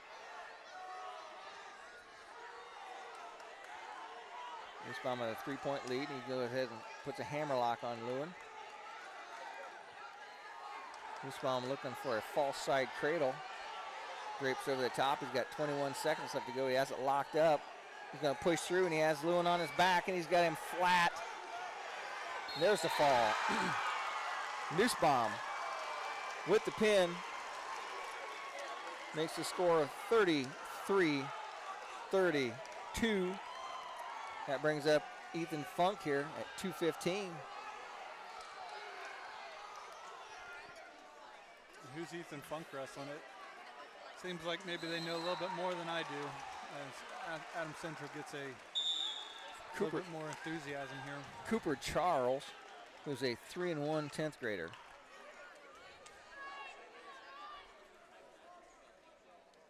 Funk looks like he's a full-size 215-pounder.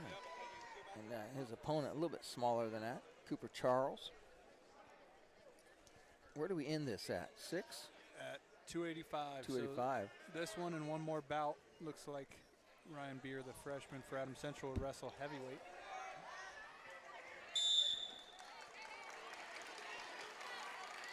Charles hustles back to the center.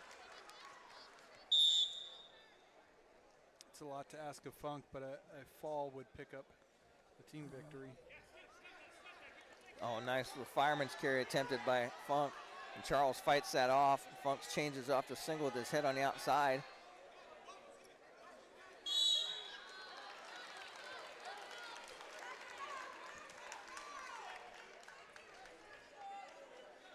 No takedown on the edge with 1:10 left to go here.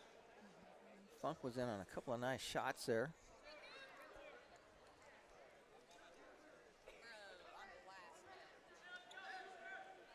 Collar tie by both wrestlers. Trying to pummel for inside position. Little throw by attempted.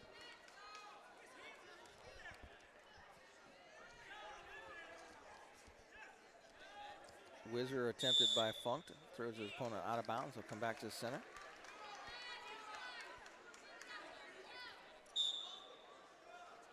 I see that Southmont has a heavyweight stint over there.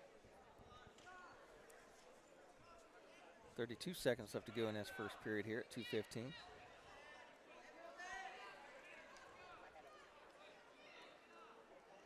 Funk with a nice throw by.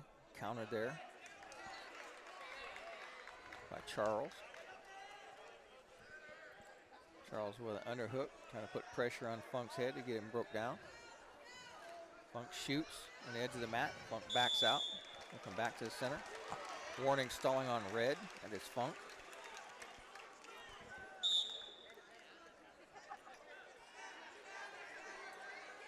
Clock running with 5 seconds left to go.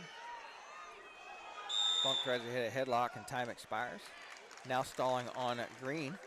So they got a stalling apiece for each other now. A lot of stalling within 10 seconds. I don't know if I would. Troy's not messing around. He told me if he didn't get to the food, he was going to get hangry. This might be a hangry match.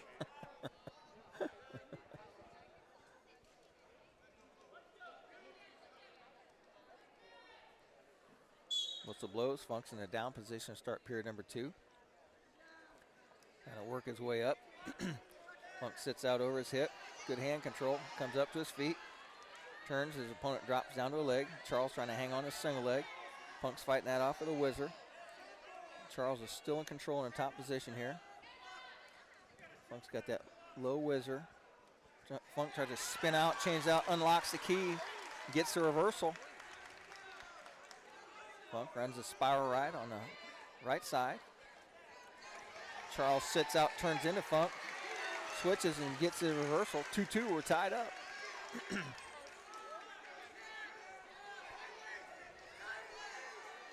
Funk working on some hand control. Very patient, stands up to his base. Sits out, turns in. Charles tries to follow him. Funk grabs a single leg. Turns around. Funk's going to come out the back door here. Charles still has a hold of the leg. Funk gets a 2-point reversal.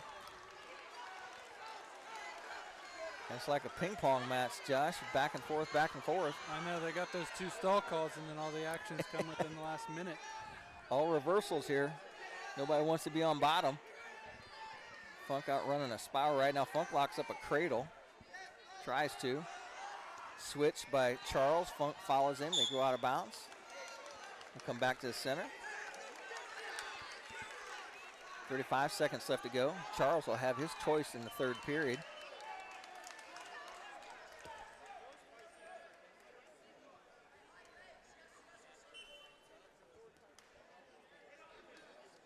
Troy Hahn asking a question of his assistant official. 35 seconds left to go in the second period. Charles tries to stand up. Funk puts the pressure on him, brings him back down. Funk running a spiral ride. Drives his shoulder into him, flattens out his opponent.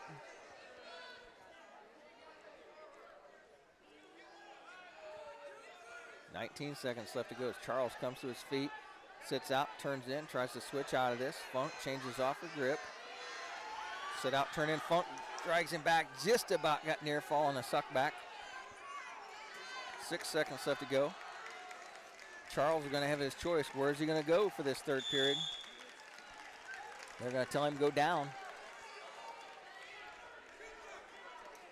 Funk has ridden him here toward this second half of that second period.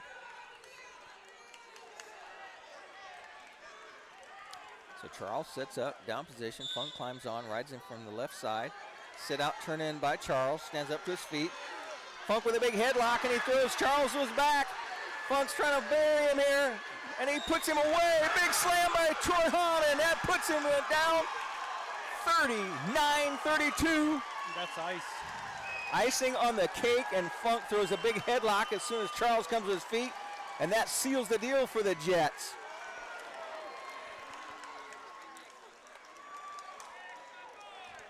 Boy, that turned fast, didn't it? Well, I was wondering in my mind, I said, look, we've talked about freshmen, sophomores, nonstop for Southmont. Southmont just makes a freshman, sophomore mistake. You can take a loss there. You cannot take a loss feet to back.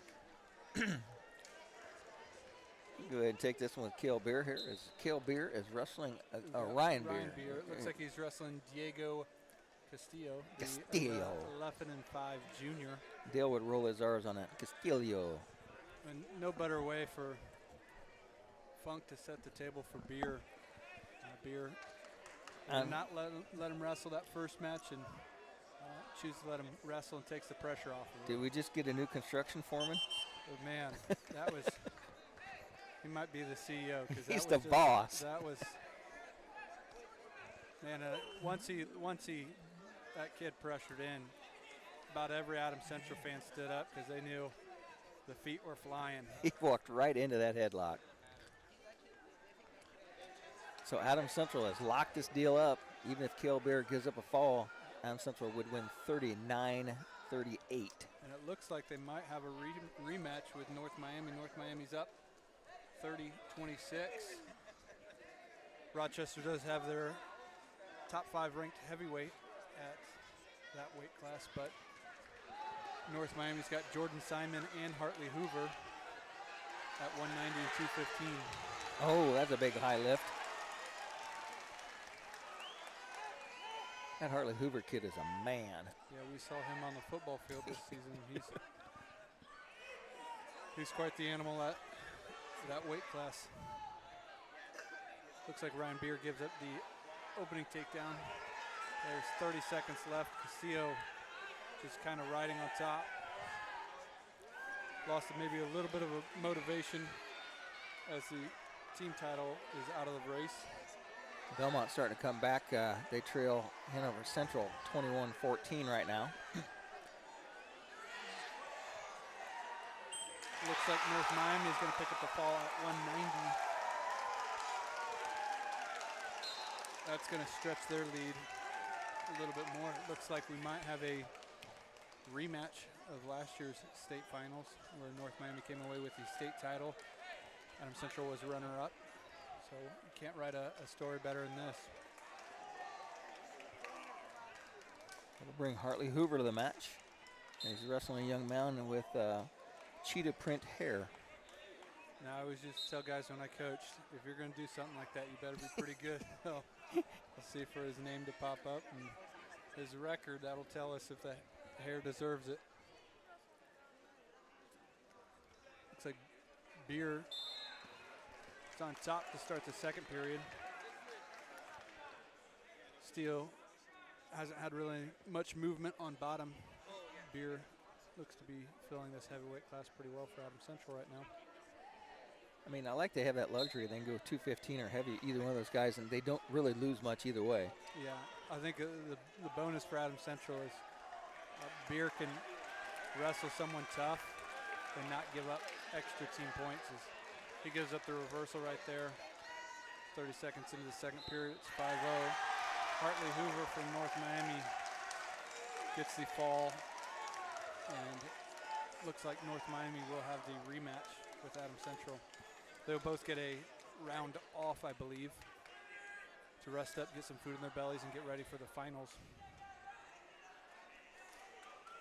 Now, South Adams will wrestle against Milan, correct? They already did. Is this not updated? Yeah, Milan defeated South Adams, so Looks South like Adams. they'll wrestle Madison Grant. Yeah, they'll wrestle for 11th place. And that will be, there'll be some good head-to-head matchups as Madison Grant's got 4 or 5 guys ranked in the semi-state. And those two very familiar with each other on a football field. The Argyles, them some tough socks, man. Score is still 5-0. Ryan Beer trails Castillo. There's 40 seconds left in this second period. Beer base is up for a moment. Castillo chops his arm back down.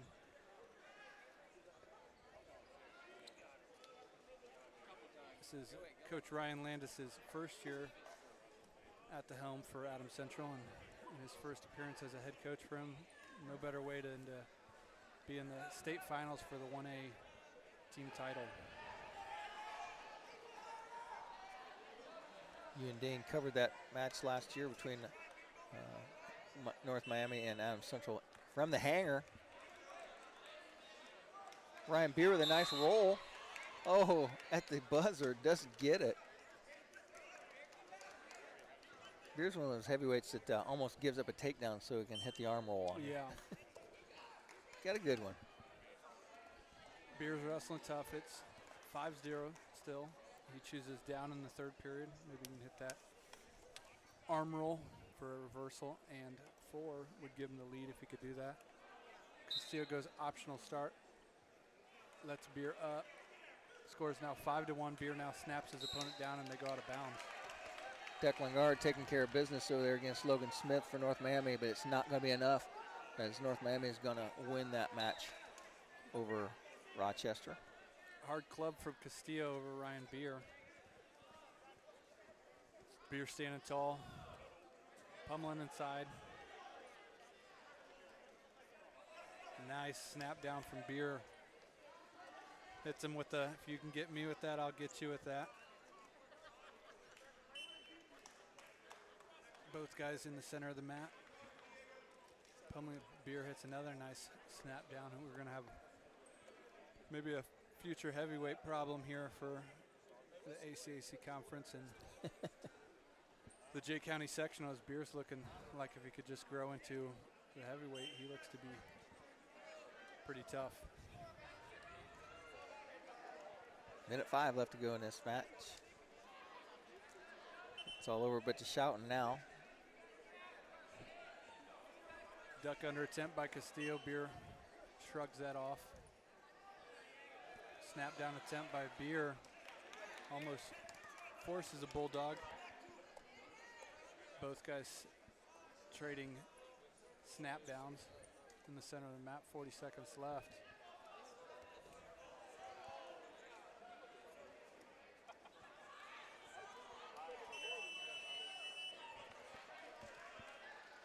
Under 30 now in that match.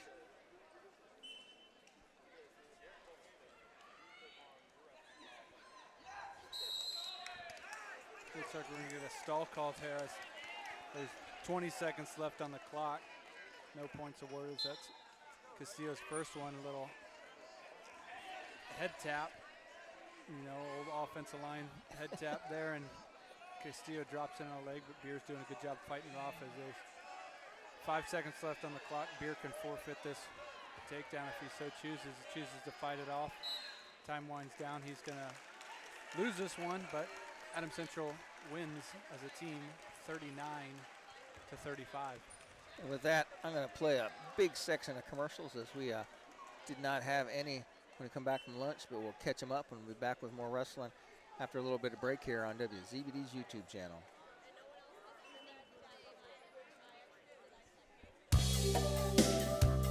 Selling land these days is no easy task, so you have to have a pro. Justin Griffin with Schrader Auctioneering and Realty of Fort Wayne specializes in farmland, estate sales, and homes in the Decatur and greater Fort Wayne area. With over 2,000 acres sold in the last 5 years, Justin's knowledge can help guide you with your sale. Give him a call or visit www.schraderfortwayne.com to find out more about how he can help you with your sale. Miller Land Surveying is one of Northeast Indiana's premier full-service land surveying firms. From lot and boundary surveys to large topographical, commercial, and industrial surveys, Miller Land Surveying can help you with all of your surveying needs. With a seasoned staff, the latest technology, and a drive for perfection, rest assured your project will be done professionally and efficiently completed every time. MLS is proud to support today's broadcast and encourages everyone to get out and support local athletes. Pampered Coach is a family-owned, community-minded business dedicated to providing the best sales and service for all your trucking and trailer needs. Pampered Coach on 930 at the edge of New Haven specializes in day cabs and sleepers. They also have a wide selection of new and used trailers. Celebrating 40 years in 2024, the guys at Pampered Coach offer a full-service department for both trucks and trailers to go along with their outstanding sales department. Visit pctrucks.net or visit Pampered Coach in person on 930 in New Haven. At Bolenbacher & Associates, we believe in more than just numbers. We believe in community. As a proud partner of Adams County's local sports teams, we cheer loud and proud for our hometown heroes. Whether it's a touchdown or a takedown, we're here to support what makes this town special. That's why we also encourage you to shop locally, support our businesses, and keep our community thriving. As your trusted certified public accountants, we're here to help your business succeed and keep you on track. Bolenbacher & Associates, where community and business go hand in hand. Who wants a complete smile? Or maybe it's just time for a dental cleaning and exam. Visit Dr. Laura Kugelhahn and her gentle, knowledgeable, and caring staff at Complete Smiles, located at 1133 North Main Street in Bluffton, Indiana. Dr. Kugelhahn would like to help you maintain your dental health or transform your smile. Complete Smiles is there to help you. Dr. Kugelhahn is currently accepting new patients. Call 824-3100 today to schedule an appointment. The loss of a room in your home due to a storm, a flooded basement, or even worse, a house fire are all events that will change your life forever. And it can be even more of a nightmare if you choose the wrong contractor to repair and rebuild. That's where K&R Contractors in Decatur come in. The guys at K&R use the same software as the insurance agencies, and they're at the forefront of the industry in this area when it comes to storm damage restoration.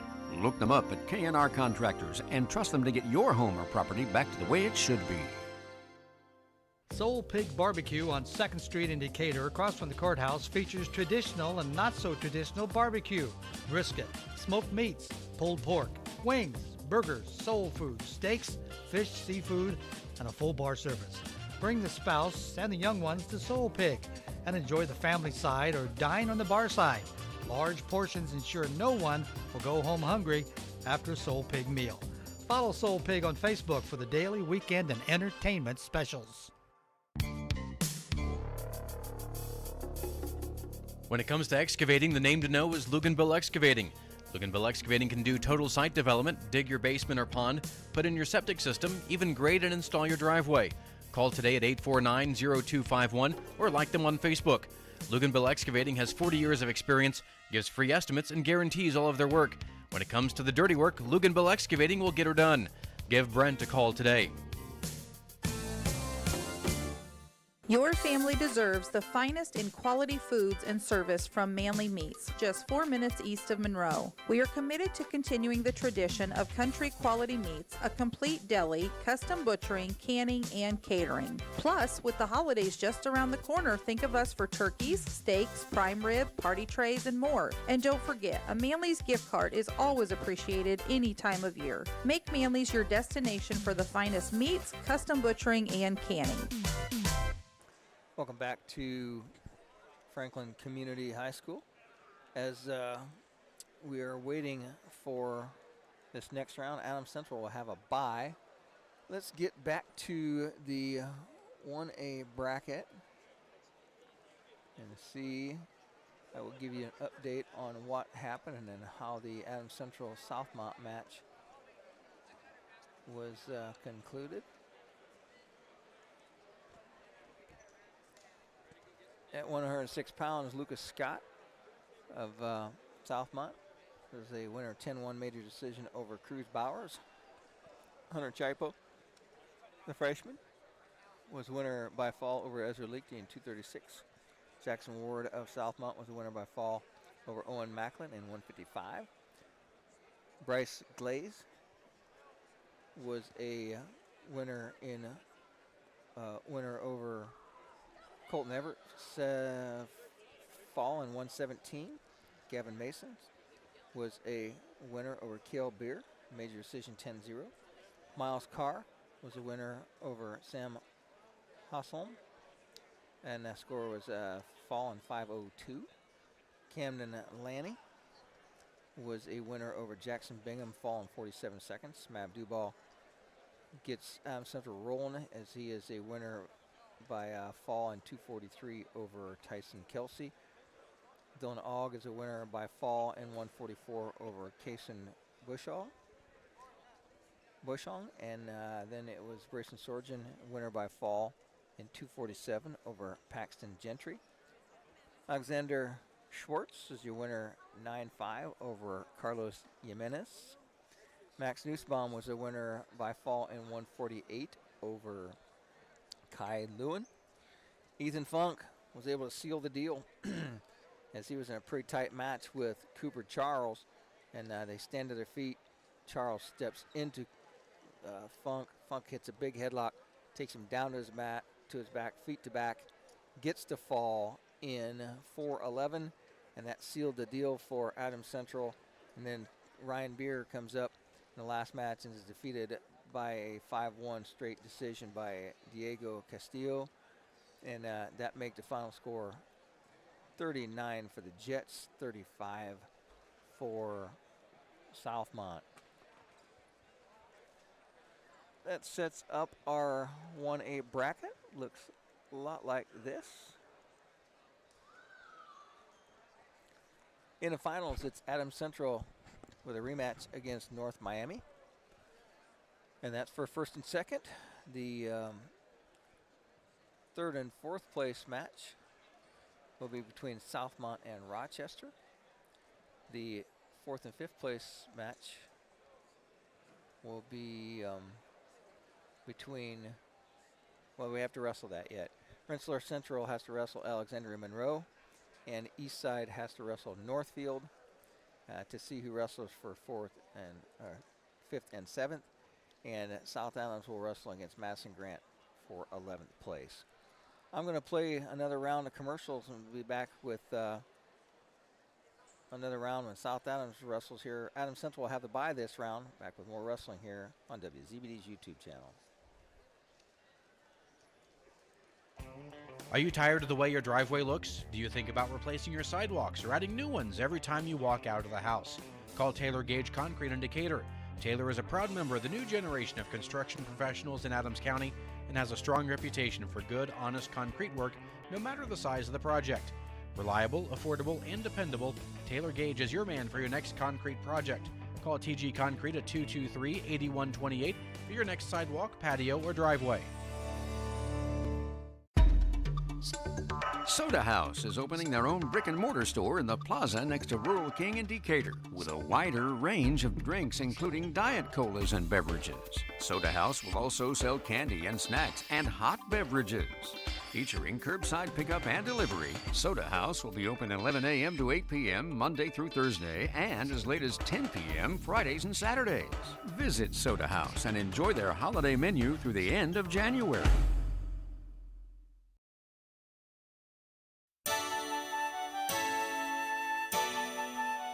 You may not know it, but Hitzer Patio and Fireplace is the perfect gift center for most everyone on your gift list. Big Green Egg Grills, gift certificates, tabletop pellet grills, Pelican premium coolers, cast iron kettles, and Dutch oven. Unique gift ideas for special people on your gift list. Hitzer, 269 East Main Street in Bern. DeVos Johnson Zwick Baker in Ainsworth is now DeVos Baker Ainsworth and Razzo. While the name is different, our dedication to serving Adams County and surrounding areas remains the same as when L.C. DeVos began his practice nearly 150 years ago. Our name celebrates the future of our office while honoring the legacy and dedication to clients displayed by our founding member and the 3 generations of DeVos attorneys that followed him. Call Tim Baker, Scott Ainsworth, Luke Ainsworth, or Ann Razzo to experience the same dedicated and knowledgeable service in meeting your legal needs. No matter your age, health and life insurance can be confusing and overwhelming. This is Derek Bailey with Bixler Insurance. Whether you are currently on Medicare or will soon be qualifying for Medicare, we have the products and expertise to meet your needs. Under age 65 and looking for health coverage? Interested in protecting your family from an unexpected loss with a life insurance policy? We can discuss options to assure your peace of mind. Call Bixler Insurance today to schedule your free appointment. Looking for unbeatable deals? Head to Kelly Auto Mall of Decatur. With over 70 years of trusted service, we offer Ford, Chevy, Chrysler, Dodge, Jeep, and Ram all in one location. Enjoy free car washes for life, a huge selection of new and pre-owned vehicles, and limited time offers on our remaining 2024 inventory. Deals this good won't last. Hurry in today. Mercury is hazardous to the environment, and because mercury is used in fluorescent bulbs, CFLs, and other consumer items, you need to know how to handle these products and properly dispose of them. There are many informative websites with details, or you can call the Adams County Solid Waste Management District, or visit www.recycle.in.gov. Help keep mercury from our water and environment. Know what to do and always dispose of products that contain mercury properly. And keep your water clean. Indiana Physical Therapy is your independent local choice for physical therapy. There's no referral needed to come see us, and we accept all insurance. With direct access, you can just walk in and request an appointment at any of our 18 convenient locations. Our team of expert therapists are here to help you recover and get you back to doing what you love. Visit us online at indianapt.com to request your appointment. Indiana Physical Therapy, where people go to get better.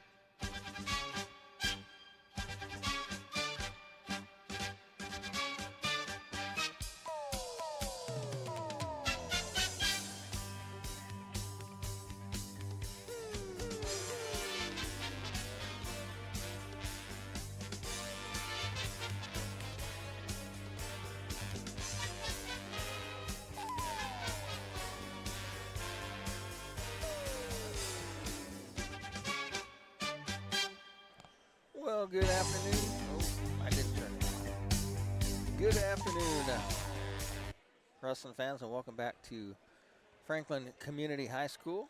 Rex Brewer along with Josh Gaskell as we are ready for the South Adams Starfires and their attempt to come back and wrestle and place 11th place here today.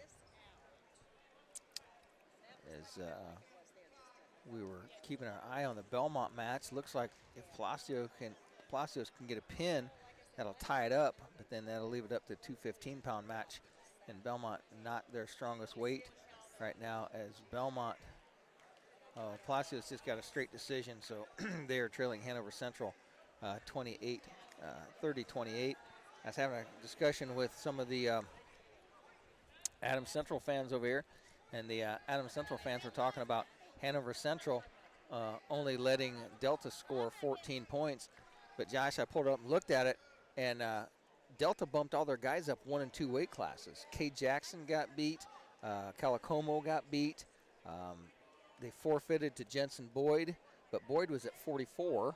It was all changed around, but Hanover Central, we know that they're a tough team. We saw enough of their guys wrestling at Mishawaka last week to know that they have a very solid team. Yeah, and you do some weird things with your lineup in hopes to, win a couple matches or, not get last, I guess, and that's the retrospect. South Adams gonna try to do that right here against a tough Madison Grant. They've got at least 3 or 4 guys ranked in the semi-state, and so they're gonna have their handful at 32, 38, 44, 75, and so the work's not done yet, and you want to try to Brock Sprunger with a quick pin over Traven Hall of Madison Grant, and that match, what weight is that class? 113.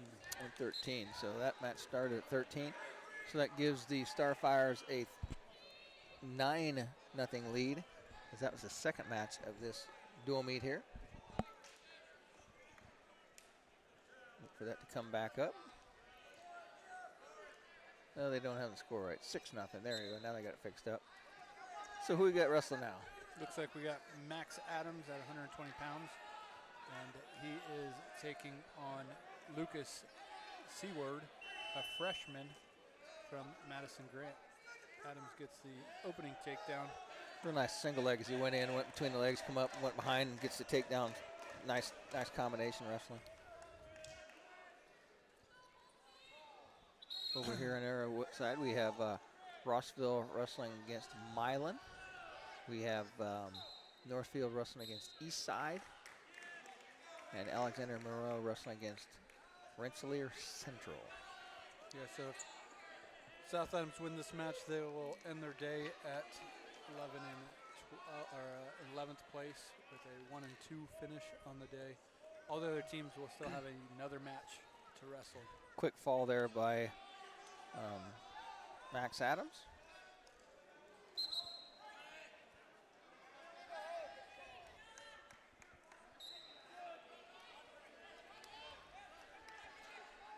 Now, who we get wrestling now? Dakota Sprunger wrestling against Carson Henley. Sprunger with a quick takedown.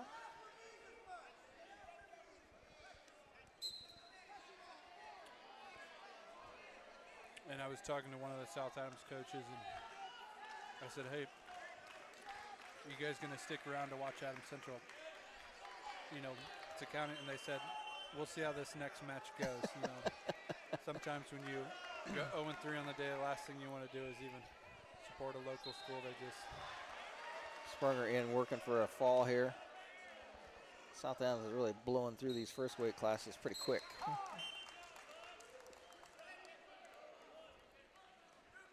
Sprunger with a quick fall.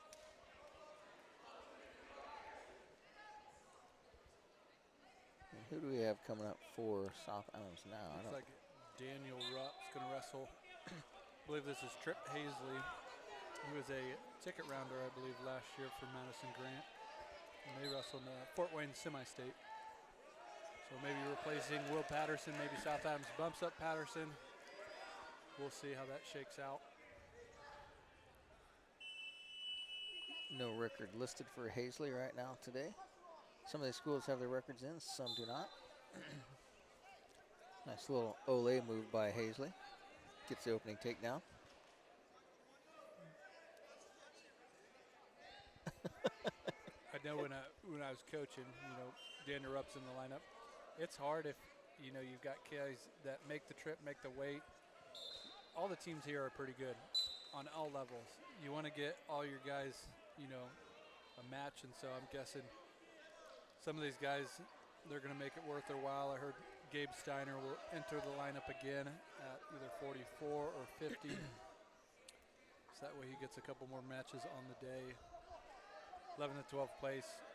Like I said, you don't want to go 0 for 3, but you also want to try to improve all your guys. So it looks like they're trying to get some guys matches. Looks like Hazley lets Rupp up, takes him down again to his back. Scores 9-1 on the scoreboard. Rupp doing a good job of bridging, but he's got 45 seconds, and he fights off his back there. Score is now 13-1.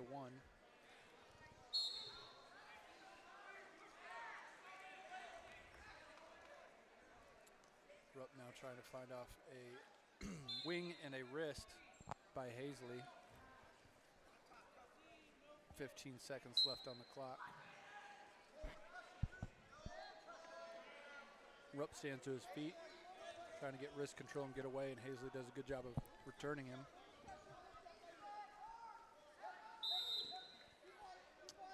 End of the first period comes to close. The score is 13-1.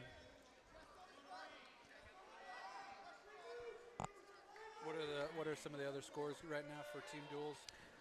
Well, it looks like Alexander Monroe has a 6-0 lead over Rensselaer Central. East Side has a 6-0 lead over Northfield. Rossville has a 6-0 lead over Milan.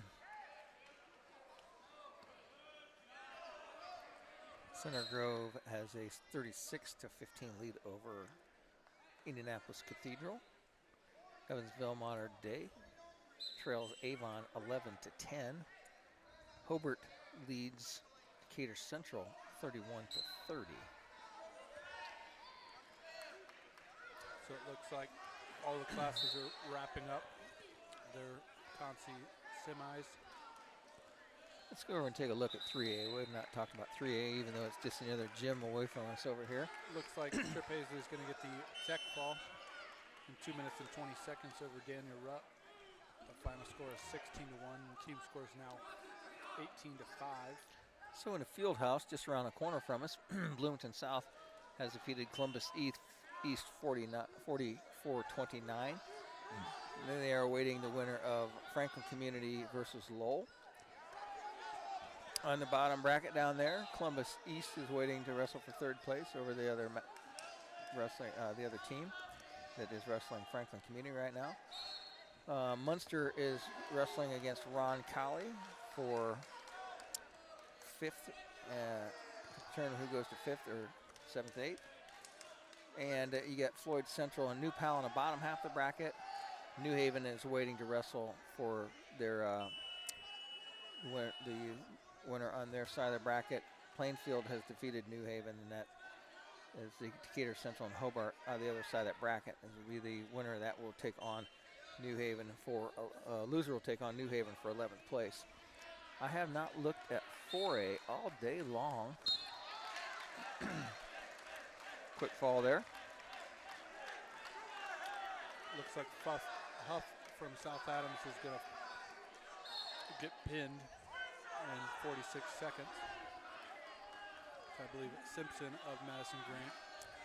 So in a 4A, Brownsburg is in the finals against Crown Point. Surprise, surprise, surprise. Noblesville is going to wrestle Westfield for 7th place. Evansville Mater Dei is going to wrestle Avon to try and make their way back to CU wrestle for 3rd place. And Indianapolis Cathedral and Center Grove are wrestling to see who's going to take that 3rd place spot.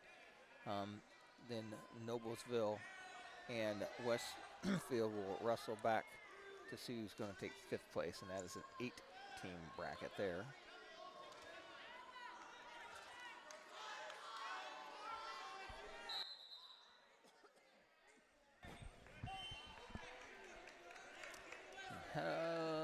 going here now? Looks like Gabe Steiner trying to pull up who's wrestling for Madison Grant. Gabe Steiner's wrestling at 150 pounds for South Adams. He fended off a double leg there with a little bit of a chin whip attempt. Looks like he's wrestling Grady Hazley, the brother of Tripp Hazley, who wrestled 132 pounds. Grady in on a double leg. That's Grady Hazley, not Grady Steiner. And he gets the opening takedown over Steiner. I think that the way it works is it's like if your kid's named a certain name, he's going to end up wrestling someone with that name. It seems like it happens more often than not. Had a battle of the Gabes on our stream and battle of the Gradys now, and this seems the battle of the Wyatts. Yeah, I had a battle of Wyatts the other night against Yorktown. You know, I was a senior in high school, and I wrestled another kid with the same initials but the same last name. No relation to him. It was the weirdest thing. Just how it works sometimes. Looks like Grady Steiner's going to get his escape. Now looking to defend a takedown by Grady Hazley. Roll through attempt for Steiner. He's going to get the takedown there, and a little bit of a funk roll from the front headlock. Kind of looked like a little bit of a gator roll. Improvised, and the score's now 4-3 in favor of Grady Steiner. Gabe Steiner. Gabe Steiner. Grady's his brother. Gabe. Oh, okay. I just thought because he's wrestling against Grady. Yeah, that was maybe my head. So Grady's his younger brother. Gabe Steiner. Gabe had a first-round loss against Alexandra Monroe's Blackman. That came by pin, so Grady Gabe is looking to improvise on that. You're just going to call him by their last names. Yep.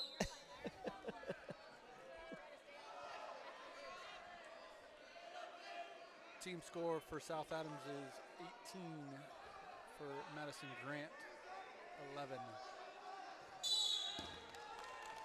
Troy Hahn just caught a fall. That's the hammer you were warning me about.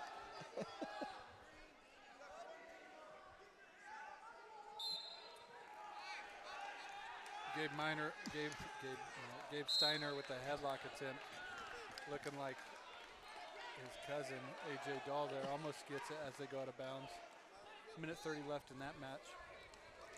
See, I don't know all the family trees from the South Adams group. I don't know who's related to who. Well, I know they're related to Reynolds from Adams Central, and there's another headlock attempt by Gabe. I'm just going to keep throwing headlocks till one of them works, darn it. Look, if he keeps putting his head there, maybe, but get your escape one first and then maybe throw it.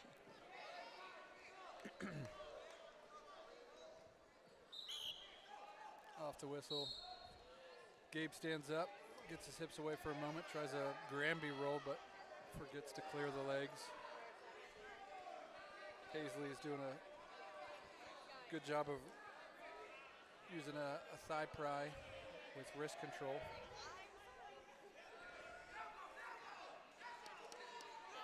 Gabe gets to his feet, tries another Granby roll. No, I've seen a Granby roll, and they don't look anything like that, Josh. Nope, you got to clear your legs, because if not, you're just getting caught up on their feet. So I spent a week at the Granby School of Wrestling in Christchurch, Virginia, and when I left there, I knew exactly what a Granby roll was.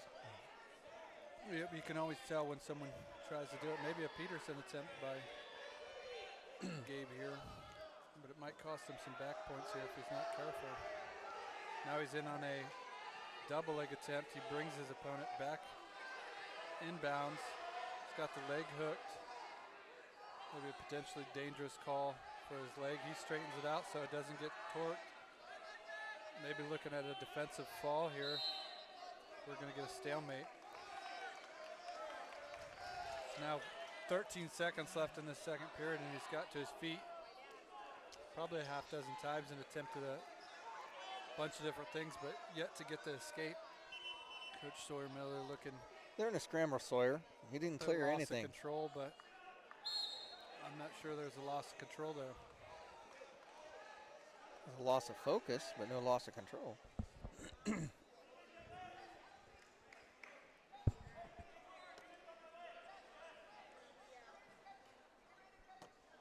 Fisher talk about this one, and no loss of control, so score still 4-3 in favor of Gabe Steiner. He's gonna have 13 seconds to get an escape, gets to his feet.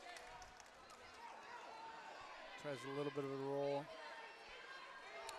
Trying to high leg over with the wrong leg. Yeah. And some of that stuff, you put it past when it's a freshman, you can maybe make some of those freshman mistakes. When you get to a senior and you're starting to do some of that, you should have learned by now. So I know he'll learn. He's got a hard work ethic. Saw him at church, and he's been working out with the beer boys from Adams Central. They all go to the same trainer for lifting, and I said, look, those are the guys you want to hang around because they're pretty tough. So they are just hard-nosed.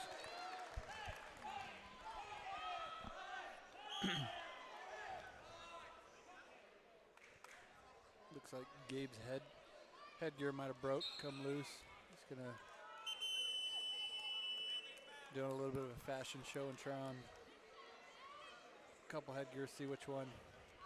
That's one thing you always had to do is you had to figure out somebody in a team that wore the exact same headgear you did and your heads were the same size. You could do a quick fix there. High school wore those halos and them things, if they got dry right, they'd break across that strap across the front, and there was no way to fix them. So in the third period, Grady Hazley chooses neutral, scores 4-3. Shot attempt by Hazley. Steiner does a good job of just kind of olaying and let him going past and gets behind for the takedown. They're on their feet though. Steiner's got to return him, and he goes for a front grip. And he's got a wing locked up now with Hazley bellied out.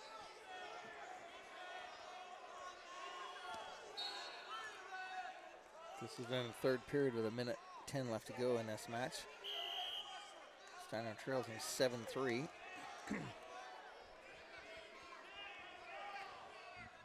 I wish all teams put in their record, because I'm curious to what this wrestler for Madison Grana is. He's a freshman, but he's wrestled pretty tough. Maybe it's just two freshmen battling it out here.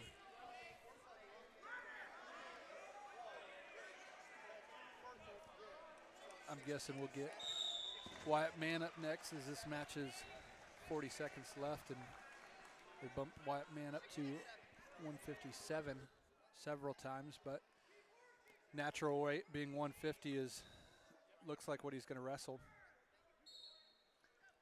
Steiner still in control. Scores 7-3.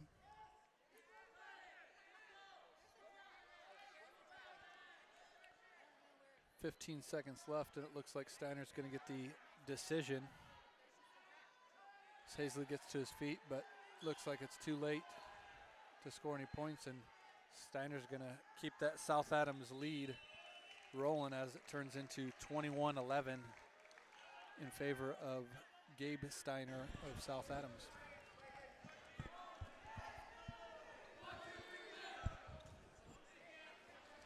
So with that 18-11 score, South Adams jumps out front here now as we jump our way up to 150 pounds. And is this Wyatt Mann? This would be Wyatt Mann, wrestling at 150. Mann's had a pretty good day. Yeah, he's wrestled tough. He's seen probably maybe the harder competition for South Adams as far as the two duels he's wrestled. I think it started off with a big win over Wyatt Hoppus the other night at Yorktown. Kind of got him on a good roll here. Yeah, part of it is once you beat a guy, you can start believing that you can compete with those guys, and he's shown that today. He had a big win when he bumped up to 157 pounds. He's wrestling against Calvin Van Marter.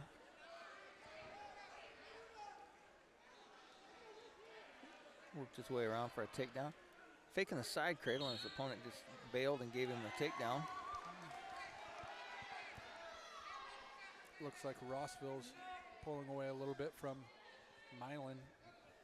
Scores 18-9.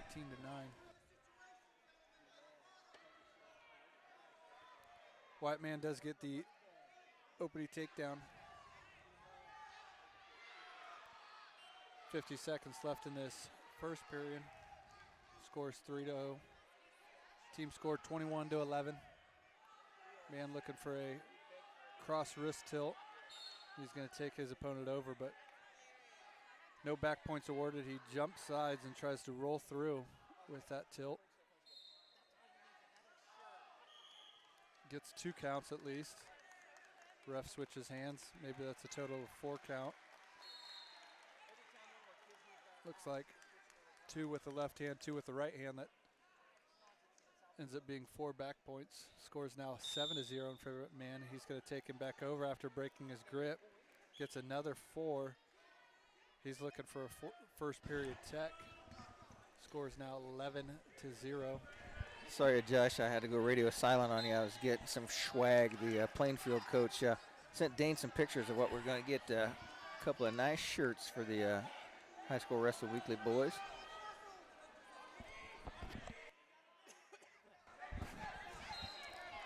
Man, really cruising here, 11-0 already. Yeah, you get a couple of those cross wrist tilts, you can start racking up some points, especially when you break it, just for a second, then lock it back up. And he's rolled through on that twice for a total of 8 points off of just that.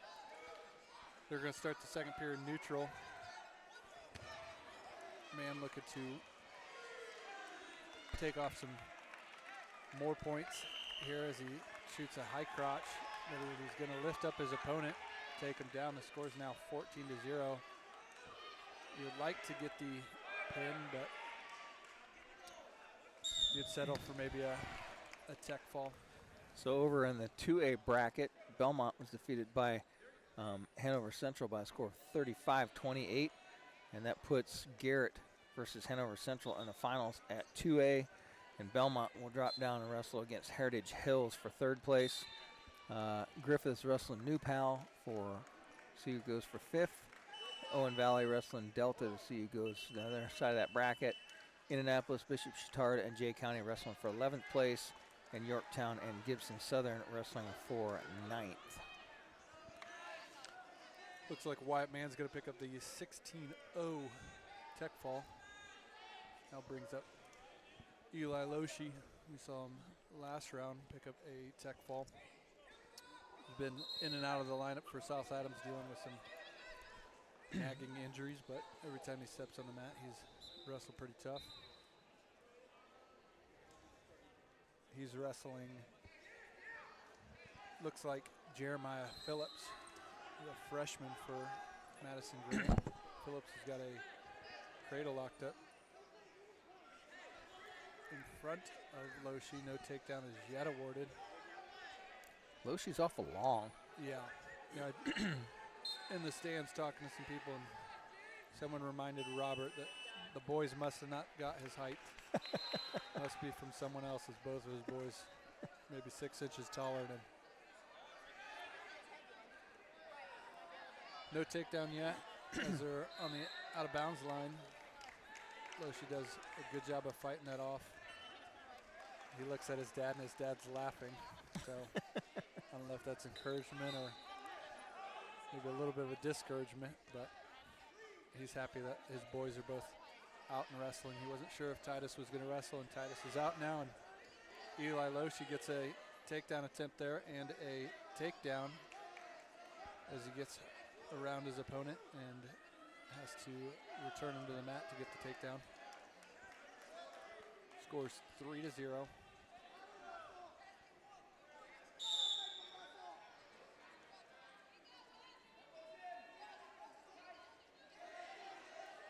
Who did you say Belmont has for the Heritage Hills? Heritage Hills, that'll be a good one. They wrestled it to a pretty close match last year at Jay County.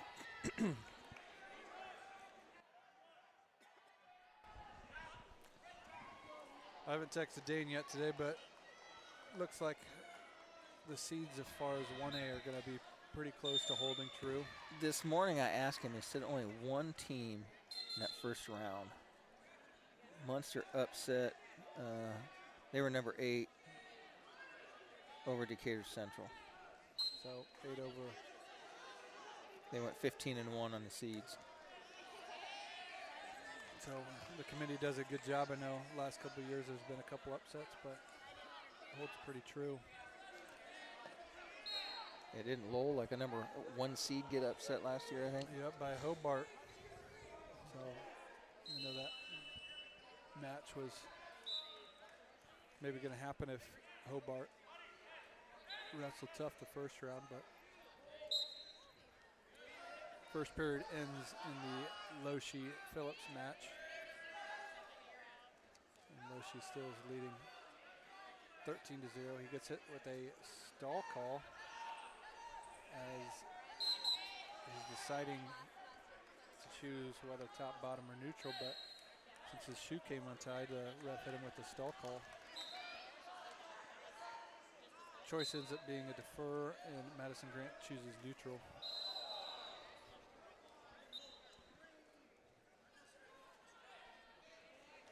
So it looks like we're pointing in the right direction for the finals match, because Adams Central's wrestling on mat 13, which is right here to our left.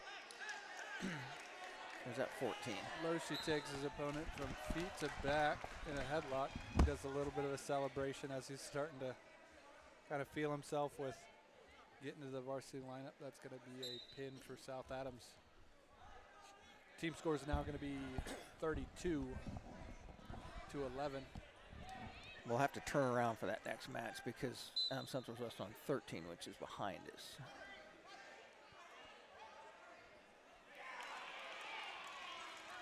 Who we got up here? Is this Nathan Plattner? This would be Nathan Plattner.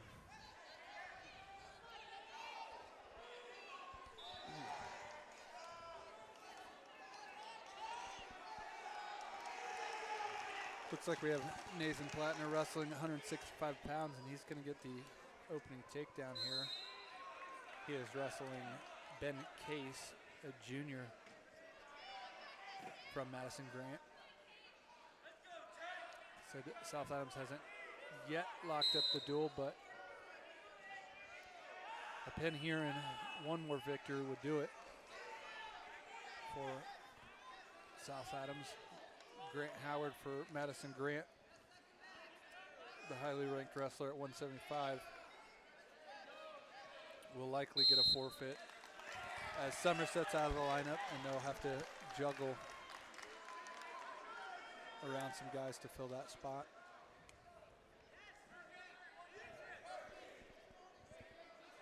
Eastside put a pretty good win on Northfield over here. Yeah, it looked like 29-4. Kane Carter picks up a big win there at that weight class. You know, the hard part about doing tournaments like this is I've wanted to watch, you know, Rossville's got several guys that are highly ranked in the state. Eastside and Lincoln Carter. You know, Adams Central, we've got to see them. But all these teams have guys, and we just haven't had the opportunity. As Nathan Plattner is going to get the fall there in 1 minute and 32 seconds. We haven't had the opportunity to kind of watch some of these high-level guys. We'll have to wait to the state tournament. We'll see some of them at New Haven at the semi-state, but been focused on the Adams County schools. So now, team score 32-11 with South Adams in the lead. They were Madison Grant at 175 pounds. Who's out there for the Starfires?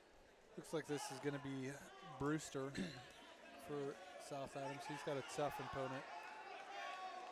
And Grant Howard, I believe Howard wrestled 138 last year. Now he's all the way up at 175. That's a jump. Yeah, I believe he comes in at the third-rate wrestler in our semi-state at 175 pounds. So Brewster's going to have his hands full here. But you can keep it to a tech fall that might lock up a duel for South Adams. Brewster just got thrown to his back and he's able to roll through it.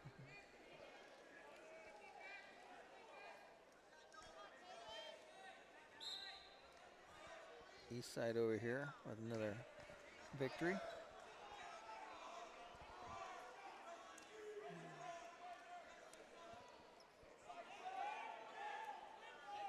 They're up to 157 pounds here. And the East Side's going to do some jumping around. As they're going to put Lincoln Carter, looks like he's going to go up to 65. And that'll be a match, I believe Elijah Gull for Northfield is at that weight. Gull comes in, I believe, as the third-ranked guy behind Brayson. So when you're East Side and you're wrestling for a spot out, you want to try to get your studs a match. So it looks like we're going to see that match maybe happen right in front of us. Ryder West, the freshman, is wrestling against Luke Evanston of Northfield. And these guys are trading turns in their back. And there's the fall. So that'll bring up Lincoln Carter at 165.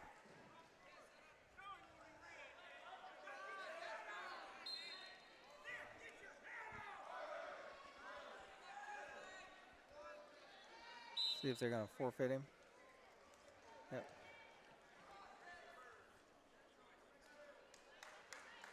They're going to throw a sacrificial lamb out there against Lincoln Carter. Young man sheepishly walks over and is like, "Oh, I got to go out there." Well, looks like maybe they didn't report yet.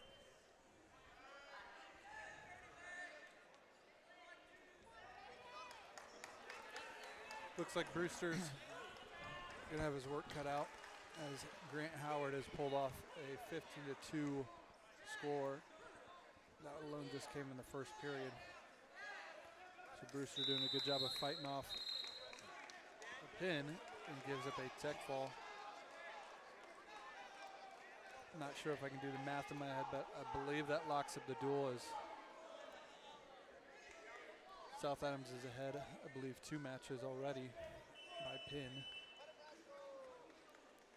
It's going to bring out Flores Santos for South Adams, filling in the spot for West Somerset.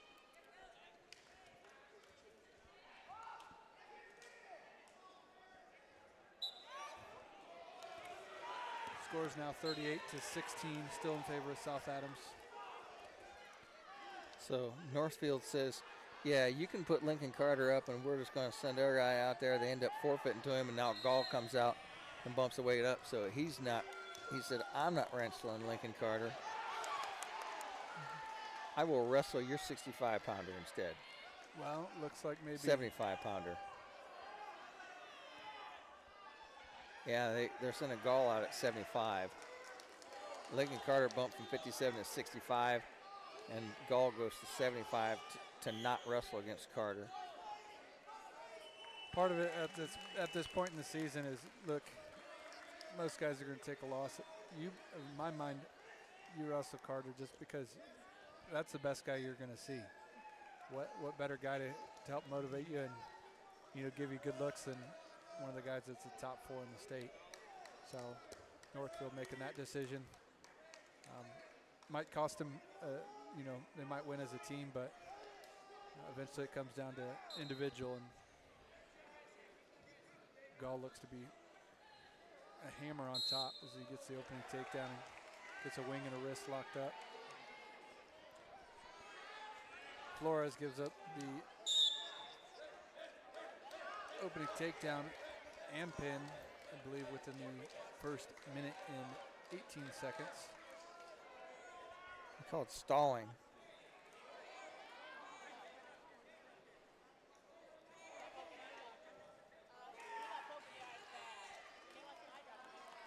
Thought it was a pin, and Flores took off his headgear like he was ready to be done. He got stalled so hard that it knocked his headgear off.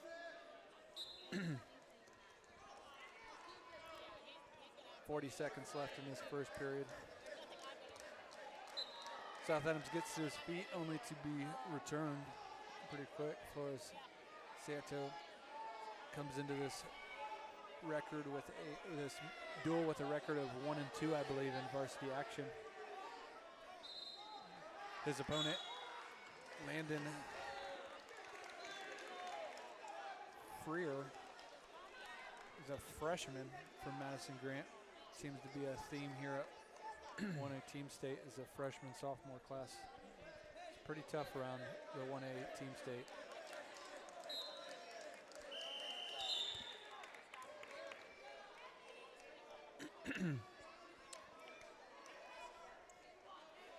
South Adams match is 6-1.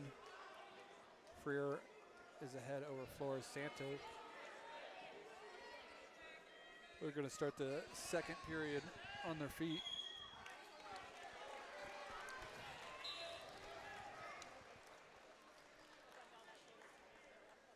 You know, if you're Adams Central, you're probably hoping South Adams wins this one because last year South Adams got 12th at the state tournament, and Adams Central lost to North Miami. If they could maybe flip it and get 11th this year, maybe that flips the finals match, and Adams Central might win the championship for 1A. There's a lot of what-ifs in there.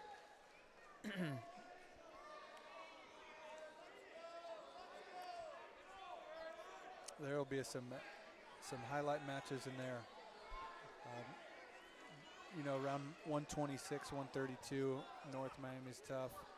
Then, you know, we saw 190 all the way through heavyweight. They're pretty tough, but they've got guys sprinkled in there before that have wrestled last year that won a state title for North Miami. So Adams Central's going to have their work cut out.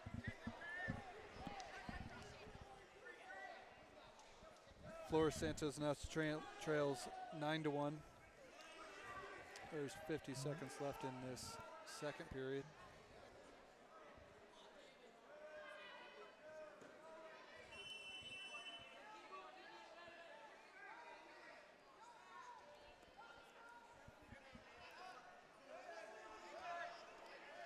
As this period winds down, I'm going to play a commercial here. We'll be back with more wrestling right after this.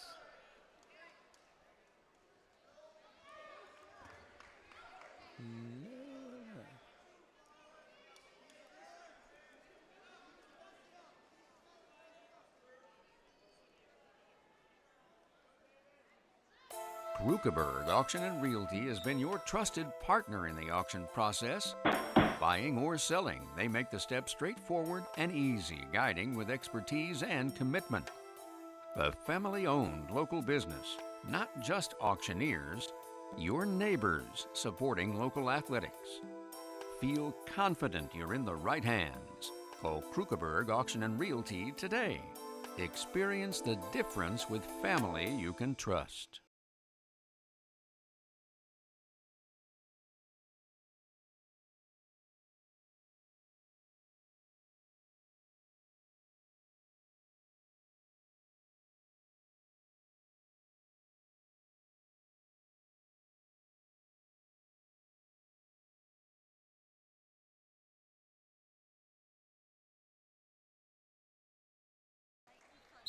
Welcome back as Flores is still wrestling in the down position. Third period just started here.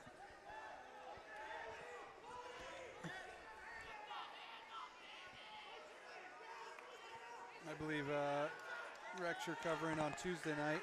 Belmont takes on, who is that? Muncie Central, I think. Muncie Central, and that's at the annex. The annex. Oh, look at here. Turn around.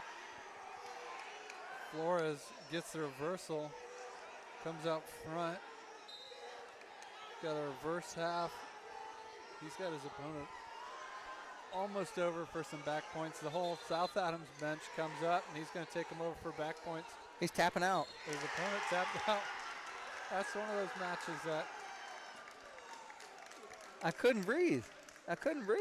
The kids are going to talk about that for a while. They're going to say, yeah, we finished 11th, but remember that time that Flores Santos got to be in the lineup at 190 because Somerset was out, and he came from 9-1 to come back and get the. They're not going to give him the fall. They're going to call potential dangerous. It's not illegal. His belly was covering his mouth. It's not illegal. It should be a 5. If he's tapping out and they're going to let him continue to wrestle, just like an injury call during the near fall, you're going to get that one extra near fall. I don't care how you handle that. That was not handled correctly. Yeah, however it was, that was a reversal straight into that pinning combination. He's going to... There's 3 ways to handle that, and none of them were used.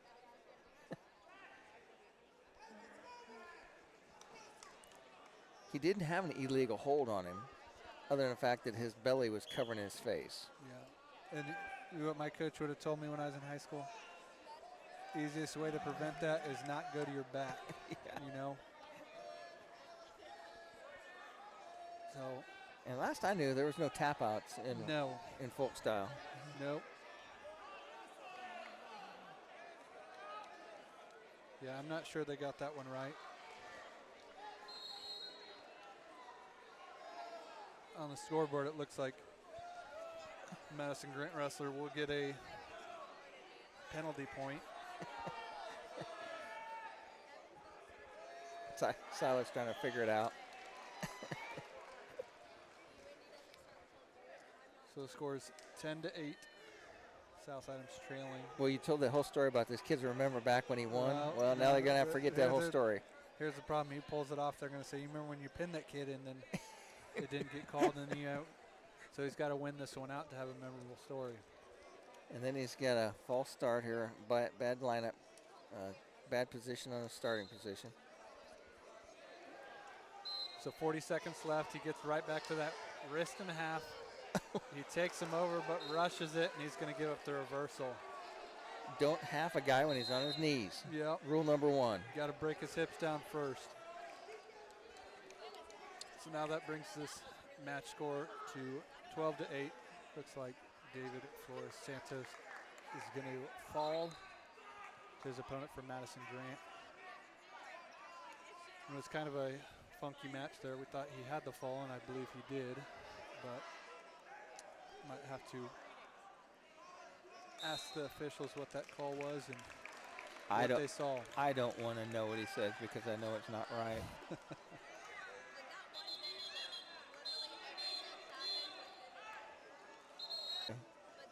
OBS connected, disconnected, reconnecting. I think we're back. Reconnecting successfully. We are back. Somebody hit the switch on the trip, and so Santo Flores didn't get the big victory. Now it's Cooper Affolter wrestling. And he is wrestling against, don't have it updated yet. He is wrestling against Gannon Turner, freshman from Madison Grant. Well, and if my math is correct, there's 215 heavyweight and 106. South Adams could lose all of these by pin if that would happen, and they would still win 37-38. So it looks like South Adams has locked up 11th place and does improve on how they finished last year.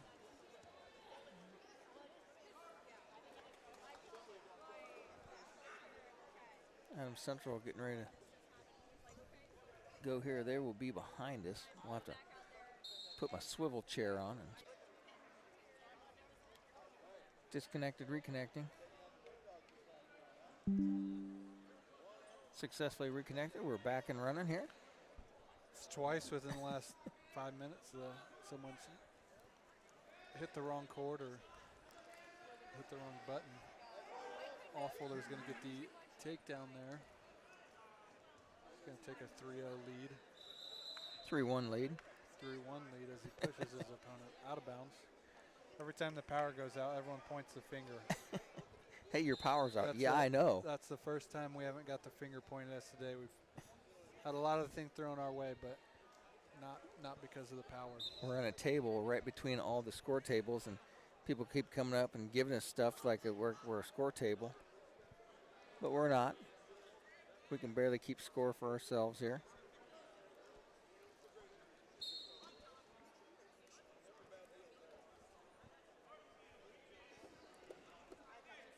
tomorrow they have the elementary duels here, so that's why it makes Franklin a good spot to host Team State, because literally the next day they will host a lot of schools from around the state. I believe that's in 2 classes, small school and big school division. So Adams Central does have a team here wrestling in the elementary small school division.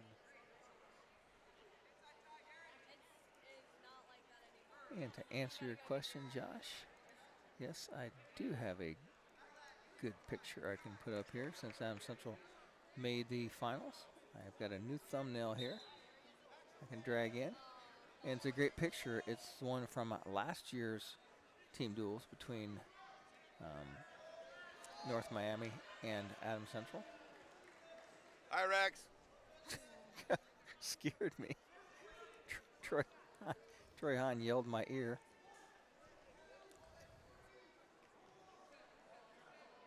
Off holder with a 3-1 lead now still. Off holder shoots a crossbody single. Looking to get his head out and switch to a double. We keep losing power the way it is. We don't need any more help. That's where this whole line's plugged in at down there. See, they were blaming it on him. I got blamed for hitting the mat too hard. I believe that. Off holder's yeah, at a weird turn of events, off holder goes from his feet to his back. Now he's fighting off his back as there's 54 seconds left.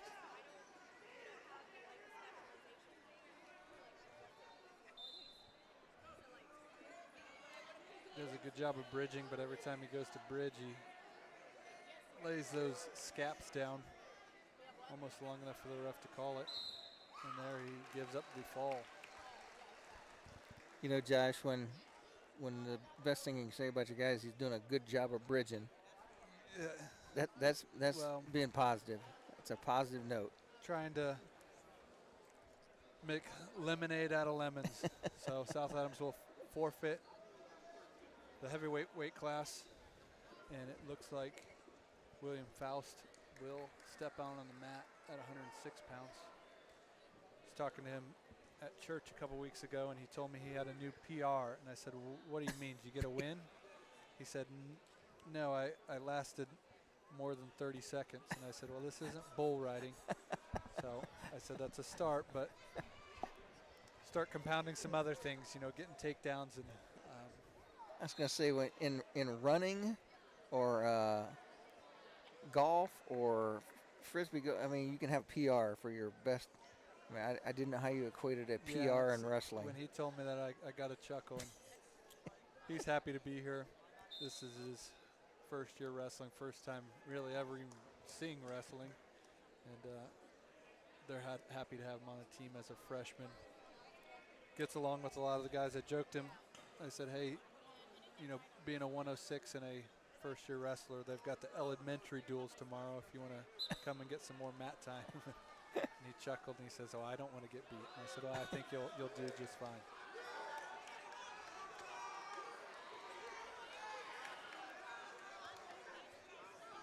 So Faust is wrestling for South Adams. Madison Grant does have a 106.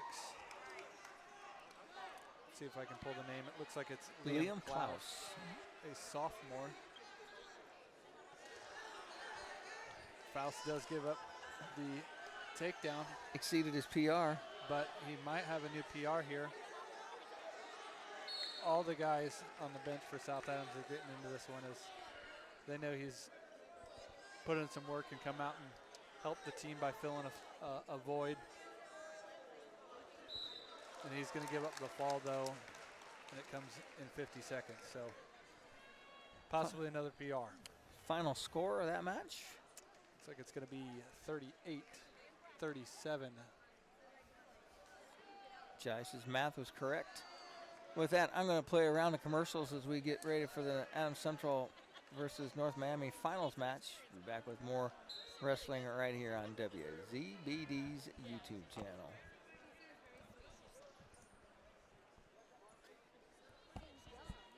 9 miles from Monmouth and 9 miles from Fort Wayne, situated on 9 miles from Monmouth and 9 miles from Fort Wayne, situated on 27 just south of 469, sits 9 Mile Restaurant, your home for great meals since 1837. Providing home-cooked meals to travelers between Decatur and Fort Wayne for over 180 years, 9 Mile has stood the test of time as an institution on the southern edge of Allen County. With seating on the family side, the bar side, and outdoors, there's always a reason to stop and have a meal.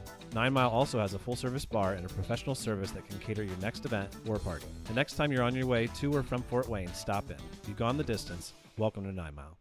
Krukeberg Auction and Realty has been your trusted partner in the auction process. Buying or selling, they make the steps straightforward and easy, guiding with expertise and commitment. The family-owned local business, not just auctioneers, your neighbors supporting local athletics. Feel confident you're in the right hands. Call Krukeberg Auction and Realty today. Experience the difference with family you can trust. At Three Rivers Federal Credit Union, we're focused on empowering you to achieve financial wellness by offering the resources and support you need every step of the way. We're equally committed to bettering lives in our region through volunteerism, community funding and partnerships, college scholarships, and more. We give back to the people, places, and ideas that matter most to you. Learn more at threeriversfcu.org. Three Rivers is federally insured by the NCUA. Join the team at Smith Brothers of Bern, where they pride themselves on providing their employees with a family atmosphere. Smith Brothers is currently hiring with a Monday through Friday work week in an air-conditioned environment. Employees are not required to wear uniforms and can listen to music while they work. Starting wages are $17.50 to $21 an hour at the end of their first year, with a yearly bonus incentive and a competitive benefit package. Apply online at smithbrothersfurniture.com or in person at Smith Brothers, 356 Monroe Street in Bern. We select our insurance companies the same way you do, very carefully. When you work with us, you can count on receiving fast, courteous, and professional service and quality protection through Auto Owners Insurance. For a no-problem approach for your life, home, car, and business insurance needs, ask us about the No Problem Company, Auto Owners Insurance. See Toby, Mark, Kyle, or Barb at Graber Insurance with offices on Highway 27 North in Bern and 623 West Monroe Street in Decatur. Hey, do you know when and where we can recycle in Adams County? Well, I know you can recycle from 8 to 4 weekdays and Saturday 8 to noon at the transfer station next to Golden Meadows. Okay, where else? In Decatur, behind D&D Marathon on the east side of town on Thursdays, Mondays at Simon Manufacturing 27 South in Bern, and in Monroe on the third Tuesday at the fairgrounds. Plus, you can always get the latest info at adamscountyswmd.com. Thanks. When you need building materials, you need Arnold Lumber, 425 Winchester Street in Decatur, featuring lumber in a wide choice of sizes, plus doors, windows, roofing, and more. Whether it's a complete new home or remodeling, a new deck or deck repair, a new kitchen or a kitchen update, whether it's an erected or materials-only garage or pole barn package featuring quality metal, free professional designs and estimates. Arnold Lumber provides it all. Open 7 to 5 Monday through Thursday till 4:30 on Friday and 11:30 on Saturday. Strep throat doesn't call ahead. The flu doesn't RSVP. When illness arrives, it usually shows up unannounced. And so can you at Adams Medical Group Primary Care. At every stage of life, your primary care provider stands ready to offer same-day treatment. And if you need a higher level of care, our primary care team can direct you to the most appropriate care Adams offers. Primary care at Adams Medical Group. Close by and compassionate. Welcome back to Franklin Central High School. And Josh, we went back and I went to the dual meet for Madison Grant and South Adams. We'll do the rundown here to show what happened in that match. Am I back? Oh, yeah, I'm back. At 113, Brock Sprunger was a win by fall in 36 seconds over Traven Walls. Max Adams at 120 was a winner by fall in 35 seconds over Lucas Seward. Dakota Sprunger was a winner by fall in 45 seconds over Carson Hendley. At 132, Trip Hazley was a winner by fall over Daniel Rupp. Tech followed him in 220. Caden Simpson was a winner over Braxton Huff by fall in 46 seconds. Gabriel Steiner was a winner by decision 7-3 over Grady Hazley. Wyatt Mann was a winner by tech fall 16-0, and he won over Calvin Van Marter at 157 pounds. 157 pounds. Eli Loshi was the winner by fall in 222. Nathan Plattner was a winner over Ben Case by a fall in a minute 31. At 175, Grant Howard was a winner over Nick Brewster by tech fall 18-2 and 226. Landon Freer at 190 was a winner by decision 12-8 over David Flores Santos. At 215, Cannon Turner was a winner over Cooper Affolter by fall in 325. At 285, Logan Gillespie was a winner by forfeit. And at 106, Liam Klaus was a winner over William Faust by a fall in 50 seconds. So that was the wrap-up of how the South Adams 11th place match 1 was done. And I think Adams Central is wrestling on mat 13, which is over here behind us. And they are not up yet, so I'm going to take this opportunity to play a couple more commercials, and we'll be back with that one. That is ready to roll around for the finals. They take on North Miami.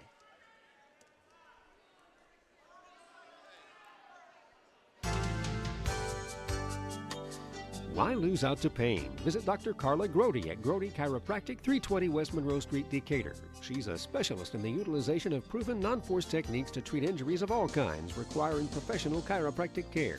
Call 724-2510 for an appointment with Dr. Carla Grody. Open Monday through Thursday, closed Friday and Saturday. Grody Chiropractic, 320 West Monroe Street, Decatur.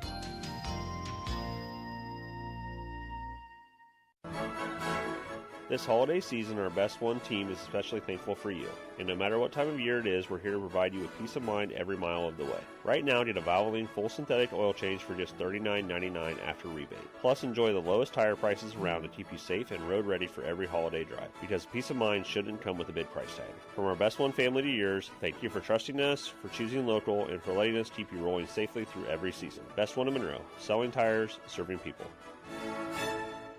Don Myers Plumbing and Heating in Bern is your American Standard home comfort dealer. American Standard has been in business for more than 100 years and welcomes Don Myers Plumbing and Heating of Bern as one of their independent dealers. Don Myers Plumbing and Heating and American Standard will provide your home or business with energy-efficient heating and cooling equipment, saving you money. Don Myers Plumbing, Heating and Cooling at the east edge of Bern on Adams County Road 000, your American Standard heating and air conditioning dealer. Hi, this is Tina with Innovative Concepts. The holidays are quickly approaching, and we have something for every tech lover on your list. From smart home upgrades and sound systems to remote starts and home theaters, give the gift of amazing technology this year. Don't stress over shipping delays or big box crowds. Shop small, shop local, and support your hometown experts. Gift certificates are perfect for the gadget lover in your life. Innovative Concepts, 1421 Manchester Street in Decatur. We bring technology to you. When faced with the difficult task of making arrangements for your loved one, many emotions and questions arise. What would they want me to do if they were here? Where is the money coming from? How much should I spend?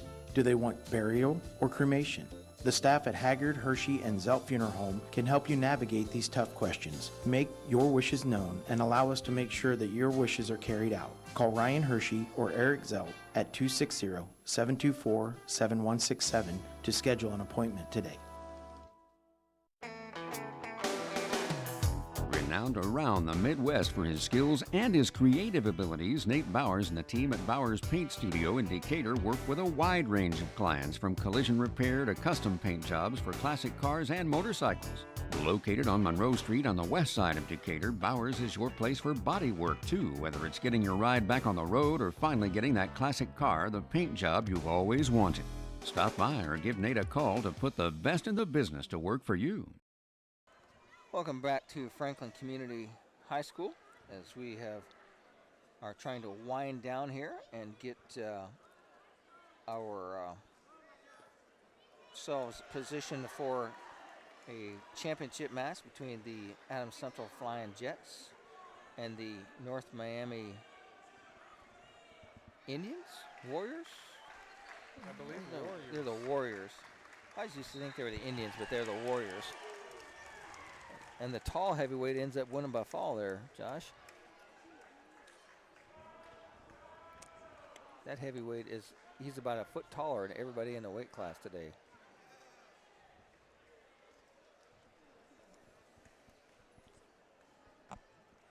Looks like that duel's got one more match to wrap up at 106 pounds, and then announce the teams and mat assignments. And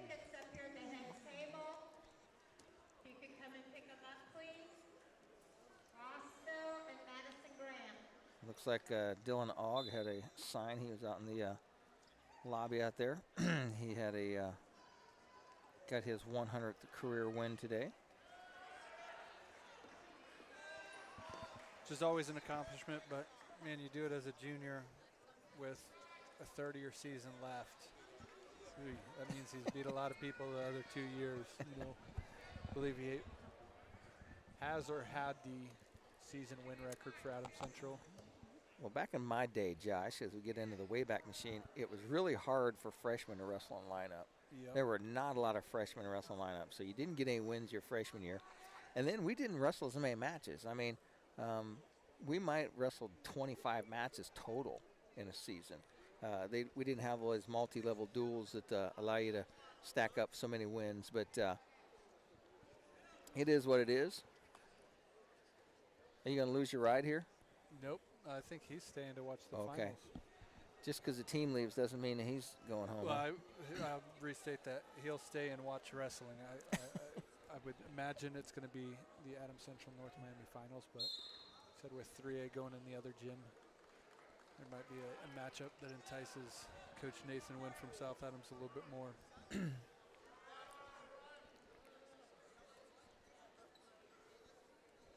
And Dane didn't give you an update on the food situation at Brownsburg. We had such good food, I didn't even think about it, Josh. I mean, I was so pleasantly satisfied with our fried chicken, mashed potatoes, corn, green beans.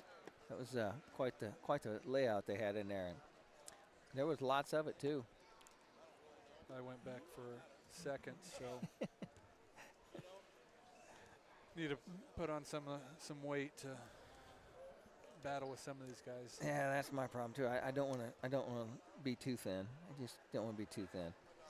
I'm going to play another round of commercials and get most of my commercials out of the way before we even get to the final, so we won't be rushed for that, and we'll be back with more wrestling right after this on WZBD's YouTube channel. At Bolenbacher & Associates, we believe in more than just numbers. We believe in community. As a proud partner of Adams County's local sports teams, we cheer loud and proud for our hometown heroes. Whether it's a touchdown or a takedown, we're here to support what makes this town special. That's why we also encourage you to shop locally, support our businesses, and keep our community thriving. As your trusted certified public accountants, we're here to help your business succeed and keep you on track. Bolenbacher & Associates, where community and business go hand in hand. Expert Transmission on US 224 in Decatur and on US 124 in Bluffton is the place to go for not only transmission help, but also full-service general auto and truck repair. Matt, Corey, and Tyler at Expert Transmission are experienced and ASE-certified mechanics who can diagnose and fix your family or work vehicle. Call Steve or Dustin soon to set up an appointment. Expert Transmission has the best warranty in the business. 5 years and 100,000 miles on a new transmission and can give you a free estimate.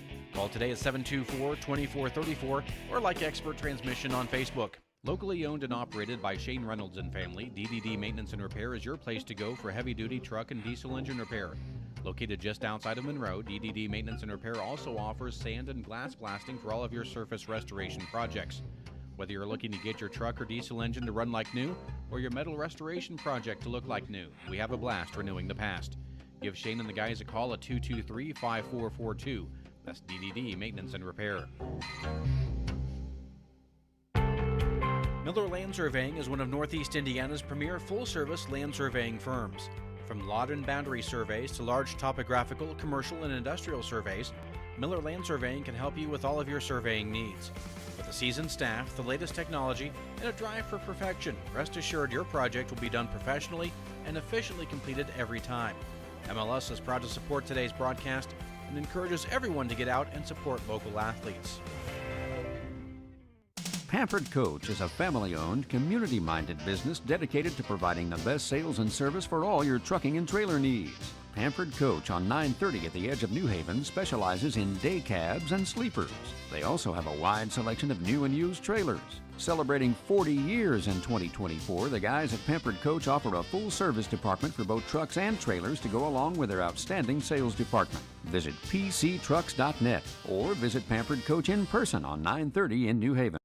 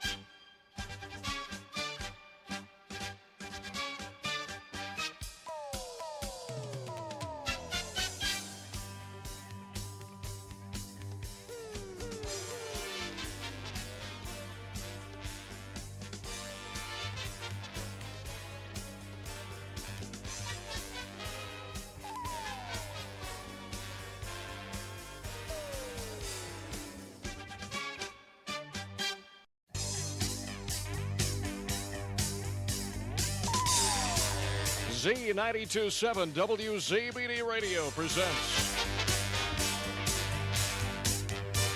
exciting high school wrestling. Brought to you in part by the many community-minded sponsors you'll hear. And now to the gym for the exciting action.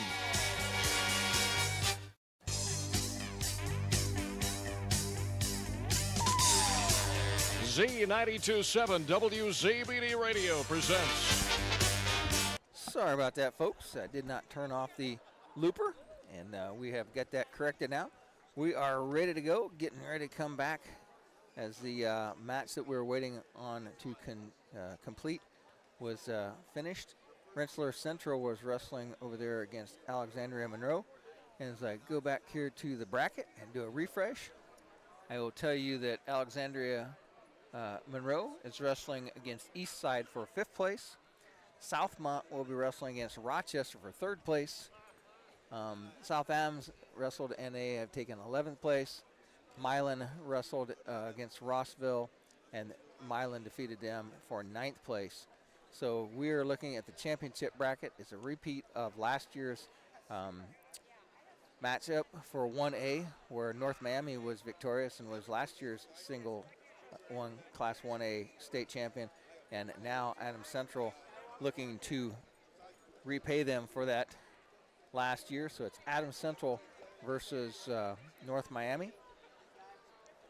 North Miami defeated Rochester 41-28 to advance to the finals. Adams Central defeated Southmont 39-35 to make their way to the finals. And let's see what is going on over at 2A. Let me get to the 2A bracket as Garrett defeated Heritage Hills by the score of 43-29, and they've made their way to the final as they will take on Hanover Central. Hanover Central defeated Belmont 35-28. Belmont drops down and wrestle against Heritage Hills. Griffith will wrestle New Prairie for 5th place. Oh, nope, they have already wrestled that. Let me see if we do an update here. Yep, New Prairie defeated Griffith 54-21, and they advanced, and they're going to take on Delta, who defeated Owen Valley by a score of 42-35. Griffith will take on Owen Valley for, that would be 12th place. Jay County defeated Indianapolis Chittard 71-9 for 12th place, for 11th place.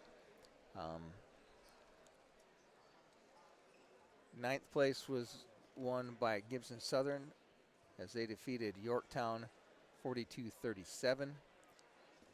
And that's how the 2A will go. And let me see if I can go back here and check on 3A and 4A. See how 3A and 4A are looking. In 3A, it's Franklin Community, the #1 seed, taking on Bloomington South for the championship. Lowell will be wrestling Columbus East for 3rd. Do a refresh here. And they do not have the bracket updated for that yet. New Haven is wrestling Hobart over there. That's still in progress. Let me go to 4A and see who is wrestling in 4A. Brownsburg versus Crown Point in the finals. For 3rd place, it'll be Center Grove and Evansville Mater Dei. For 5th place, it'll be Indianapolis Cathedral and Avon. For 7th place, it'll be Noblesville and Westfield. So that is how all 4 classes are shaking out. Adams Central is ready to go here. And Josh, who we got coming out on the mat there? Looks like we're going to have Jaden Fusel for Adams Central, and it looks like Braylon McIntyre. I'm not sure if he was a state qualifier or ticket rounder last year, but he does come ranked in the semi-state in the top 4, so a favorite to make the state finals this year. And they do have the transfer of Rex Moore, who I believe is eligible and in the lineup. He came from Manchester, I believe. That is correct. So what are we starting at here? That was a quick start. McIntyre gets the opening takedown. This is 120. It's Fiesel and McIntyre. We haven't got to see much of North Miami today, but talking to some Adams Central fans, they said they're really physical. So they said we need to try to set the tone as soon as we can. Fiesel fighting out a really tough cradle here. There's the fall. Henry Wilk gives the fall. That would give a quick 6 points to the North Miami Warriors.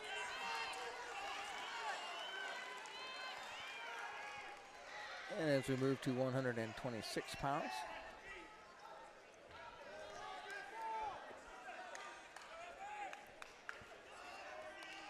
That will bring up Colton Everett versus Rex Moore. I believe Rex Moore's placed twice at the state tournament down in Indianapolis. We'll rephrase that, once in Indianapolis, once in Evansville. And Moore takes Everett right to his back. He's going to pick up 3 takedown, no near fall.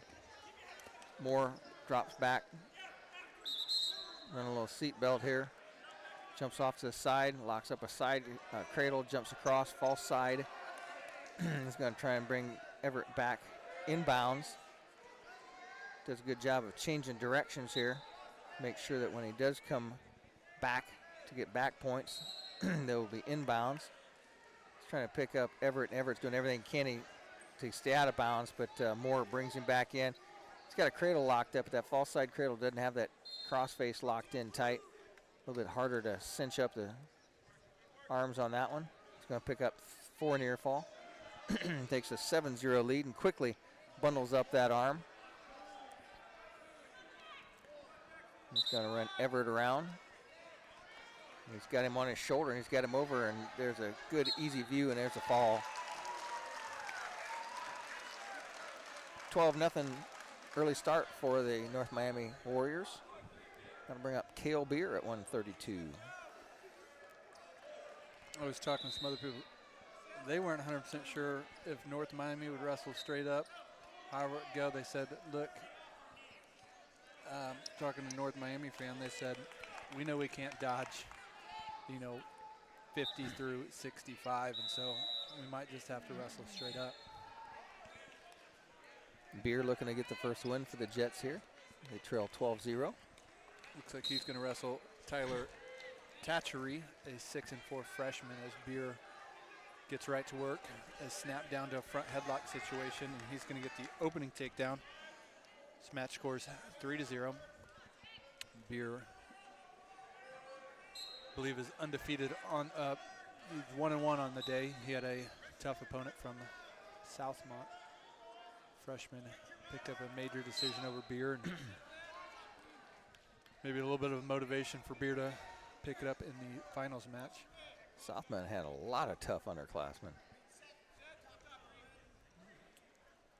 They go out of bounds. Beer gets a reset. Looks like Henry Wilkes has a caution on himself, as maybe it was a bad time or the clock wasn't ready. No, I think what you do is sometimes you move your hand, you don't blow your whistle. So they get back underway. Beer's looking to lock up a wing and a wrist. Wing on the left side and the wrist on the right side of his opponent. Starts taking some big steps to walk towards his opponent's head, as his opponent's shoulders slowly keep coming over. Beer readjusts, and he's looking to get that fall or near fall from this pinning combination, as he keeps that wing on the left side but loses the wrist multiple times. Now he lets go of the wing, chops his opponent's left arm, bellies him out. I think that's what Adams Central does really well, is they work their pinning combinations from their opponent's belly, which is what you're supposed to do. You break them down first. It's hard to really pin an opponent. Everybody always tell you, make them carry your weight. Yeah, when they're based up, you got to break their hips down first, and so Beer's doing a good job of doing that, keeping his opponent carrying his weight. There's 18 seconds left in this first period. It's 3-0 in favor of Cale Beer. They go out of bounds. Looks like Thatcher is going to get a fresh restart, maybe an attempt at putting a point on the board. Looks like we are going to get a caution. Henry Wilkes asking for Beer just to pause once they get set, and then he'll blow the whistle. As time winds down, it looks like Beer's going to take the 3-0 lead into the second period. Looks like it'll be Red's choice. Beer defers. North Miami taking a minute to discuss this one. Looks like they're going to take top, which is a little bit of a unique position. When you're trailing 3-0, maybe they trust their guy to get a turn or at least hold Beer down. Beer gets right to his feet, gets his hips away as they're right on the out-of-bounds line. His opponent trips him out. They go out of bounds. Picks up a warning for running him out of bounds, does Tatchery. Looks like Beer gets right back up to his feet, faces his opponent. His opponent drops in on a single leg. Beer doing a good job of keeping his hip pressure in as he cross faces. Now Beer gets around and gets the reversal for 2 points. He leads 5-0. Beer going to a tight waist ride on his opponent's left hip. Josh with a new 3-point takedown. It's almost cut him, get your one clean, and then get you a takedown. That's that's 4 points for a 1 and a 3 versus a 2 reversal. I'm not saying they're calling it any different than what they've called it so far, but Beer gets a quick stall call as he hasn't left his opponent's hips to try to work for a fall. Beer's going to pick up his second caution. He didn't signal to the ref that he wanted an optional start. Now, Beer's had enough with that and just says, you know what, if I'm going to cut him, let's just go to our feet. So he gives him the escape. You know, here don't get a caution. Don't go on top of it. Yep, so it scores 5-1.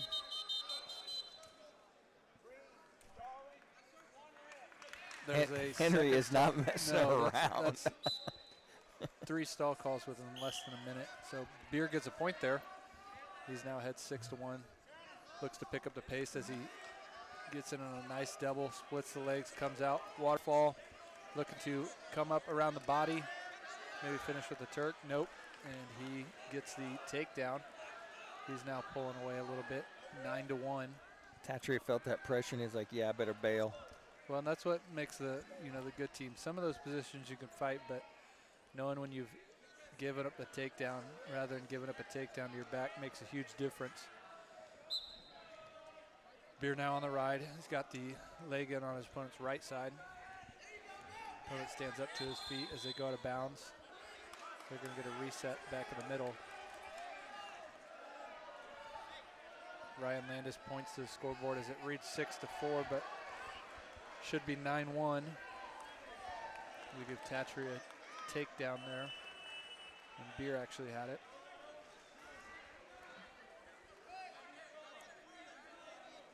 Beer signals to Landis that he's going to cut him, let him get up, get his free escape. Beer does the right thing, lets his wrestler get set first, and then he signals it. They can get down. Now Tatchery in on a head inside single. Beer does a good job of getting his legs back, spins around, switches directions. Looking to shuck him by maybe. No takedown yet. And Beer gets another takedown to make the score 12-2.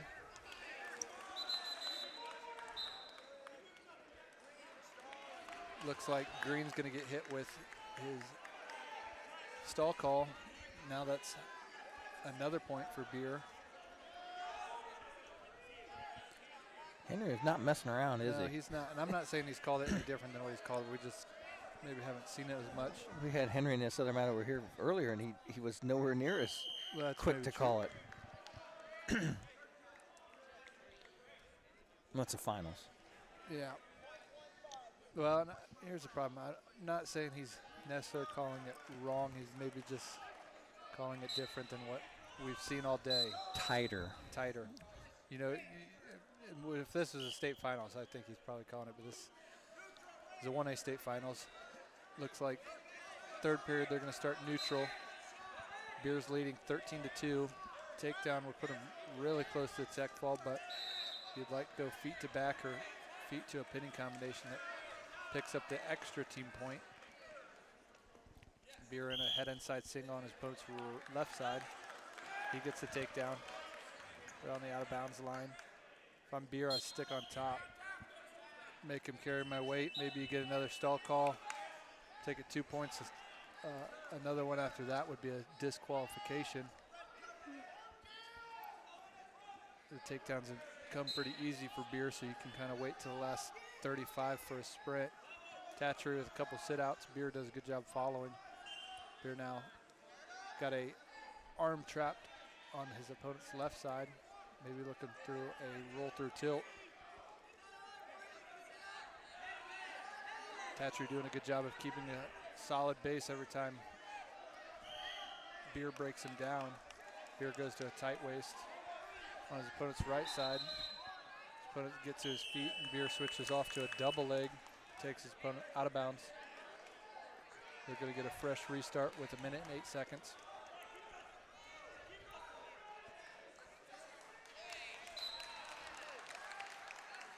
Off the fresh restart, Tatchery hits a sit out. Beer does a good job of following. He's got a wing trapped up for a second. Beer doing what I thought he would do, is try to wear us down, maybe get another stall call here in the last couple seconds. As there's 50 seconds left, he's going to cut him. And now he's going to work for the tech fall. Tech fall will be one more takedown as Beer drops in on a shot. He's going to get the takedown on the edge. Score is going to be 19-3, Cale Beer. Belmont trails Heritage Hills 6-0, but Oliver Perot right now is up 15-1, working on a tech fall. That's going to bring them closer. He can get that tech fall, make it 6-5. I'll bring up Miles Carr at 138 pounds. Carr will be wrestling against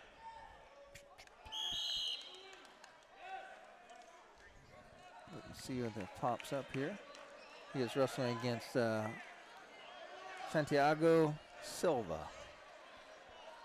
This is a pretty built 138 pound. So that Miles is pretty big, but Santiago looks to be like a 150 pounder. Nice shot in there by Carr. Changes single to double. And I'm certain his mom got a good shot of that Barzagar as he finished that for the 3-point lead. Oh, there's the cradle. There's the cradle. Waits for him to stand up. He's got it locked up, doesn't have the arm locked. Got a dangerous roll through. He gives that up. Santiago is up to his feet, 3-1. Carr's really good at letting that guy stand up and catches that knee close to the head. Shot by Santiago, countered there by Carr. Working in a collar tie. Santiago doesn't want to keep in a tie. Long single leg attempted by Carr. Shot by Santiago, sucks up a double leg. Has Carr on his hip, and Carr's going to bail on it. Gives up 2, gives up the 3. He now trails 4-3. They're telling him to keep driving that crossface. Carr's going to reach up, grab the single leg. Santiago left his leg hang out there. He's checking his oil on his backside, a little bit rough here. 38 seconds left to go here. Carr's going to try and lay over the top here, and Carr's going to come out the back, come up, get the reversal. Has the legs trapped, and he gives him an escape. 2 reversal, 1 escape. Carr's quit wrestling here. Santiago's in on a double leg. Carr's got a hold of the back leg. 18 seconds left to go. Carr's going to try and scramble out of this here, and he's going to get the takedown. And it's like Carr just stopped all of a sudden there, Josh. Yeah, we've seen this by a couple of wrestlers. You keep that pace up so much. Santiago's really pushing the pace, and he's got a couple times where he's caught Carr just kind of laxed a little bit. 8-5's their score as we start in the second period. Choice goes to green, that is Santiago. And he says, I will defer. Carr says, I will take the down position. Thank you very much.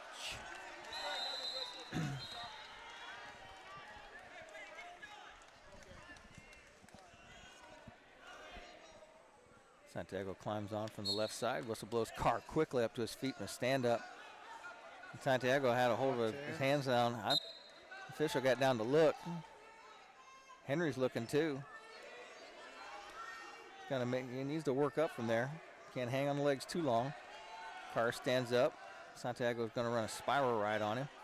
Carr's going to work his way out of bounds to get a fresh start here. They're out. They'll come back to the center.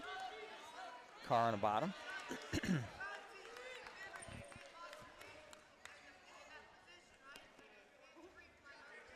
Carr taking his time getting set here. Santiago's going to climb on, riding from the left side. Once again, Carr up to his feet. Santiago drops down, just bundles up both legs and sends him to the mat. Fires in a half Nelson. Carr sits out, turns in, comes up to his base. Reaches back for the leg. Santiago's on a far ankle, far knee. Breaks him back down. Santiago leaves that leg out there, and Carr's going to grab that leg. That's how he got the reversal before. Santiago's trying to drive him over to his back. Carr's trying to turn him face with 1:02 left to go here. Carr's got a head on the outside single, and he gives that up.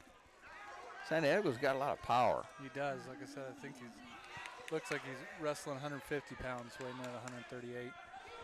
Double wrist roll, forces Carr's head down. Warns Carr for stalling. Don't know if Carr realizes he's been warned for stalling. Santiago's hanging back way on the hips. Carr tries to sit out, leaves his arm hang there. Santiago's not really working for a fall. He's just kind of riding the hips, jacking ankles. Not a lot of attacks there. Carr feeling that pressure. Just lost a point for stalling. That's one of the things. Santiago on top is being active but not really doing anything. Yeah. Just moving around and rides Carr. Carr's going to get a stall against him, so he trails now 9-5. Does Miles. An official says, hey, you need to pick it up. He's set. Santiago's on. There's a locked hands. Henry saw that one. Santiago Silva gets called for the locked hands. So that period ended. Choice goes to Carr. Yeah. Looks like Santiago's going to choose top. They didn't realize the period was over.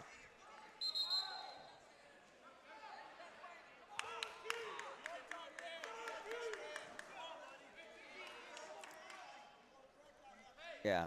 See, the period ended, and I didn't think they realized the period ended, and Silva thought that it was just he was in top because they went out of bounds. Looks like they're going to flip-flop. Santiago wants to go on bottom, which is dangerous. We've already seen Carr to get to that cradle once before. He quickly goes to the crossface. He's waiting for Silva to stand up. Going to run him a spiral ride. Silva starts to come up. Carr's going to have to step across and try and trip him down. He's tired of fighting with him. Gives him the escape. Silva, there's a shot by Carr, low on a single leg, changes off to a double leg, trying to pick that leg up. Silva's trying to crunch him down. Silva has him based off his hip. Carr needs to not give this up. But Silva's crunching him down, and he goes around, hooks the leg, gets the 3 takedown. 13-6 is the score.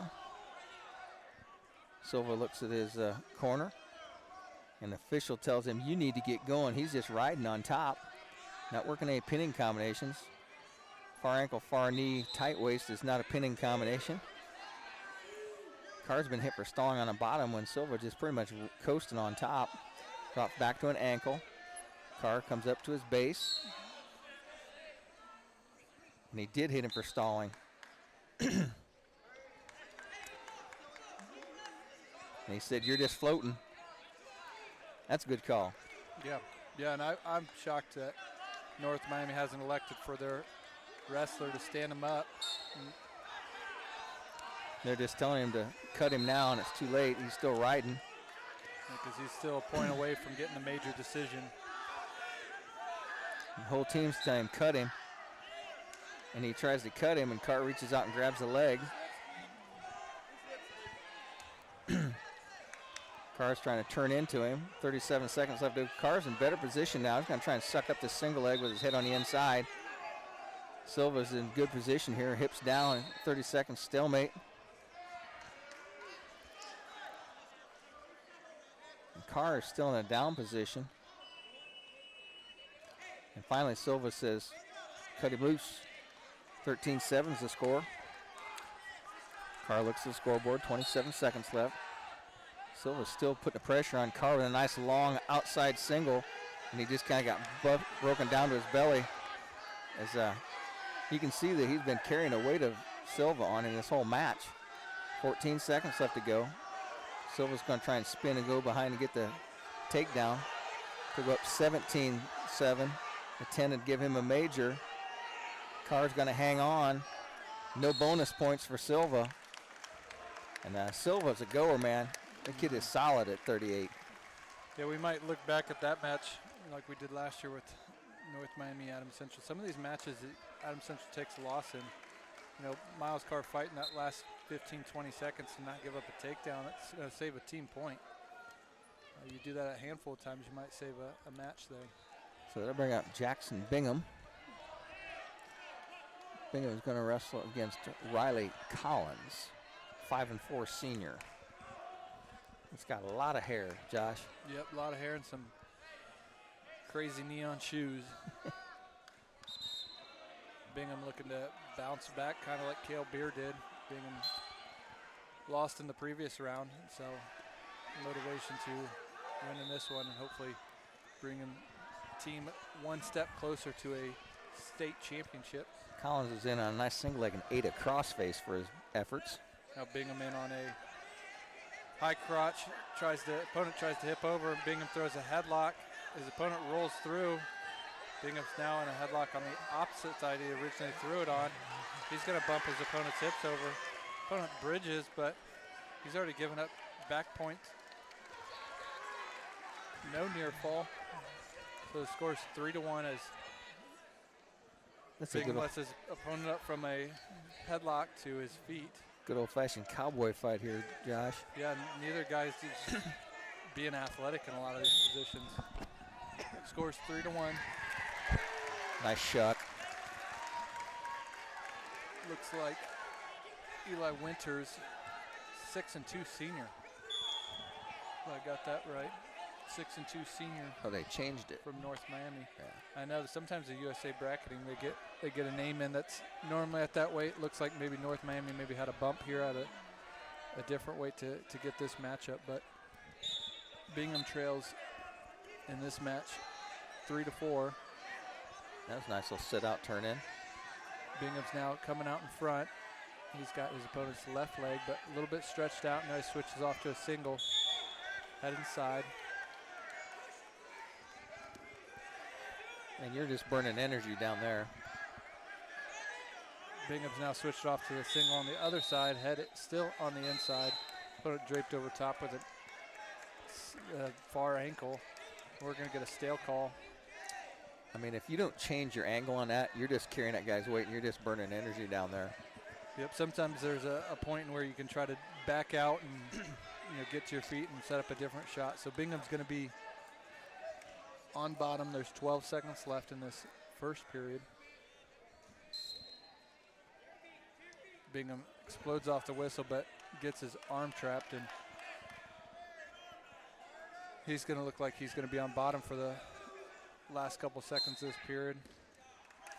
It's going to be North Miami's choice. Looks like they defer. Oops, my bad. Adams Central's choice, they defer. North Miami chooses neutral.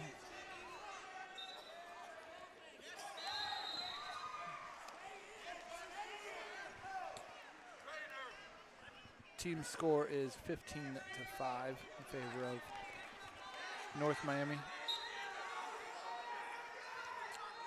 Like we've said all day, the next couple weights favor Adams Central in almost every duel on the 1A level, and so North Miami's got to make hay here in these couple weights. As Bingham's doing a good job of fighting off a takedown attempt. Both got, Bingham's got an overhook, Whizzer. Opponent's got an underhook, and Bingham rolls through and gets taken to his back. Boots in. There's going to be a takedown awarded eventually. Henry Wilkes at least got 4 near fall. It's going to stretch the lead out against Bingham. The score is now 11-3. Bingham's got his work cut out to bring this back to a decision or a win for himself. And that's like a 50-50. They both stopped where they could have both went to their back, and Bingham loses the battle. Yeah, I said it last duel. Normally when you get in those 50-50 with Bingham, he normally comes out on top. That one did not fall his way as his opponent's trying to take him over in a loose half. Bingham does a good job of bridging out of that. Now he's in quad position. Tight waist now. Bingham tries to sit out. Didn't necessarily clear his legs, so he's still got his opponent behind him. There's 15 seconds left in this second period. Get a stall call against Adams Central. Bingham not as active. He sits out, tries to hip heist, and he hip heists right to his back. Kind of like the old basketball, pulled the rug out from underneath him and sit out, turn in. And Bingham a little frustrated there. He got a little dangerous there. Sit out, turn in, and went to his back to do it. Score's now 15-3. We're neutral here in the third period. Winters, the senior, like I said, with a 6-2 record, has built quite the lead, but doesn't want to rest on that. Right now it'd be at a major decision. Bingham now in a head outside single. And Winters tries to go for a little bit of a chin rip. Bingham readjusts, gets in better position. His opponent does do a good job of trying to put Bingham's hips on the mat. Looks like we're going to get a stall call. Minute 31 left in this third period at 144 pounds.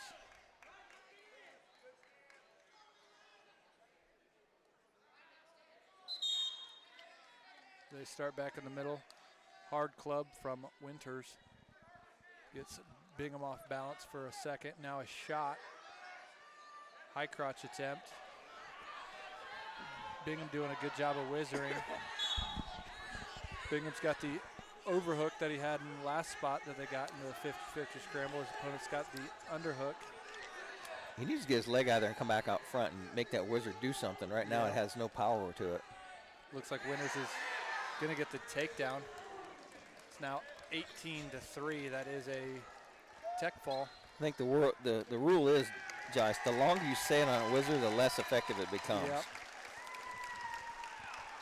So that brings the team score 20-5. North Miami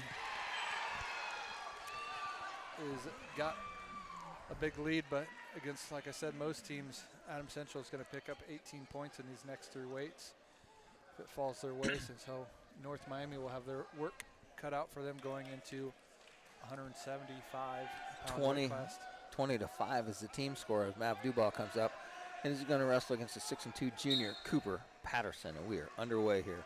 Big heavy hand by Duval, really hammers the back of the neck of Patterson. Now I'll have to go home and look. Most of these kids wrestling in this tournament have 20-plus matches. Some of these kids from North Miami, still single digits, which is crazy. I don't know if they don't have a bunch of record or a bunch of duels so far or individual invites, but Patterson shoots from out and left his arm exposed. I thought Dubois was going to dump him right there. Got to be careful just kind of flying in on a good wrestler. Minute 25 left to go here, first period. Dubois is working on that front headlock series. He's working his way around, has the back ankle of Patterson. He's just going to side cradle him up, drop to his hip, controls the arm, then catches that side cradle, and now he has the cradle. As Patterson was thinking he was in good shape, and now Dubois drives him right straight through and just bulldozes him, getting some near fall locked up. Dubois trying to come back up on top with that side cradle, get some pressure on. The official looks down inside, see if he can see anything. He's way up on a big high bridge is Patterson. Dubois is changing his angle. Now has him like on a spladle, has that far leg hook, and there's a fall. Dubois with the fall. 42 seconds left to go in the first period. Minute 38, the fall time. Dubois gets his hand raised, and now it's up to hammer number 2, Dylan Ogg. That makes the score 20-11. The Warriors out in front of the Jets. Looks like he is going to wrestle out the 157-pound weight class, waiting for the North Miami wrestler to check in. And it looks like it is Jensen Carr, who his record is not in the books, but he is a freshman for North Miami. Ogden on a single switches off to a double, gets around behind, lifts his opponent up, and takes him carefully back down to the mat. Oggs got the opening takedown and goes right to a cross wrist ride. Throws one of the boots in. Now Ogg draped across. Looks like he's working for a cradle. Switches off to get a wing on his opponent's left side. Belmont coming back on Heritage Hills. They now just trail. Where'd it go? 14-12. Yep, Belmont leads 14-12 over Heritage Hills. Looks like we get a potentially dangerous call. Dylan Ogg just maybe a little too physical on top, run some of them wings a little high. So they're going to get a fresh reset. Minute 10 on the clock in the first period. Ogg jumps sides, looks to lock up the cradle, almost forcing it on his opponent's left side. Ogg's got a loose cradle locked up. His opponent's head slips out. But not if, it's when he'll get it, and he does get it. His opponent's now almost flat on his back, kicking. He's buried, Henry. And there's the fall call. In a minute and 20 seconds, Dylan Ogg wins by pin to bring the team score 17-20. Ogg, zero expression. And here comes Grayson Sorgen. Sorgen at 65. Trots slowly across the mat. Let's see who we're going to bring out against him here. North Miami wrestler checking in now. Waiting for Phil Arnold to get that updated. Still don't have that name in there yet. We're ready to go. Sorgen works out for an underhook. Heavy hand, slaps down the head. Still no name in the lineup for North Miami wrestler. Sorgen, nice double leg. Comes up, bear hugs. He's just going to take his opponent right to his back. Now his opponent turns out of it. Looks like it's a 6'4" freshman, Andrew Hawkins. With a beard like that, I'm not sure he's a freshman, but that's what it's in on USA bracketing. Sorgen with the takedown did a good job of dragging the toe to stay in bounds on that return to the mat. Hawkins been driven forward by Sorgen. Sorgen says, I'm going to hook an arm. No, I'm going to go cradle, cross-face cradle. And the North Miami Warriors better understand that these Jets can cradle. You'd think they were Belmont guys for a minute there. Sorgen can't get the cradle locked up. Now he goes back to a crotch lift just to get his leg back in position to get the legs in. Hawkins trying to hang on for something here. Sorgen in pretty good position now. Base is out with 1:05 left to go in the first period. Sorgen trying to get his leg back after Hawkins has hold of it. Now Sorgen's just going to take that side cradle. As Hawkins has his head to his knee. Sorgen's just going to get back in better position. Goes from side cradle, changes off to cross-face cradle. Hawkins gets driven out of bounds, and he'll come back to center.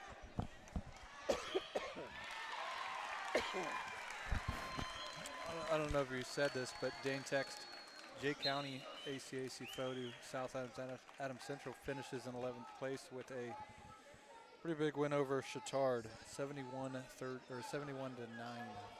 So another ACAC competitor showing that they belonged. Yeah, Chittard had a tough week. They went to Connorsville. A day later, some of them went to Mishawaka, and then they wrestled today, and I think they just ran out of steam toward the end. Sorgen trying to run a half on the far side. He's got the left arm hooked up in a chicken wing here. Trying to go back and forth to see if he can get Hawkins to get in the right position and sucker him into letting him. And now he turns him to his back. He's going to roll through. Too quick for a count. Time expires.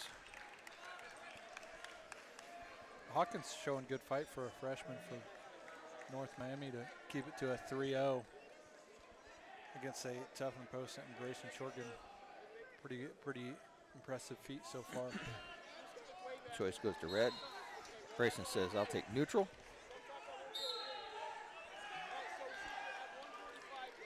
Nice long knee pull, duck under with a knee pull. Sorgen changes off for single leg. Hammers down on that headlock. Has a side cradle locked up. This is good and tight. Hawkins is over in the near fall position. Sorgen just manhandled him into that position. He flattens out, and there's the fall. So Adams Central comes back with 3 falls in a row. And now it's up to Schwartz.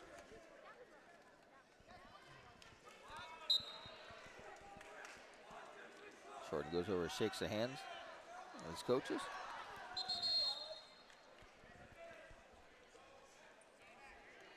Let's see who they're going to put out against Xander Schwartz here. I think this is when it turns to pretty important for Adams Central. You can pick up a fall here. That'd be huge, as 190, 215 and heavy is where North Miami's maybe the strongest strongest in a row. So pinned by Xander here would be huge. Looks like Xander, the junior from Adams Central, will be taking on someone from North Miami. They're a little bit slow in getting their names in. So the team score is 23-20 in favor of Adams Central. Looks like it'll Jace Burns, a 3-5 freshman. North Miami, just like Southmont, got a lot of freshmen in the lineup.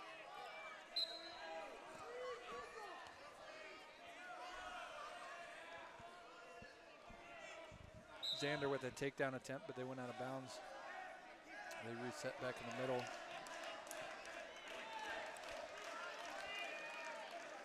We are at 175. We got to go 92-15 heavyweight, 106 and 13. Yep.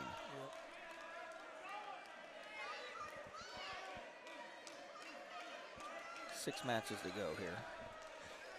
Just over halfway. What's the split? How many matches to how many matches? It's got to be pretty close to 4-4. 1, 2.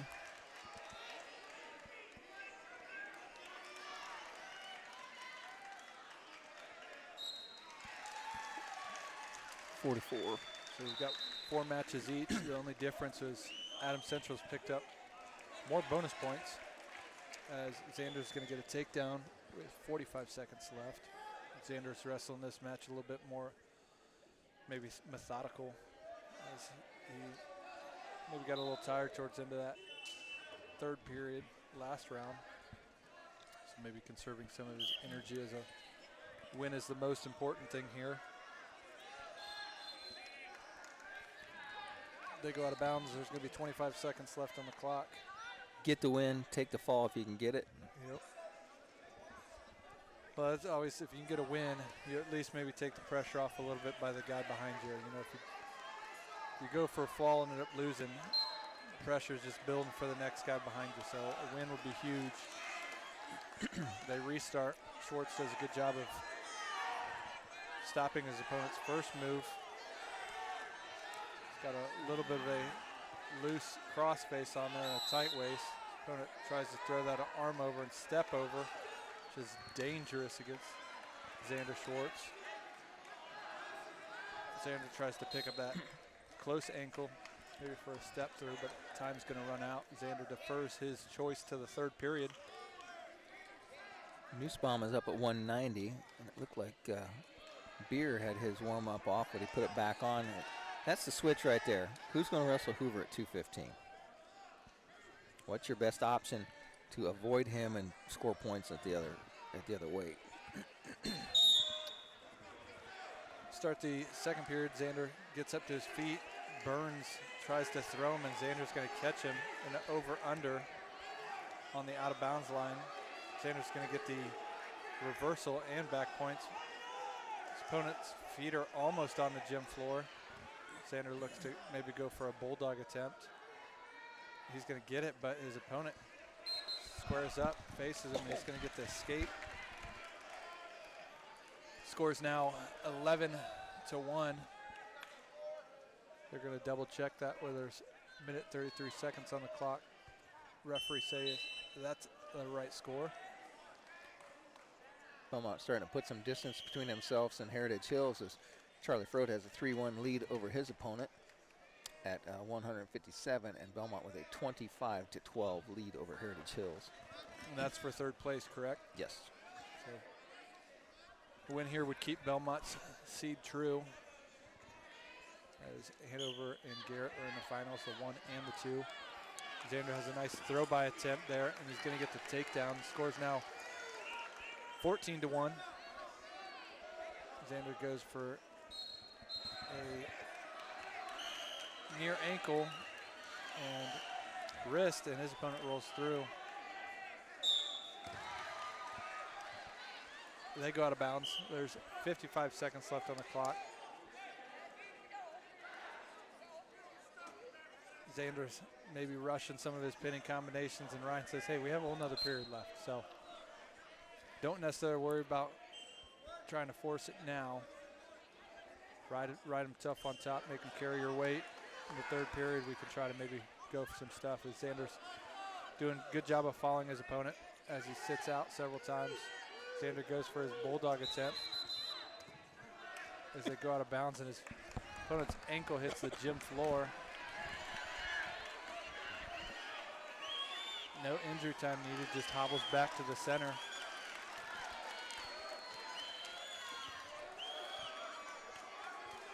Looks like Ryan maybe suggesting Xander goes to an optional start, goes out in front, and goes to his bulldog or a trip.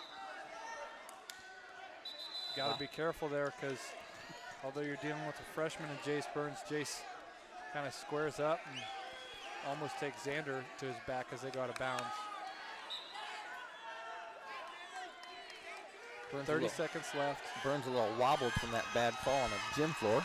Yeah. Xander cuts him, lets him up, gets his one escape. Burns with a hard collar tie. 15 seconds left. Xander with a throw-by attempt. As the opponent headlocks Xander Schwartz to his back. Nothing's awarded. Xander's going to pop out. He's going to get the takedown tech fall for 5 team points for Adams Central. Either get headlocked or get a tech fall. That was a kind of a toss right there. Now breaks 190, where Max Nussbaum's headed into the scorer's table to check in. I'm not 100% if they wrestled last year. This is Jordan Simon from North Miami, but I believe These two wrestled last year at 175 pounds. Now both up at 190. So here we go. Whistle blows. 28-20 is the team score. AC on top. We are up to 190 pounds. And Ryan Beer has his warm-up off. And it looks like he will be wrestling at 215. Over and under situation here is North Miami looking to get in for a throw, and he shoots a single leg here. Looks like North Miami's got 3 guys somewhere in the 215 to heavyweight range that they're also looking to get the best matchup they can. Oh, Simons locks up a side cradle. He's going to try and drag Nussbaum back in. Has Nussbaum on his back. He's getting near fall here. Simons is able to keep his foot in bounds. Henry's watching the foot, and there's the fall. Simons with the fall gets him closer at 28-26 now.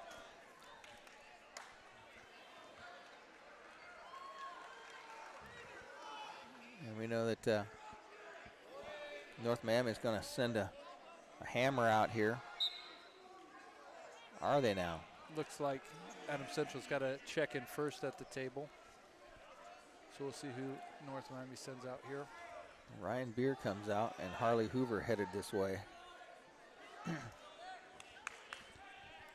He was one of the biggest quarterbacks I saw all season long, Josh. And he's still big, maybe even bigger than what he was with pads on. He looks like he's gotten bigger even from the football season. So 28-26, Adams Central's ahead, but Beer's got a tough task and not trying to get pinned by Hartley Hoover, who comes in highly ranked in the state.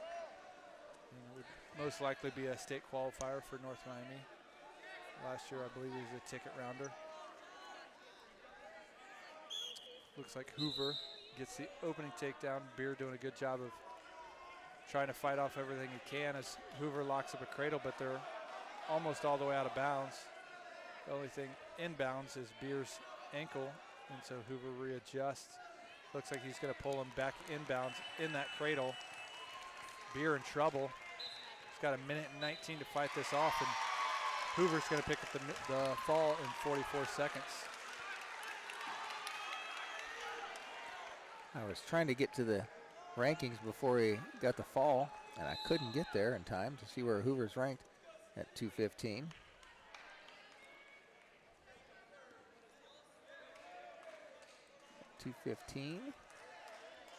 Oh, I don't have them. I don't pay the extra to have the full-blown rankings. So here we go, heavyweight. It's Caden Funk.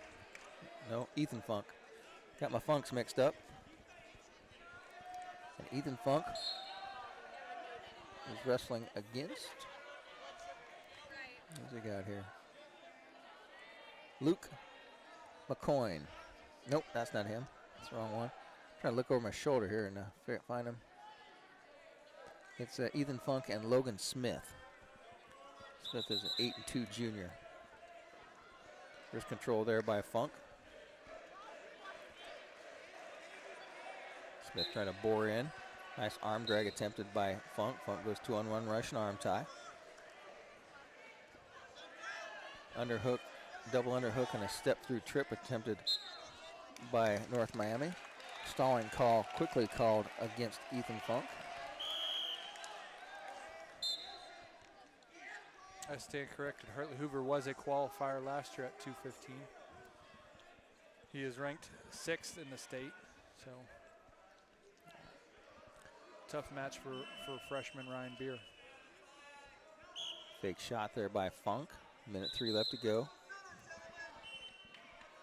No points in this first period yet. We're at heavyweight. Shot by Funk. Gets caught underneath. Spin go behind by Smith.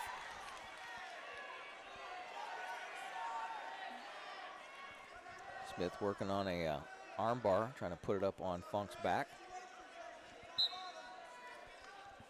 Crossface. Smith going to try and run a bundle on Funk. He's got the leg trapped back there. He's trying to run that cradle and get it locked up. This Smith's a very athletic heavyweight. Pretty light on his feet. He's got the back side, though. We can't see if he's got it locked up or not. Comes off the cradle. Funk tries to come back to his base. Funk trying to work up to his fours.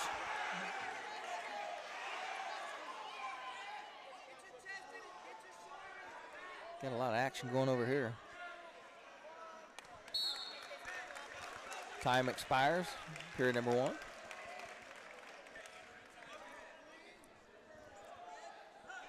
Three zeros to score. Funk trails.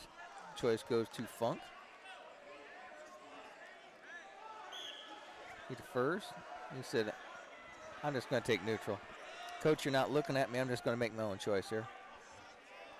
Funk takes neutral. We start the second period on our feet.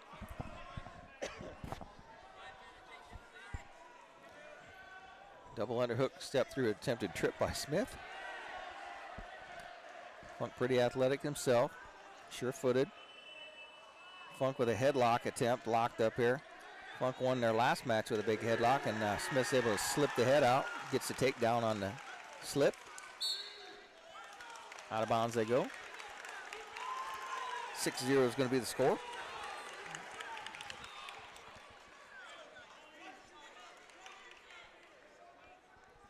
Funk sets up in a down position. Minute 33 to go in period number 2 here. North Miami with a 32-28 lead. Funk comes up to his feet. Smith cuts him loose.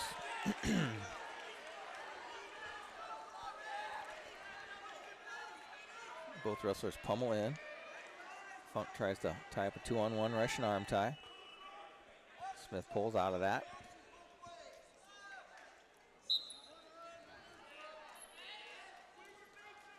Down to a minute 5 left in the second period.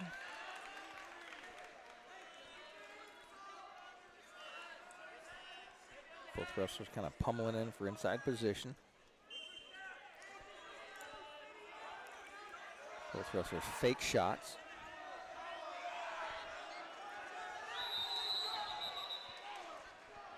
No real action here. Funk has been one for stalling, I believe. Smith tries to drop Funk's head down to a front headlock and drops him down. Funk hangs onto the leg and they spin. They keep going around and no control. Smith's trying to get around behind, run a half Nelson. Funk's trying to stand up, get out of bounds, and he gets underneath the arms. Gives up the takedown. 9-1 is the score. Got a major going right now. 14 seconds left to go in period number 2 here. And you kind of feel for Funk as the score is starting to rack up against him, but you know he's given up 30, 40 pounds at the least. And he just gave up a stalling because he didn't get back fast enough, so that makes the score 10-1. Funk tries to stand up. Smith throws him down. Funk comes up to his feet. Smith's trying to hang on to him. Smith's going to cut him loose. 10-2 is the score now. Smith really leaning in hard. Time runs out in period number 2.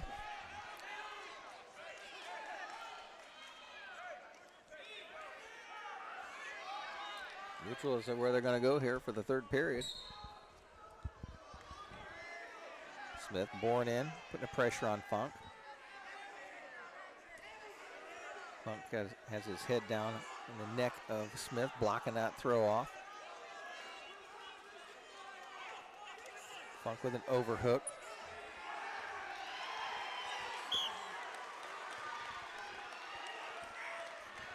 There's a shot. Now if I'm Funk, I'm trying to set something up feet to back in this last minute and a half. Doesn't have to happen right away, but maybe set some pressure where the guy leans in a little bit and you can maybe catch him just like he did last round with the headlock. Checking over on the Belmont match, Dalton Flieger, 25-1 in Heritage Hills, has a 6-3 lead over Palacios for Belmont. And Smith steps in for a leg and gets the takedown, takes Funk down to his back. He's getting near fall. There's the fall. Huge fall. Gonna make the score 38-28. I'll bring up Leakty at 106.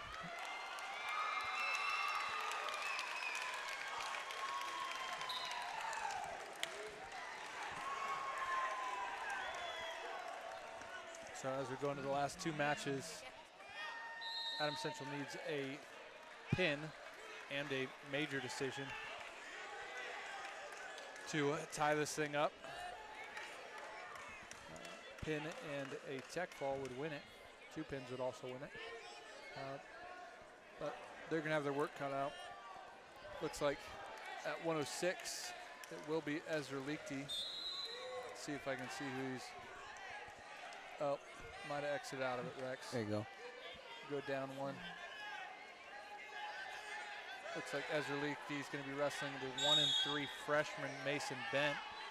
So if you're looking to pick up a fall, you might want to pick it up against a guy that's 1-3. Leakty gets the opening takedown. Got the leg turked. Got his opponent's right arm and right leg trapped. Let go to the Turk. Now it just goes to a half. Leakty way out in front, trying to force this thing over. He's going to take his opponent over. Not in a good pinning form. He needs to settle back, get that half a little bit deeper. Leakty now switched off to a half and a wrist. The half on his opponent's left side. He takes his opponent over, and this looks like it's going to be a pin here. There's a minute left on the clock. Leakty arches his back, gets his head up, puts all of his weight on it. And there's the fall. That fall comes in 1 minute and 6 seconds for Ezra Leakty. They're going to bump Cruz Bowers to 13.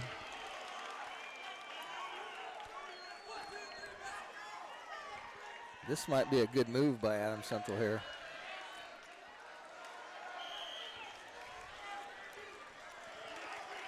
This 13-pounder doesn't look like a 13-pounder. I think he's like Bowers, he's a 6-pounder up.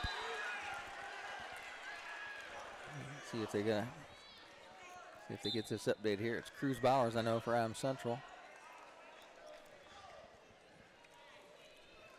There's a shot by the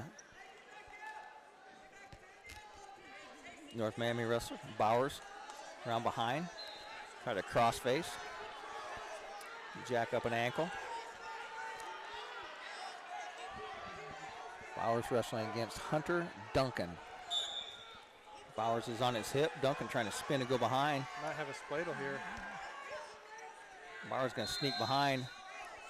Come up in better position. Bowers just needs to hook the leg. Just needs to ride from behind here. He doesn't want to get caught in bad position. And Bowers going to sneak around behind and get the takedown. He's in position here. Has not been awarded a takedown. There it is. Bowers sneaks around, gets the takedown. Now he's going to try and reach for a long half up there. Got a leg in on that right side. Might even just reach for a head and arm. Just try to take him back for. He's in that seatbelt position there. Got a leg hooked up. Now he's just going to run a far side half with that leg in. Needs to get in better position here. Don't want to get your head caught out there.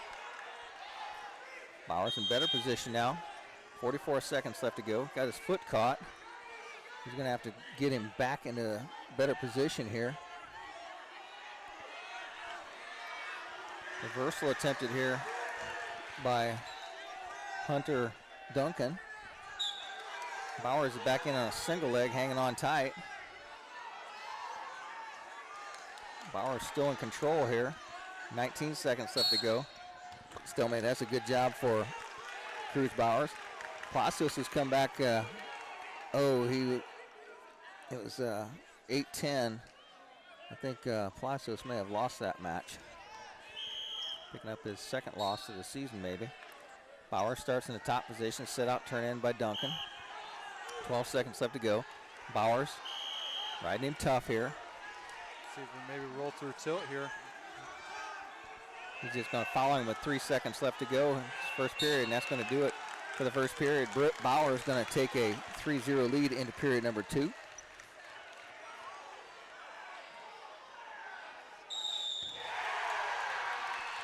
Big fall over there on that mat.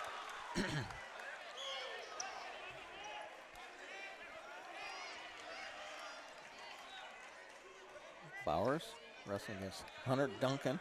Bowers in a down position. Starting period number 2. Bowers with a 3-0 lead. Duncan climbs on, rides in from the right side. Bowers comes up to his feet. Broken back down. Duncan tries to step through with a Turk. Bowers trying to catch that leg before he comes around. Bowers being ridden here, has his hand tied up, got lace between his legs. Bauer needs to keep his head up so he doesn't get half Nelson here. Just a lace ride by Duncan. Trying to thread the needle, we always used to call that.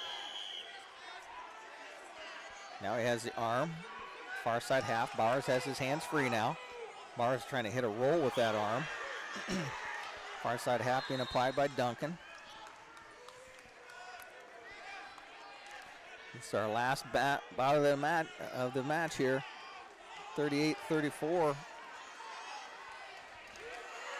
Maybe need to hit that guy for stalling on top. Or hit him for a penalty because he keeps throwing half Nelsons from both sides. Bowers needs a big win here. 3-point decision won't do it. Duncan running half Nelson on far side wrist. Bowers trying to stand up. Duncan riding him pretty tough. And there's a full Nelson, he saw it.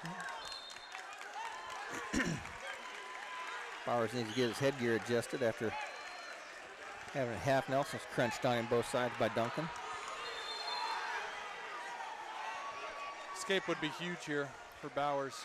You know, you could take a 5-1 or 5-0 lead into the third. You get a lot closer to that major decision. We'd have to go back and do the math and see where would that be if they fell into a tie here for a major. Duncan with 28 seconds left to go, riding side to side, running a spiral ride. That's the thing about North Miami, not really a lot of pinning combination, just a lot of rides. Yeah. Bowers trying to high leg over on the inside, comes up to his feet. Duncan trying to bring him back down the mat and runs out of bounds. That's a stalling right there. Nope, no call. If you drive a guy 5 feet from the center of the mat to the out of bounds, that should be a stalling. Yep. And he just walked up and told him. 9 seconds left to go here. Bowers sits out, turns in, countered there by Duncan. 4 seconds, Bowers tries to stand to his feet. Trip down. North Miami's choice. He's going to take down.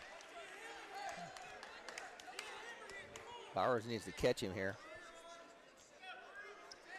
Now, this guy from North Miami chose down, and Bowers looked excited about that call. Maybe that's where he wanted him. Maybe he's trying to look for a turn here. Sit out, turn in by Duncan. Bowers catches the arm. Bowers whacks him with a crossface. Duncan's got a hold of the leg. He's trying to spin to go behind. Duncan's in good position to get a reversal here.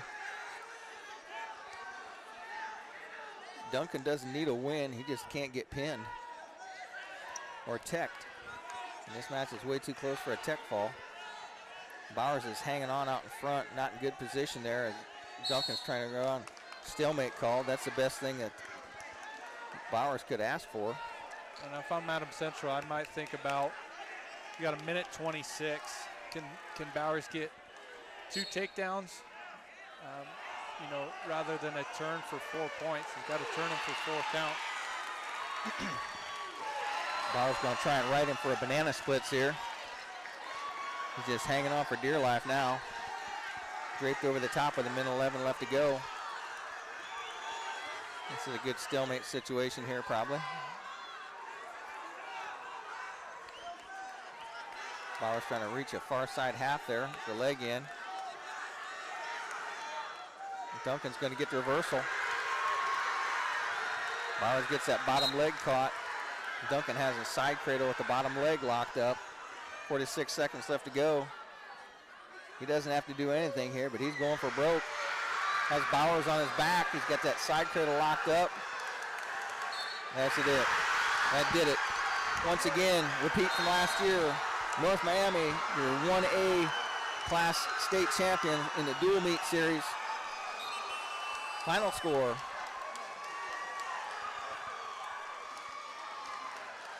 the 44-34, 10-point win for the Warriors of North Miami.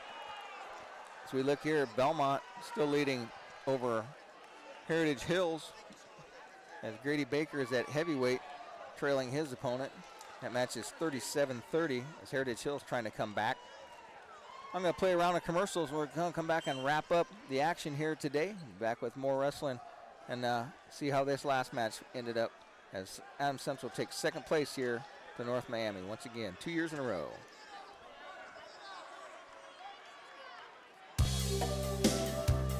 Selling land these days is no easy task, so you have to have a pro. Justin Griffin with Schrader Auctioneering and Realty of Fort Wayne specializes in farmland, estate sales, and homes in the Decatur and greater Fort Wayne area. With over 2,000 acres sold in the last 5 years, Justin's knowledge can help guide you with your sale.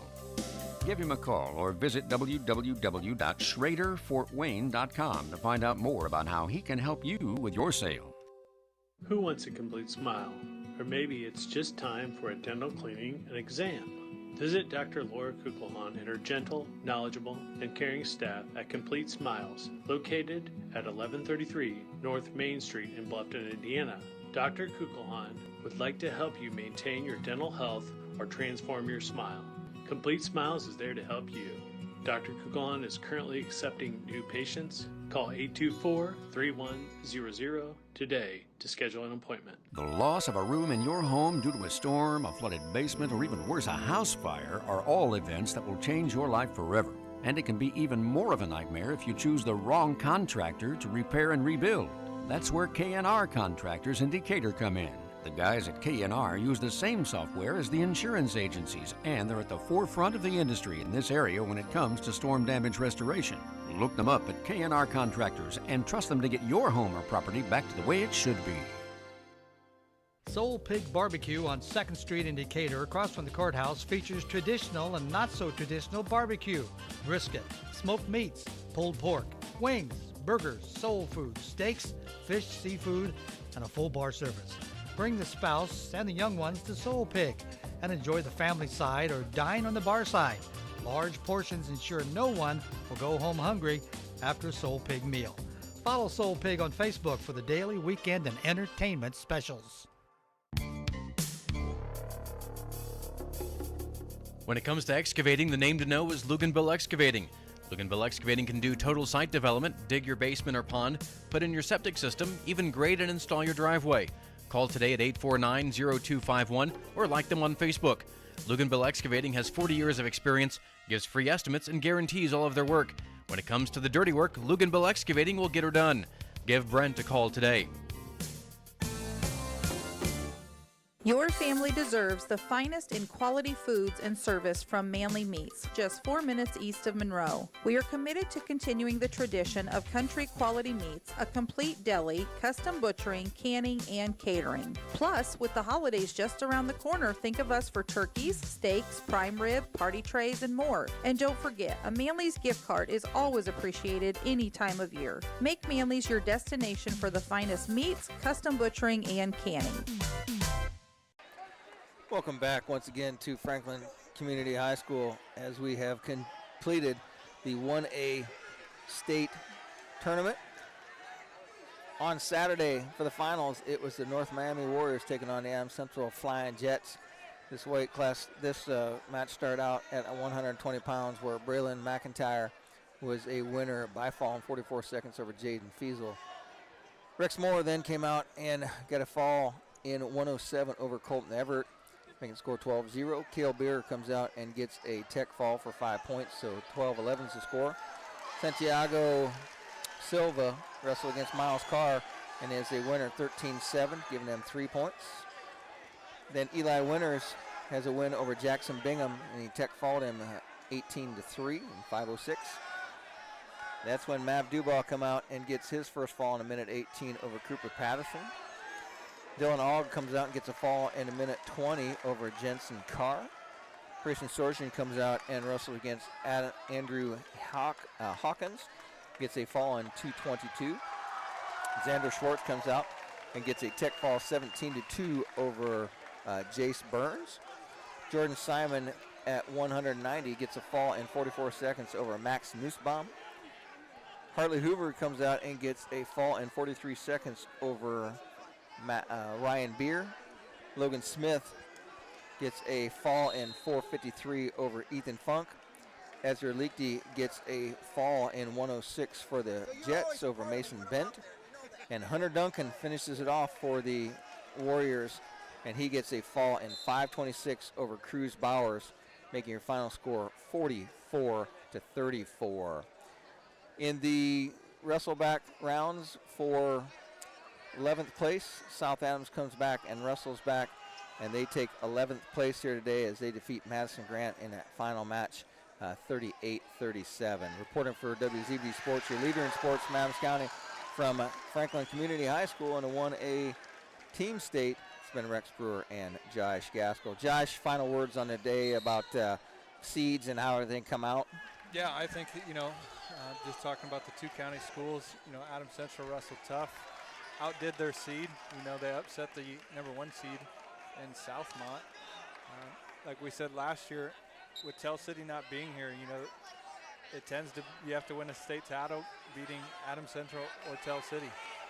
North Miami, kind of throwing a script in that and saying, look, we won last year. They might be the new top dogs in 1A, but Adams Central making another trip. And, they lead the state in appearances at this team state tournament with 14 appearances being here every year. So another good year for Adams Central, making their presence known here. South Adams, had a couple guys out today and just didn't have things go their way. Wrestled tough, but, this is what this tournament's about. A lot of close competition. Josh, how many matches did we have today that were decided by 1 or 2 points? Yeah, I mean, they were so close a whole day, every round. Yeah, and everyone comes banged up into this tournament.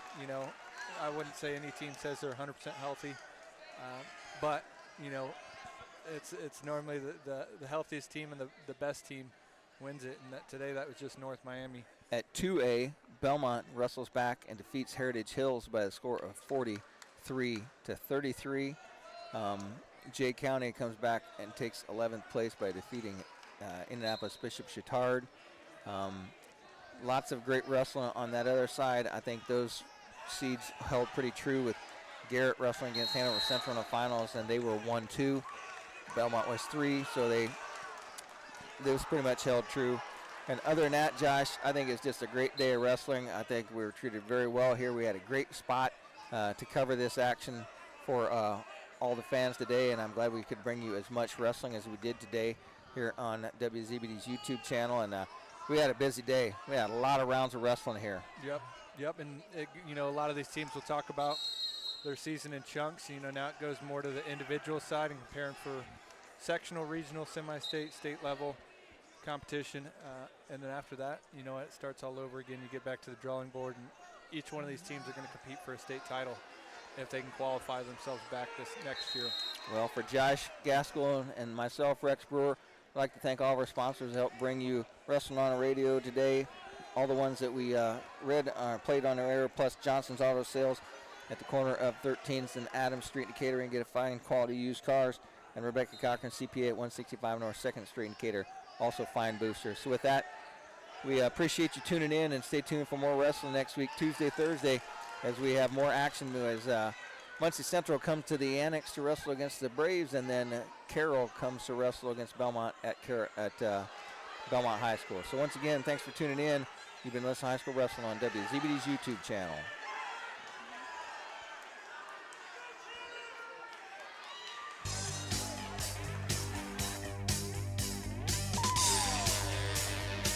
You've been listening to exciting high school wrestling. Brought to you in part by the many community-minded sponsors you heard. And a special presentation of 92.7 WZBD